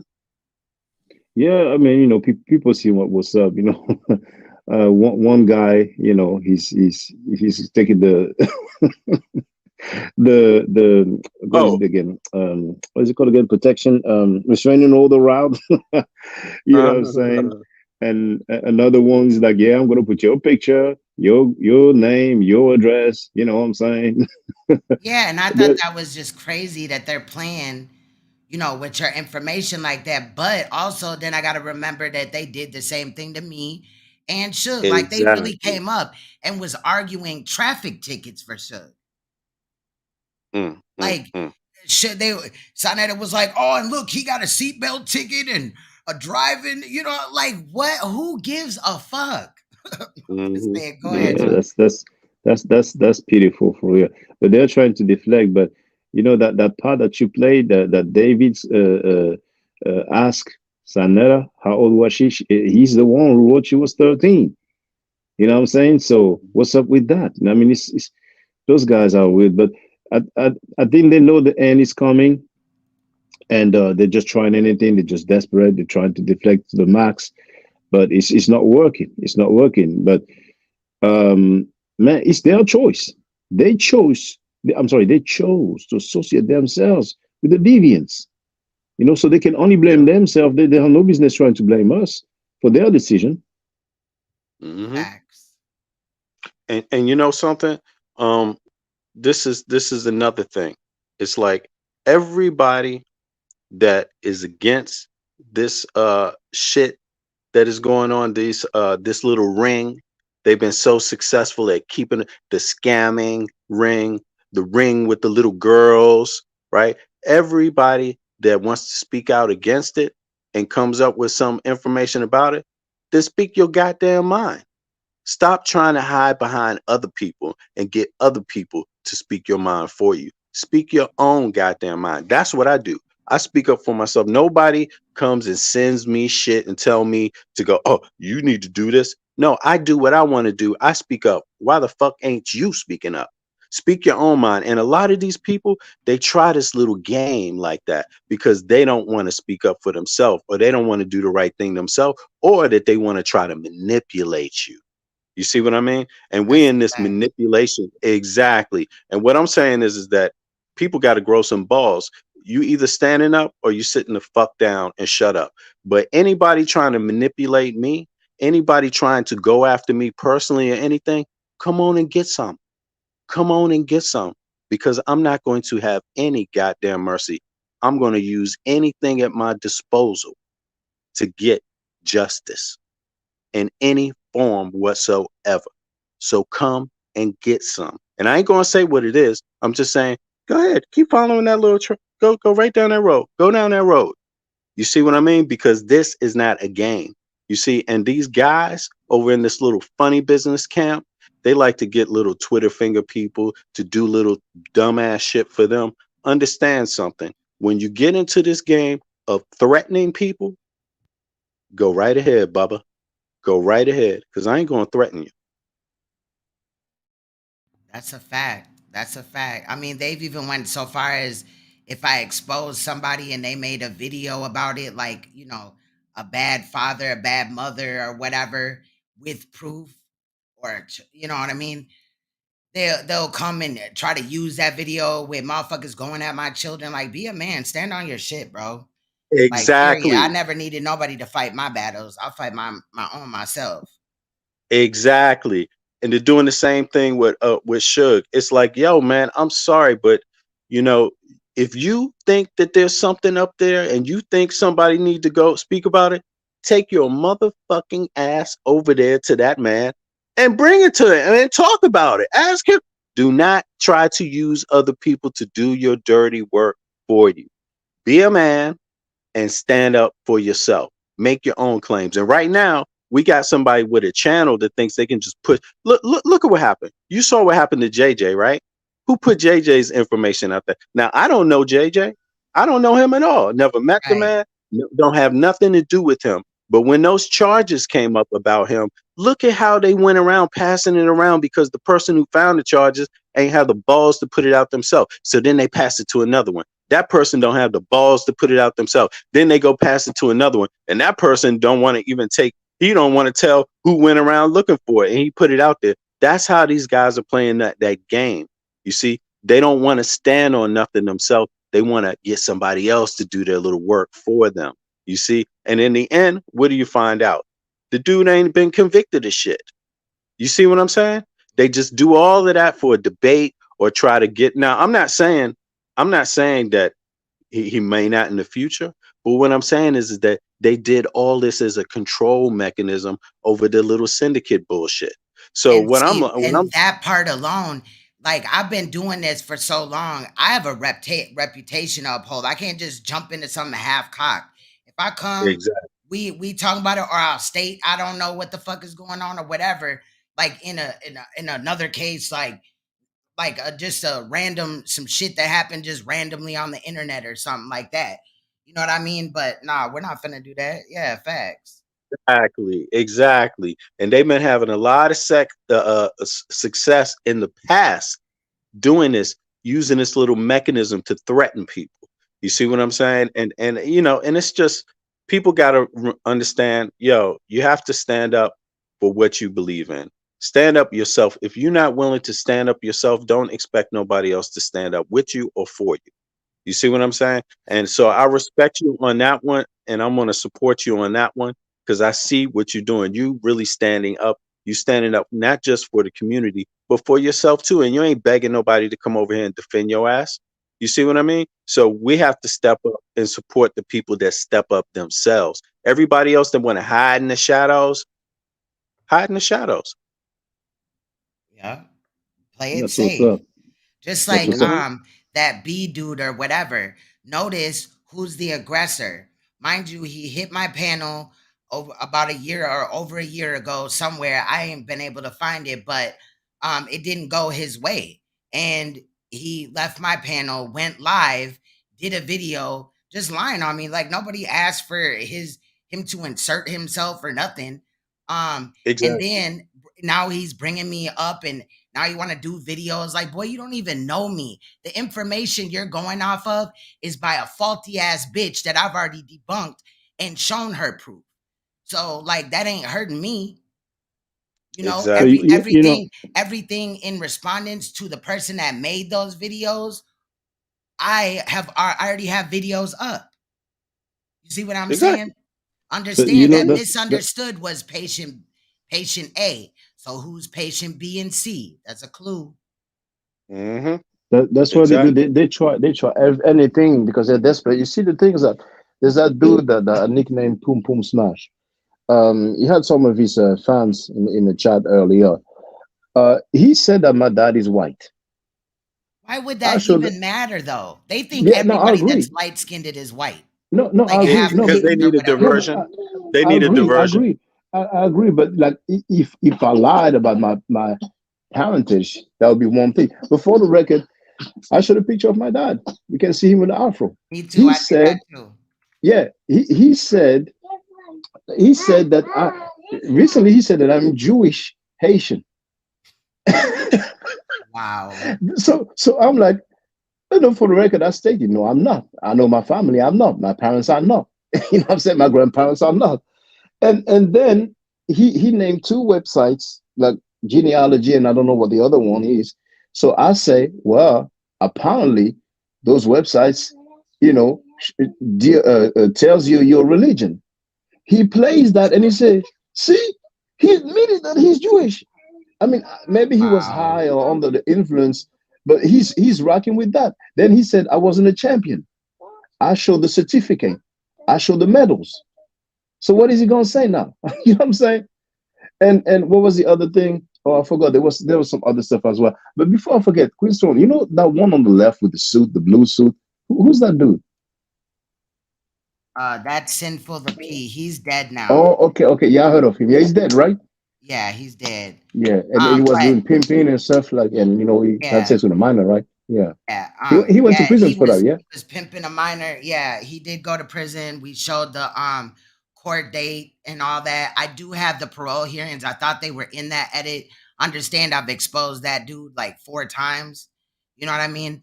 And each time let Sanetta know, and he was like, "Oh, but I'll watch it, Queen's Throne. I'll watch it, but I can't watch it right now. I'm about to get ready to do it live." It was always something else. But I've been exposing it since like 2016, 2017. And it just grew more the years went by up until his death. So that's when the domestic was in play and things like that. But yeah, he did that. Got a Oh, that's what's 14-year-old up. girl pregnant. They went through, did the DNA test, proved that it was his child. Where is that in this Uncle Suge situation?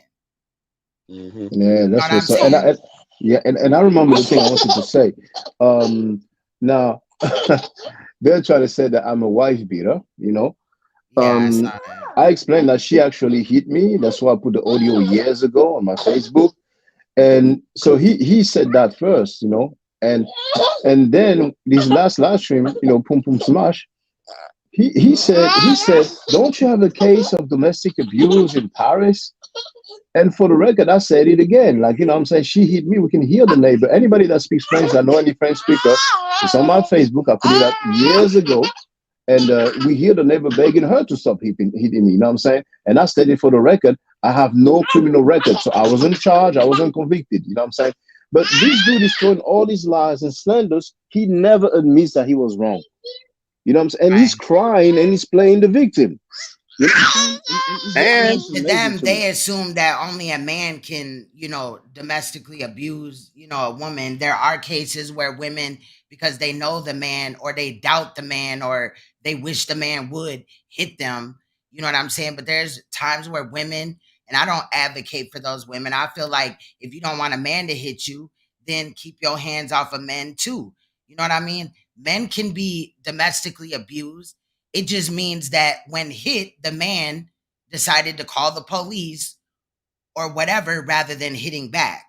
So, like, again, it's bullshit. It's just deflection and lies. I haven't seen like any paperwork or whatever, but I'm used to that. That's what Sanetta does. But if I do find out that, you know, Uncle Suge did some fucked up shit or that Shaka did abuse a woman, then, you know, we gonna call it out. But it's for not anybody. the same. It's not the same. Yeah. And he acts like we're just like holding this back, like we're trying to hide it. I never even heard him say that. I want to see the whole live stream.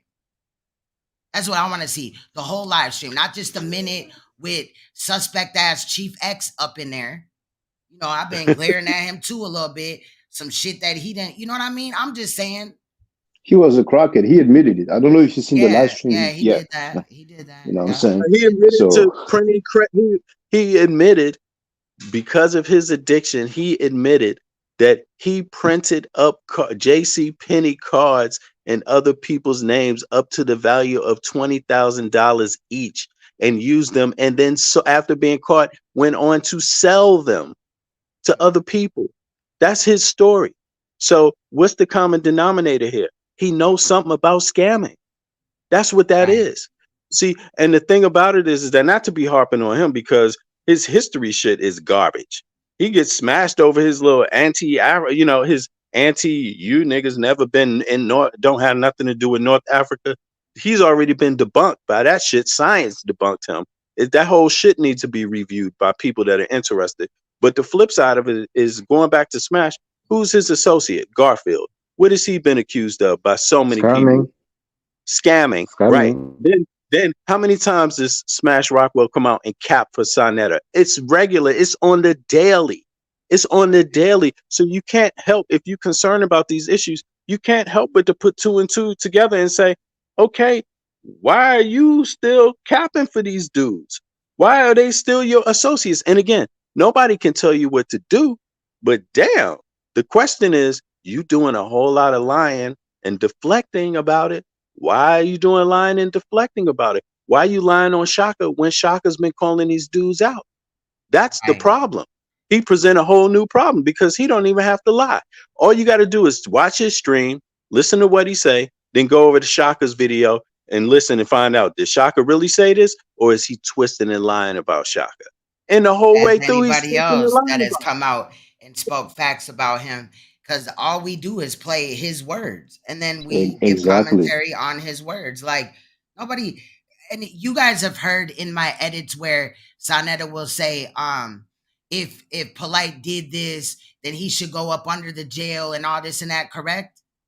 Yeah, but he never exactly. But he in a video said that we never showed that.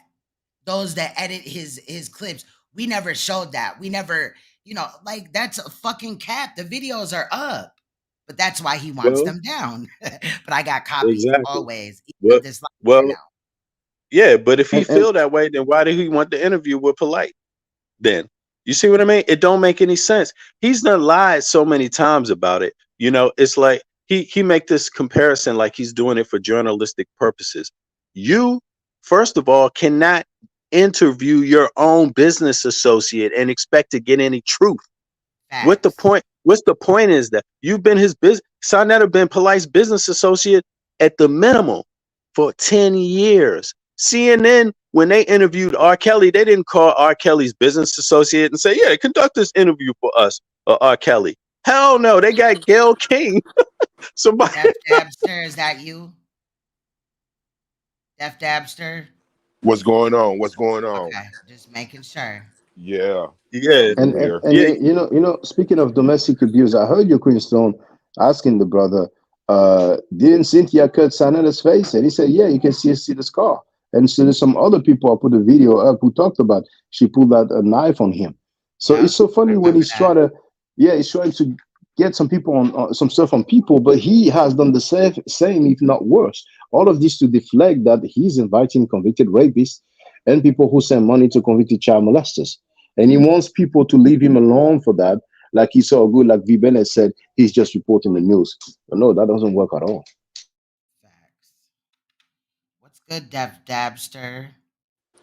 Yeah, man, he got a long history of allowing these dudes a platform to menace the community, man. I mean, we could go from person to person to person to person, situation to scenario, right? And it's always something extra. Just like you showed earlier, man, this dude's a Dr. York apologist, man. Facts. Come on, dog. Like, I don't know what's going on. Maybe he don't be remembering shit, right? Because I know he got comprehension issues. Yep. He don't be understanding shit. Like, people be having to explain stuff to him like he a little kid. But hey, bro, I know you understand what you've been saying in these old videos, homie. Stop capping. Facts. You know, yeah, he did support Nature Boy and is correct. We're gonna get there. We already showed the famous clip of him stating that he lets his son touch his penis. But we'll get further into that. And that's why I'm not gonna allow Sanetta to throw me off, because I have like everything kind of like formatted already. You know? So welcome.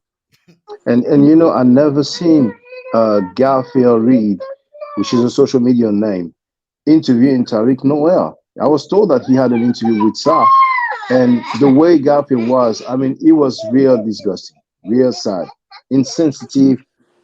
I mean, but it's okay. You know, people seen it, you know. Yeah, it was sick. It was sick. Yeah, it was sick. It was sick. It was sick. And they're gonna call that reporting the news. They're gonna call that journalism. Yeah, that's exactly what they're doing. That shit lacks empathy. Y'all right. Yeah, it lacked total empathy. It lacked total empathy, you know. Shit was and go ahead, bro. Let's give you some time though, because we've been here for a second. My bad. You good. I was on some call and response shit. Go ahead, you got it.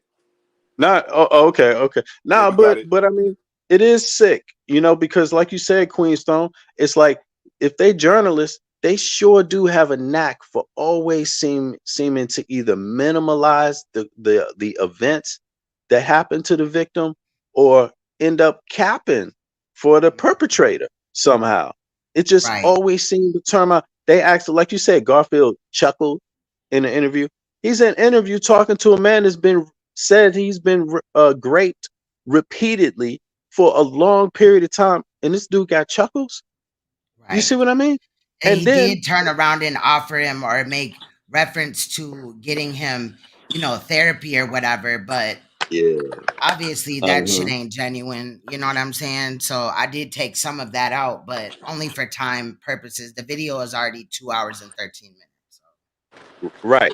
Exactly. But the man, if they acting like the man doesn't know that himself. He's a daggone survivor. You see what I mean? He's been out here speaking about this several times, and he's like, "Yeah, did you ever get therapy?" It's like, man, what? Like you said, what about Dr. York?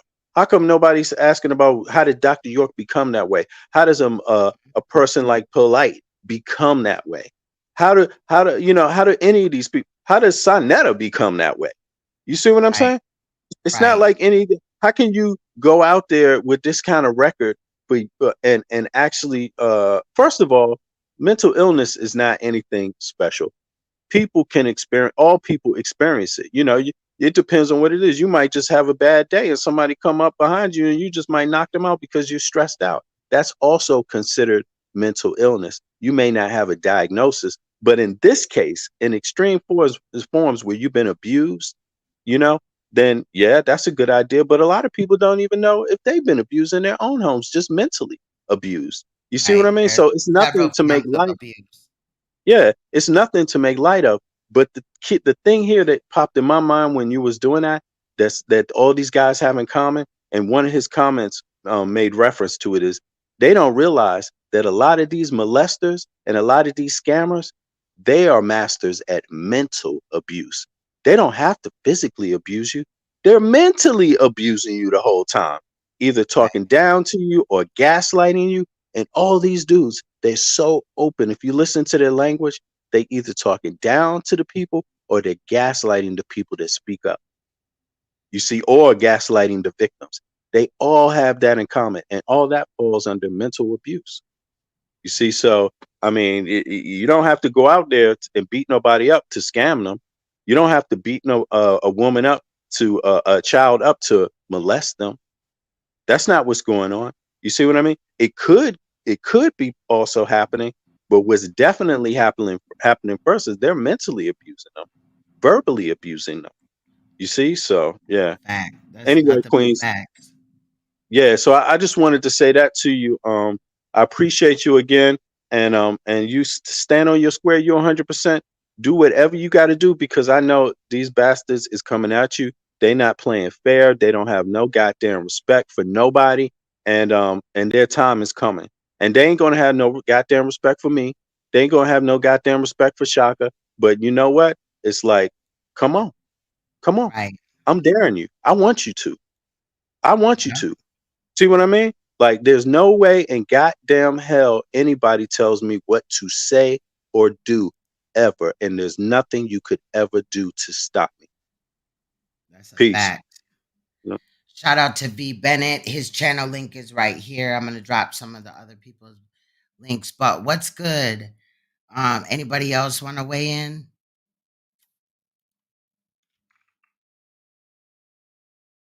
Shaka? No, much respect to you, sister. Much respect, and yeah, it's not easy, man. You know, like you know, I Mark told J, you is about that this. you? Hold on really quick. Mark J, Yeah. is that you? Yes. Okay. Okay. Go ahead. Go ahead, Shaka. Yeah, well, no, okay, I can let the brother speak. You know. You got something to add? Salute everybody. How y'all doing? Hey, listen, Queen, I owe you an apology for that one too, because you taught me. I learned a valuable lesson from being around you. You can't know everything that everybody else is doing on this internet and still keep your motherfucking sanity. About. Go ahead. You can cuss. about your platform when you always chasing everybody else's mess. And the thing is, this internet is full of mess. And I owe you an apology because I judge you on that Suge thing too. But I didn't realize that you didn't really know Suge like the rest of the conscious community. So, I'm putting the two fingers up. And, We good, Mark J. It's good. He's referring to we had a run in. Yeah. Yeah, would understand that, but it's just men got to be held accountable for men, and women got to be held accountable for women, and you can't be accountable for everybody else if you're gonna be accountable for your own shit. Unless you're gonna be accountable for your own shit. So that's a fact. Yeah, so I apologize to you for that too, because I judge you on that, and you didn't know that man. Nobody really had found out until he actually admitted it that he had children by these young girls. So but that led to the other thing. If you would do that, why wouldn't you do something else, other things? And I just wanted to add that part because I hear stuff on the streets, on these UT streets, and I'm going to listen too. But you can't always judge a book by what somebody else say they are. You got to see that shit for yourself. I mean, at the same time, he has a channel. You could take that up with him. I'm not married to him or nothing. So. Right. There you go. That's right. That's true. I just try to support somebody else that was speaking out. That's it. And I think he ducking you because I haven't seen him back yet. You seen him in the chat? We know you know what I'm talking about. Who? Oh. I don't know. You can check his channels. I say it in your chat. Have you seen?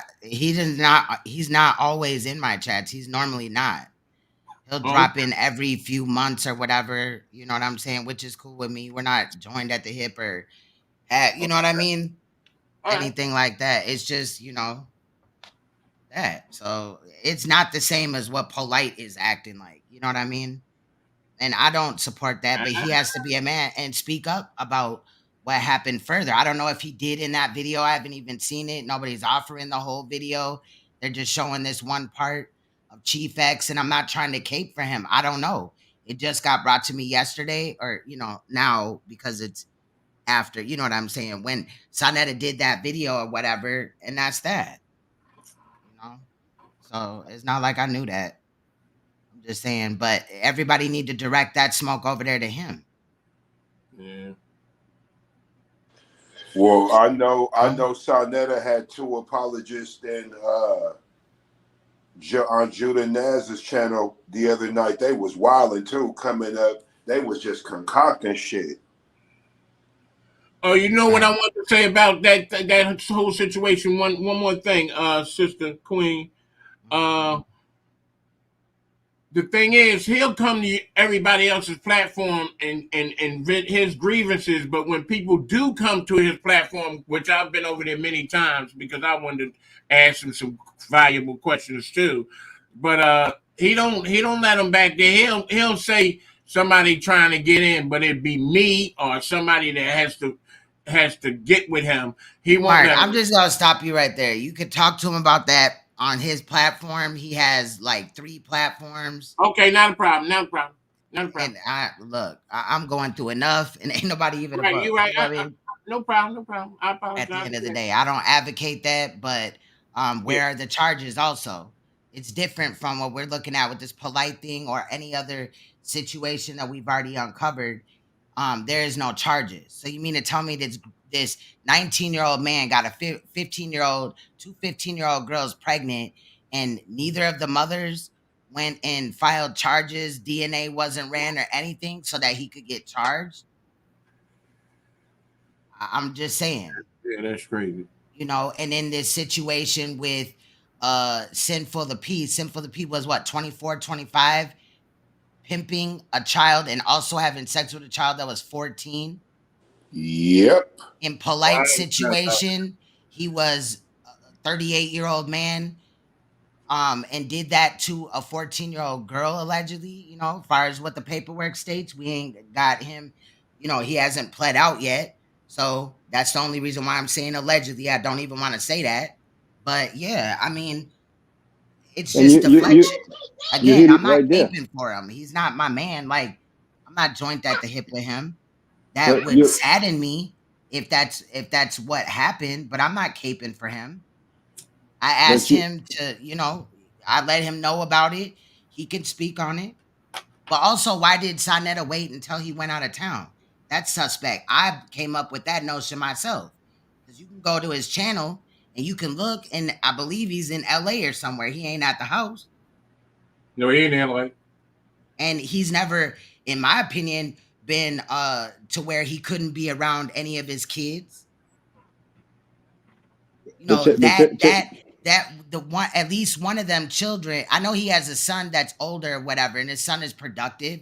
He's in his son's life. Again, like, I'm just saying, where are the charges? They should go make sure that there's charges pressed, and then we'll look at it. But you're not going to throw that in my face as a diversion to get me off of what I'm talking about. Not you, I'm saying them. But there it is. POLIGHT has some charges about a 14-year-old girl, and he said he wants to interview POLIGHT, but he had POLIGHT on his panel. You know what I'm saying? So make that make sense. Yeah, he was bringing POLIGHT on the panels regardless. That's right, Shaka. And he knew about it since what, 2018, Mark J? Because you're the one that corrected me on when. He said it in 2018. I'm almost positive. Okay. About And I'll take you on that because I know you've been around. I know you are old here. You've been around here.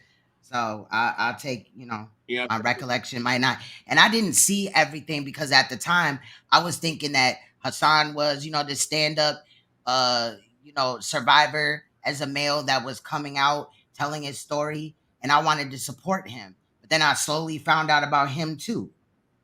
Yeah, it was So just I a little backed bit up. before the pandemic. What? It was just a little bit before the pandemic when he got mad at him and told that shit. And I Said left. the girl that ran away to the hotel to be with POLIGHT. Yeah, and I left around Hassan in 2019. Okay. So I definitely wasn't watching Sanetta unless he went over there and was like, fuck all of Hassan Campbell's moderators, which he did oftentimes, or, things like that. I wasn't watching Sa like that. Oh, that's where you came from, Hassan, John? Yeah, I used to be a mod until he motherfucker just started acting crazy as hell, and the real him, I believe, came out. Damn, I think he's remember you over there then. Yeah, my name was different. I had a different channel at that time. Oh, okay, that's why. Yeah. Yeah, but who can forget that voice? Well, you never most of his most of the moderators that I was with the first and the second group, now he's probably on group 8, but they're mods over here and shit like that. You They've been came with way me before for years. Z-Banger, right? I don't know who that is. Oh, the one that went after Kwame Brown when Hassan did. I'm not sure. Oh, Z-Bank is kind of like ANKH's crack pipe. Okay. Oh, yeah, he posts up I think Michi X's videos or whatever. Does he be posting? Michi X. Okay, yeah, I do. Okay, I do know. Okay. Yeah. Thank you for reminding me. To ride around in the car and shit. Okay. I've only seen where he did recaptured lives of somebody, from Instagram or something like that. Okay. But shout out to him. Okay, Yeah. Jag and Michi. He wised up. He doing better. Yeah, ANKH's crack pipe, boy. Them edits are even, more powerful today than they was powerful at the time, but yeah. Right, yeah. ANKH's crack pipe was ahead of his time. Yeah, I didn't find out, I think, till later. I think it was 2018 or 19, something 18, like that. Yeah, around there. Yep, you're right. Yeah. But, man, whoever that is need to calm back, child. And ANKH's crack pipe then lost about 2 or 3 channels they sell. Yep, that's a fact. And they keep coming back. There was also another channel. Yeah, they do. He does keep bringing them back, or he or she. Then there was another channel with the homie that shot Ricky or something like that. Yep, homie that shot Ricky. Yep. Yeah, shout out to that person too. I ain't down with that. Huh? I'm not down with the homie that shot Ricky. No, I'm talking about that was his channel name. You remember off of what was it? Right. Boys in the Hood? I don't remember that name though. Oh, okay. Yeah. Yep, and POLIGHT's gold shoes too. That was a little cold one. Yes. Damn, definitely. Crazy, man. Come on, September though. Listen, I'm out of here. Y'all keep putting your foot on their neck, and Sister Queen, I appreciate you. And like I said, I owe you the apology for that because you always came through with the real shit. So I'm with that. Thank you. I appreciate you, and thank you for coming back to hear me out and things like that. I appreciate it. I had to come back. I appreciate that. You good? We good. Anything else that you wanted to state, Def Dabster? I mean, shit, man. Just keep. Somebody else came up. Go ahead. Go ahead. Oh, my man's back. Yep. Go ahead, chop it and pop it. No, okay, yeah, because I was gonna end the show if he didn't come back up, or if it was just you know what I'm saying. Yo, sister, what's good? I wanted to say one more thing because I heard Suge's name come up, right? I mean, how I see it, and it's only how I see it. I may not be right, but it's just an opinion, right?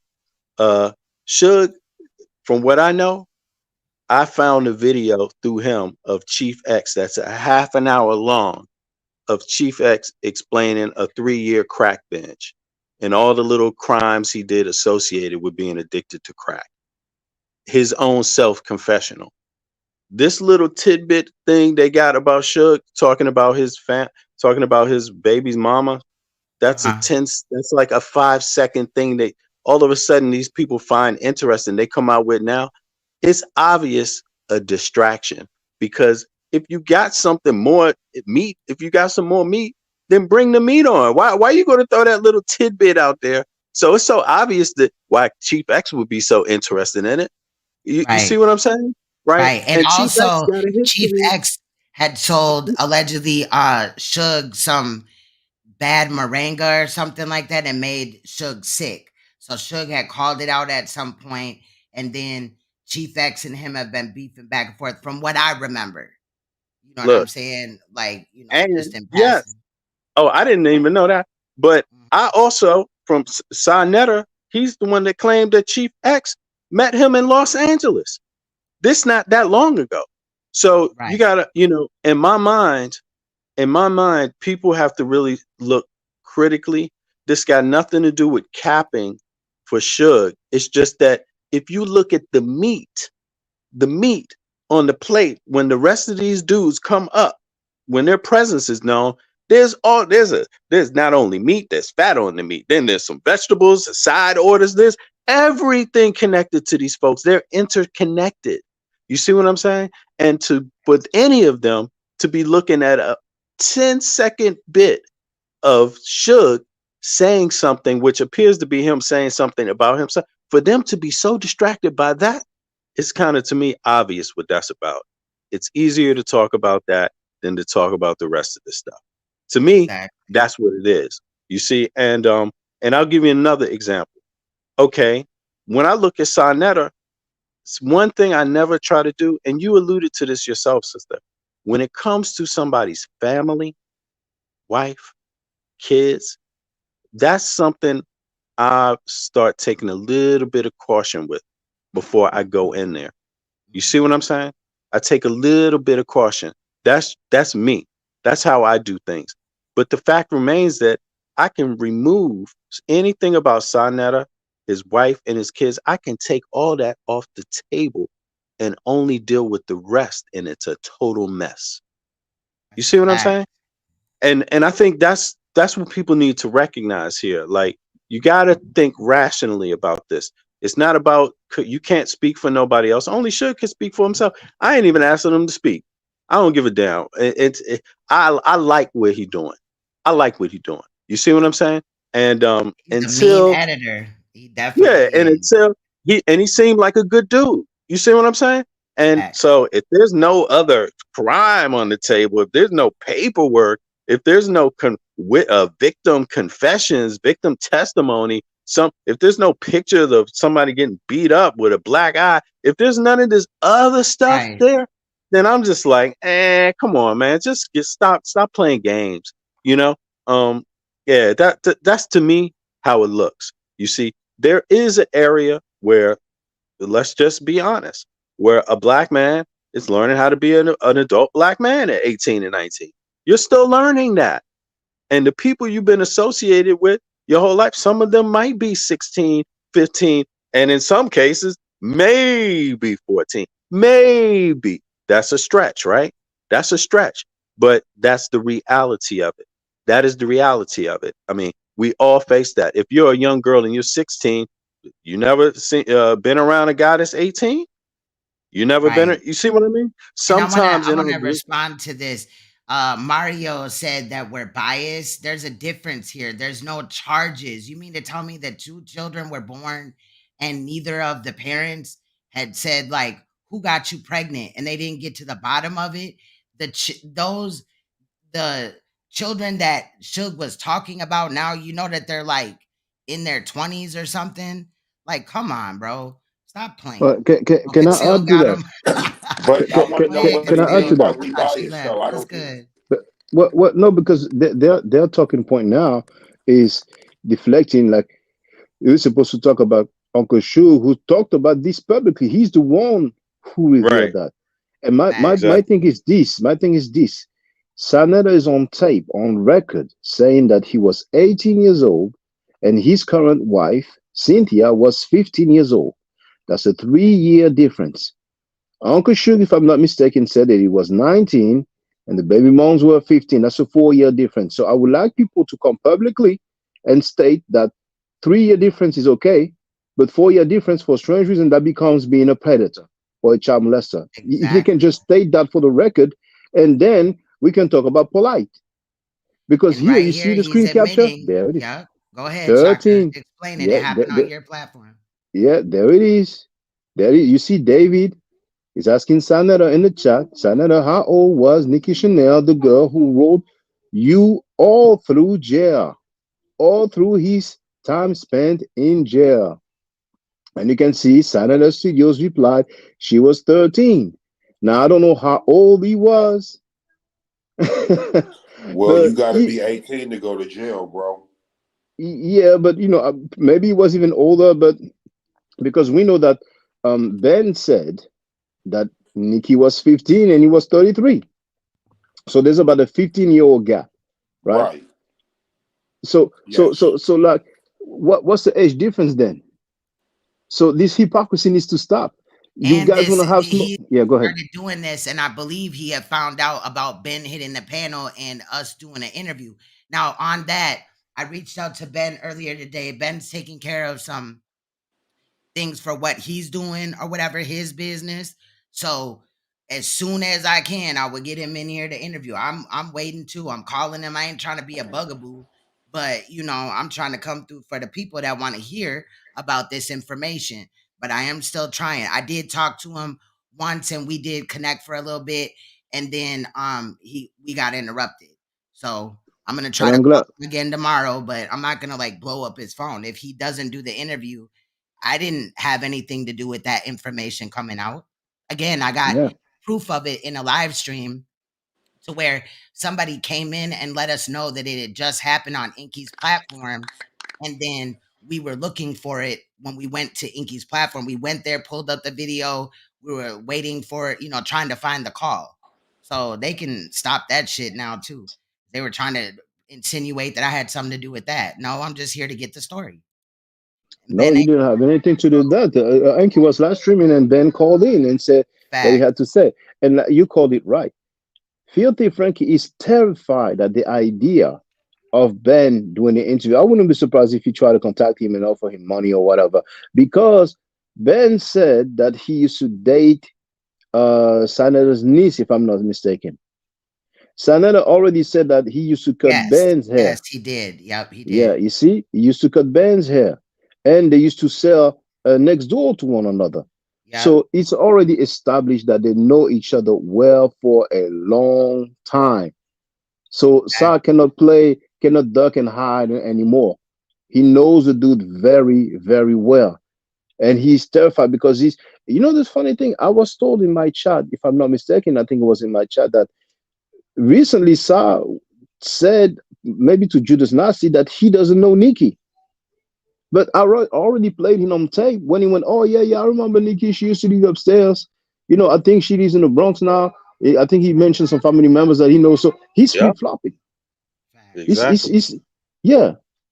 And when your main man, he said ANKH knows his family. Hold He up, said wait a minute, hold on. That's a troll. Yeah, Since I the know beginning that. of your stream, he's been Hold trolling. on. First of all, nobody from YouTube has met my children besides one person, and that was a female. And I know damn well she didn't touch my children. But the fact that you would come in my chat and say that you hope that Suge touches my kids, wow. Very interesting, They Sanetta. scared. They scared. Very Exactly. interesting, Sanetta. Hey, look, Yeah, that's exactly what I was thinking. Is that you, Frankie? Exactly. Because that's some type of shit you would say, my nigga. Like you're a wild boy. Facts. Something wrong with that dude. These the same people that don't have compassion for Renentech or the victim in Polite's case, or the 14-year-old girl that Sinful P pimped out and got pregnant. And for the record, earlier I saw somebody in the chat asking, "What he's caught in the face too?"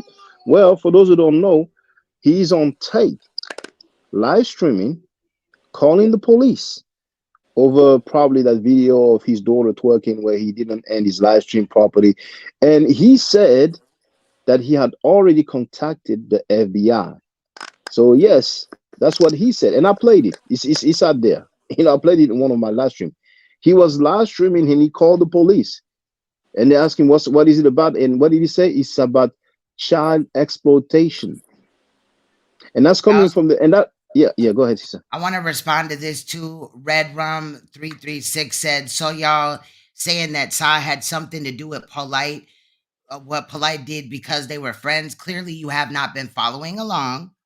Clearly you have hella videos to go watch to where I drew a correlation between him and several other people besides POLIGHT. Okay? So go do your research and then come back when you have some common sense. But the funny thing is that not only Sa is the first one who came out and called POLIGHT Baby York, Dr. York, but it is said that when the DNA warrant was issued, Sa was in Miami with POLIGHT, and he came back to New York acting like nothing happened. So he's talking about you covering up for Suge. Didn't he cover up for POLIGHT? Exactly. Now Suge And didn't how have I any cover up charges to my something that I knowledge. didn't even see until Sanetta pointed it out. And you cannot cover up something that's public online on YouTube. You know what I'm saying? Exactly. So those are just talking points. Exactly. I guess they think that I run Sanetta Suge's channel too, like covering it up. No. Sanetta told us he knew exactly what's gonna happen. He said none of this shit's new to him. It's just new to us. Right? Yep. So that's and just also really that's my response to Red Rum 363, whatever. Like explaining to them the reason why we feel he's complicit is he claims that he is. Exactly. We're He did not claim that when he like just saying shit, bruh, or sis. I don't know what they are, but yeah, like he provided the platform, right? He provides the promotion. He provides the unrealistic perspectives to defend the bullshit. Now you guys want to be like, oh, so you trying to say he got something to do with it because they friends? Well, he said he has something to do with it because they're friends. That's what he said. Yo, check this out. Sanetta say he was on the phone listening to the lawyer on the three-way, listening to POLIGHT's lawyer. Come on, right? man. So how you get on a phone call like that if that's not your friend? And if you on a phone call with his lawyer, why wouldn't you be on a phone call with everything else? Facts. What is that's crazy. Great. And Sanetta also talked about not only the girl running and leaving her family, but them, POLIGHT, and that young girl running Ted was a minor at the time, that they were caught in the backseat of the car, doing something. And what was the other thing as well? I don't know if you've seen that video where Sanetta talked about POLIGHT and he slipped up. He said, remember we were on the phone, you know what you said? And then he said, when you molested that girl. Then he tried to clean it up. But I played that on one of my live stream. He said, when you molested that girl. Oh, yeah. I mean, I'll have to look for it, but yeah, I played it. And also POLIGHT lately, was the meal ticket. He was the cash cow. Yeah. And recently, just a few days ago, he said, Robin, Garfield, I'm going to be putting up some reports of molestation, some fresh one that just came out. So who is covering what? Sanetta. Sanetta just a few days ago has said those two names of people that he knows very well. Then he said he will be. He said once that POLIGHT stuff is done, he will be pulling up reports of money. I have the clip. I played it so many times. So he's heard. Look at this. Read the title of the channel. I hope to get your little ones too thrown. This is Sanetta. That's gotta be. Yeah, but Karma don't play. Karma's a bitch. Now he admitted what? He once again he said that he was 19 and he had children with some 15-year-old girl. 4-year difference. So you mean to, and that's why they don't comment. None of them come. Hey, what's up, Wild Funk? None of them come publicly to state that 3-year difference is okay, but 4-year difference is not okay. Because if 4-year difference becomes molestation or being a predator, damn, how many people will be labeled in that category? Do we know if the parents knew? Do we know if the But you know parents what? agreed? And the reality is that people don't really know if those ages are exact. Because if you don't have none of the paperwork, you don't know. You don't know if it's 3. You don't know what the difference between 18 and 19 mean in reality. And you don't know what the difference between 13 and 14 mean in reality without any of the paperwork. So that's why it's so obvious. It's a distraction. And like I was saying before, I don't need to even talk about Sanetta's wife or kids. You could take Right. that off the table and look at all the other stuff. That's like a smorgasbord of foul debauchery. You see what Now I'm saying? The rest of it. I feel what Wild Funk is saying. I have a 14-year-old daughter and a 5-year-old daughter. But also, where are the charges? Like, if he's charged, that's different. You see what I'm But saying? nobody Like, ever said there was charges. exactly. There is no charges. I would be devastated too. I'm vigilant in my children's shit as well. I let them know about predators and, if somebody touches you in your naughty place or whatever, and all this and that. Duh. I'm an advocate. So I'm going to spread the information to other people, but not my children. But the fact that motherfuckers is playing in my chat, wishing that my children would be molested is sick as fuck. It Yep. is sick. It is sick. But then again, I'm not Filthy caping Frankie. for Uncle Shug. He needs to come No, out and speak on that. no, we're not capping, but none of these guys come publicly and once again state that the 4-year difference is bad. But Filthy Frankie, with his 3-year difference, is okay when it comes to his wife. Now, when it comes to that Nikki Chanel girl, he said it 13. How many year difference is that? That's like twice the age. And that's the guy And look, who finds it okay. Hold on. He finds it okay with POLIGHT being an adult in his 30s. Or maybe he's in his early 40s, but when it happened, he was in his late 30s, if I'm not mistaken, and the girl was 14 years old. And so his semen was found on the girl. So that's okay for Sanetta because he had POLIGHT on his channel and he wants to do an interview about that. So that doesn't make any sense at all. But go ahead, the brother wants to speak. Go ahead. And let's not forget about all the times in the clips where Uncle Shug has video of Sanetta big upping him. So, we're not gonna act like that didn't happen either, but I feel check you this out. saying. Go ahead. Check this out. It's Inky. It's Sanetta's personal friend. They know each other's family. It's him who came out and exposed this about Sanetta. And he called Sanetta a what? What did he call Sanetta? And he also said these guys be going to the Dominican Republic to do things that they would get their ass basically killed for in the US. Right? Yes, he said that. So the thing about it is that and on top of it, just to make it very clear, Sanetta is not the one who spoke about Nick. He was forced to. Nobody forced Shug to speak about nothing. And Wild Funk, yes, Sanetta has insinuated that Shug has molested children a few times. They're saying this is like the 3rd time. He said he molested his own child. Yep, and Misunderstood's child, but each time those were debunked with facts. Again, I'm not connected to Uncle Shug at the hip. He comes in my chat like every few months. I drop down in his, just to show respect and shit as somebody that's standing on Sanetta's neck, and even Kwame Brown. Kwame Brown's been making pedophilic statements. And if I wasn't, distracted with this fuck shit, we'd probably hone in on some of that. I can only do one thing. I'm not a fucking octopus. You know what I'm saying? No, I feel you, sister. Yeah, that's not your job. You don't get paid for that. You have a livelihood, you have a family, you have an occupation. But let me add on. Now, Sanetta has to Zayak. Zayak has admitted that he sends money to a convicted child molester.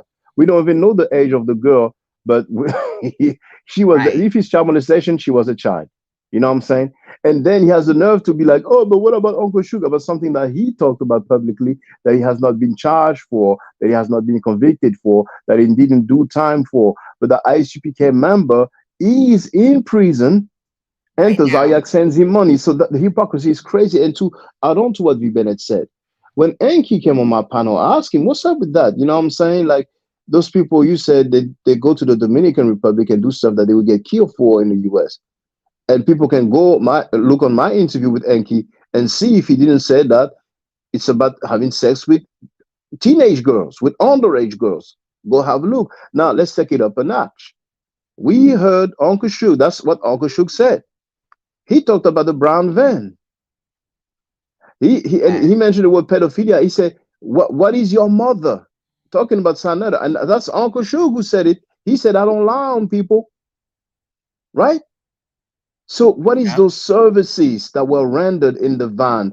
And Uncle Shug said, then that was transferred to his house. He even said, like, weren't you wearing your sister's clothes? So you want to deflect Sanetta? Did you say it was wrong? It was false? Why don't you address that? What's up with that van? What's up with that brown van? What was happening inside of that van? What were the services rendered? Uncle Shug talked about, someone that's close to you, rendering services, doing stuff with men. You want to talk about that, or you want to cover that up? That's a fact. That's a fact. There's a lot of reasons as to why Sanetta would, have a up if he tried to discredit, Uncle Shug. He came out with a lot of that situation. You know what I'm saying? With the van and stuff like that. That's a fact. Look, I got a playlist up of other situations he's done this in. I'm not backtracking.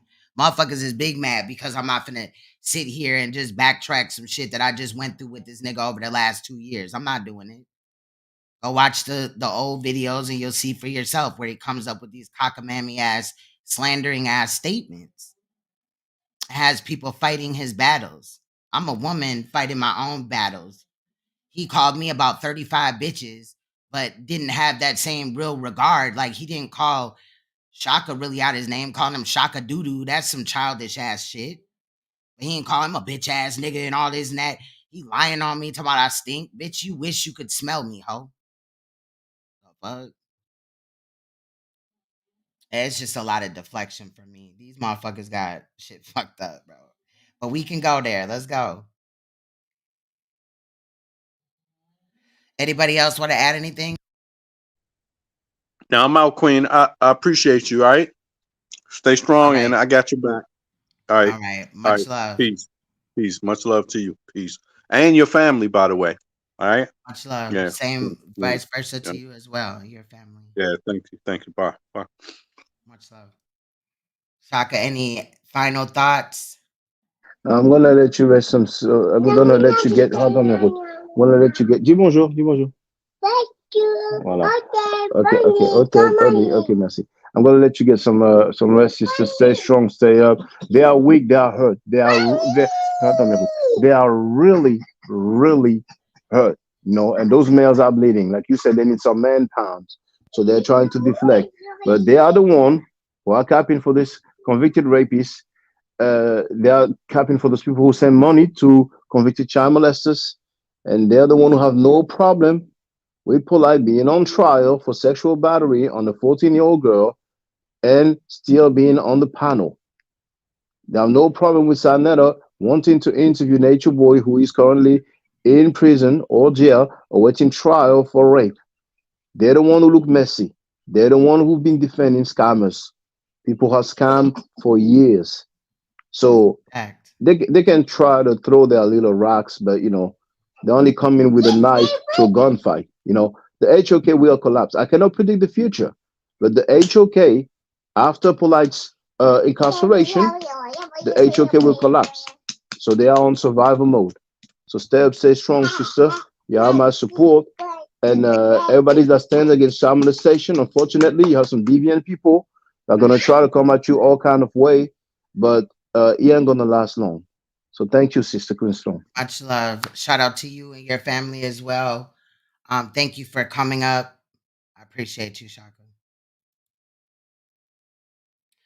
All right, so with that said, royal family, we are going to end this video or whatever. Man, we went through a lot. It's been 4 hours and 35 minutes. Dropped the link several times. Anybody could have came up.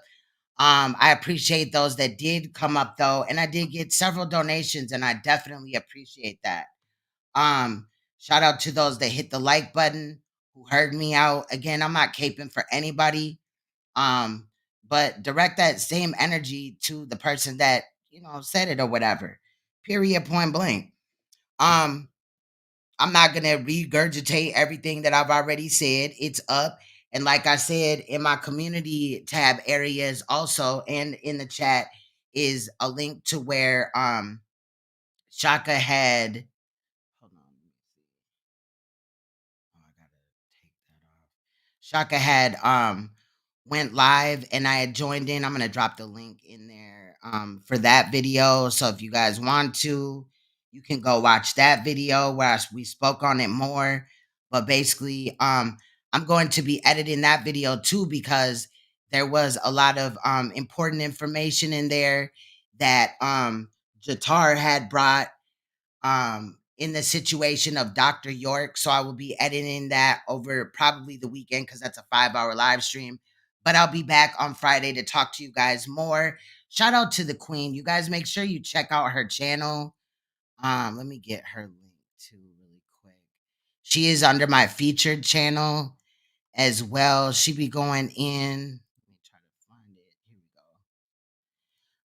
Make sure you check out her channel. This woman is definitely intelligent, definitely drops facts on however she feels about whatever she talks about. If she talks about a lot of things, and that is the true royal family over there as well.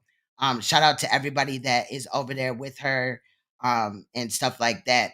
Great channel. Make sure you support her and check out her channel and stuff.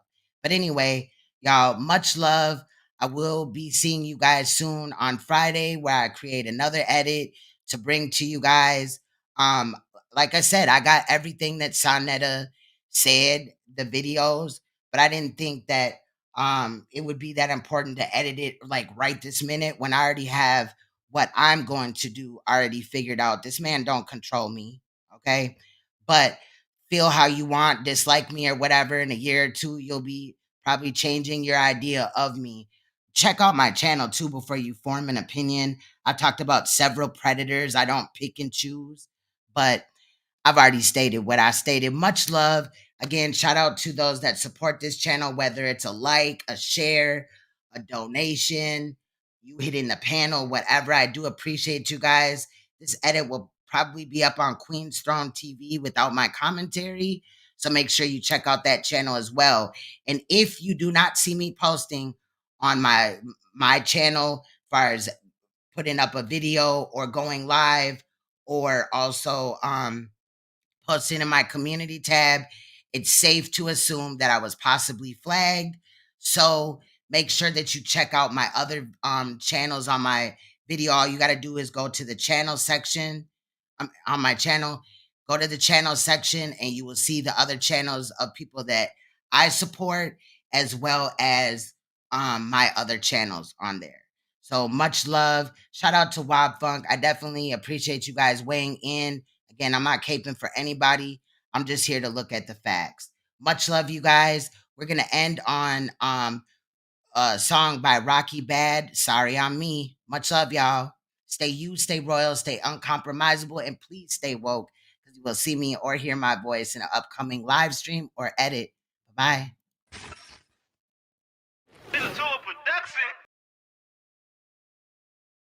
Uh-oh.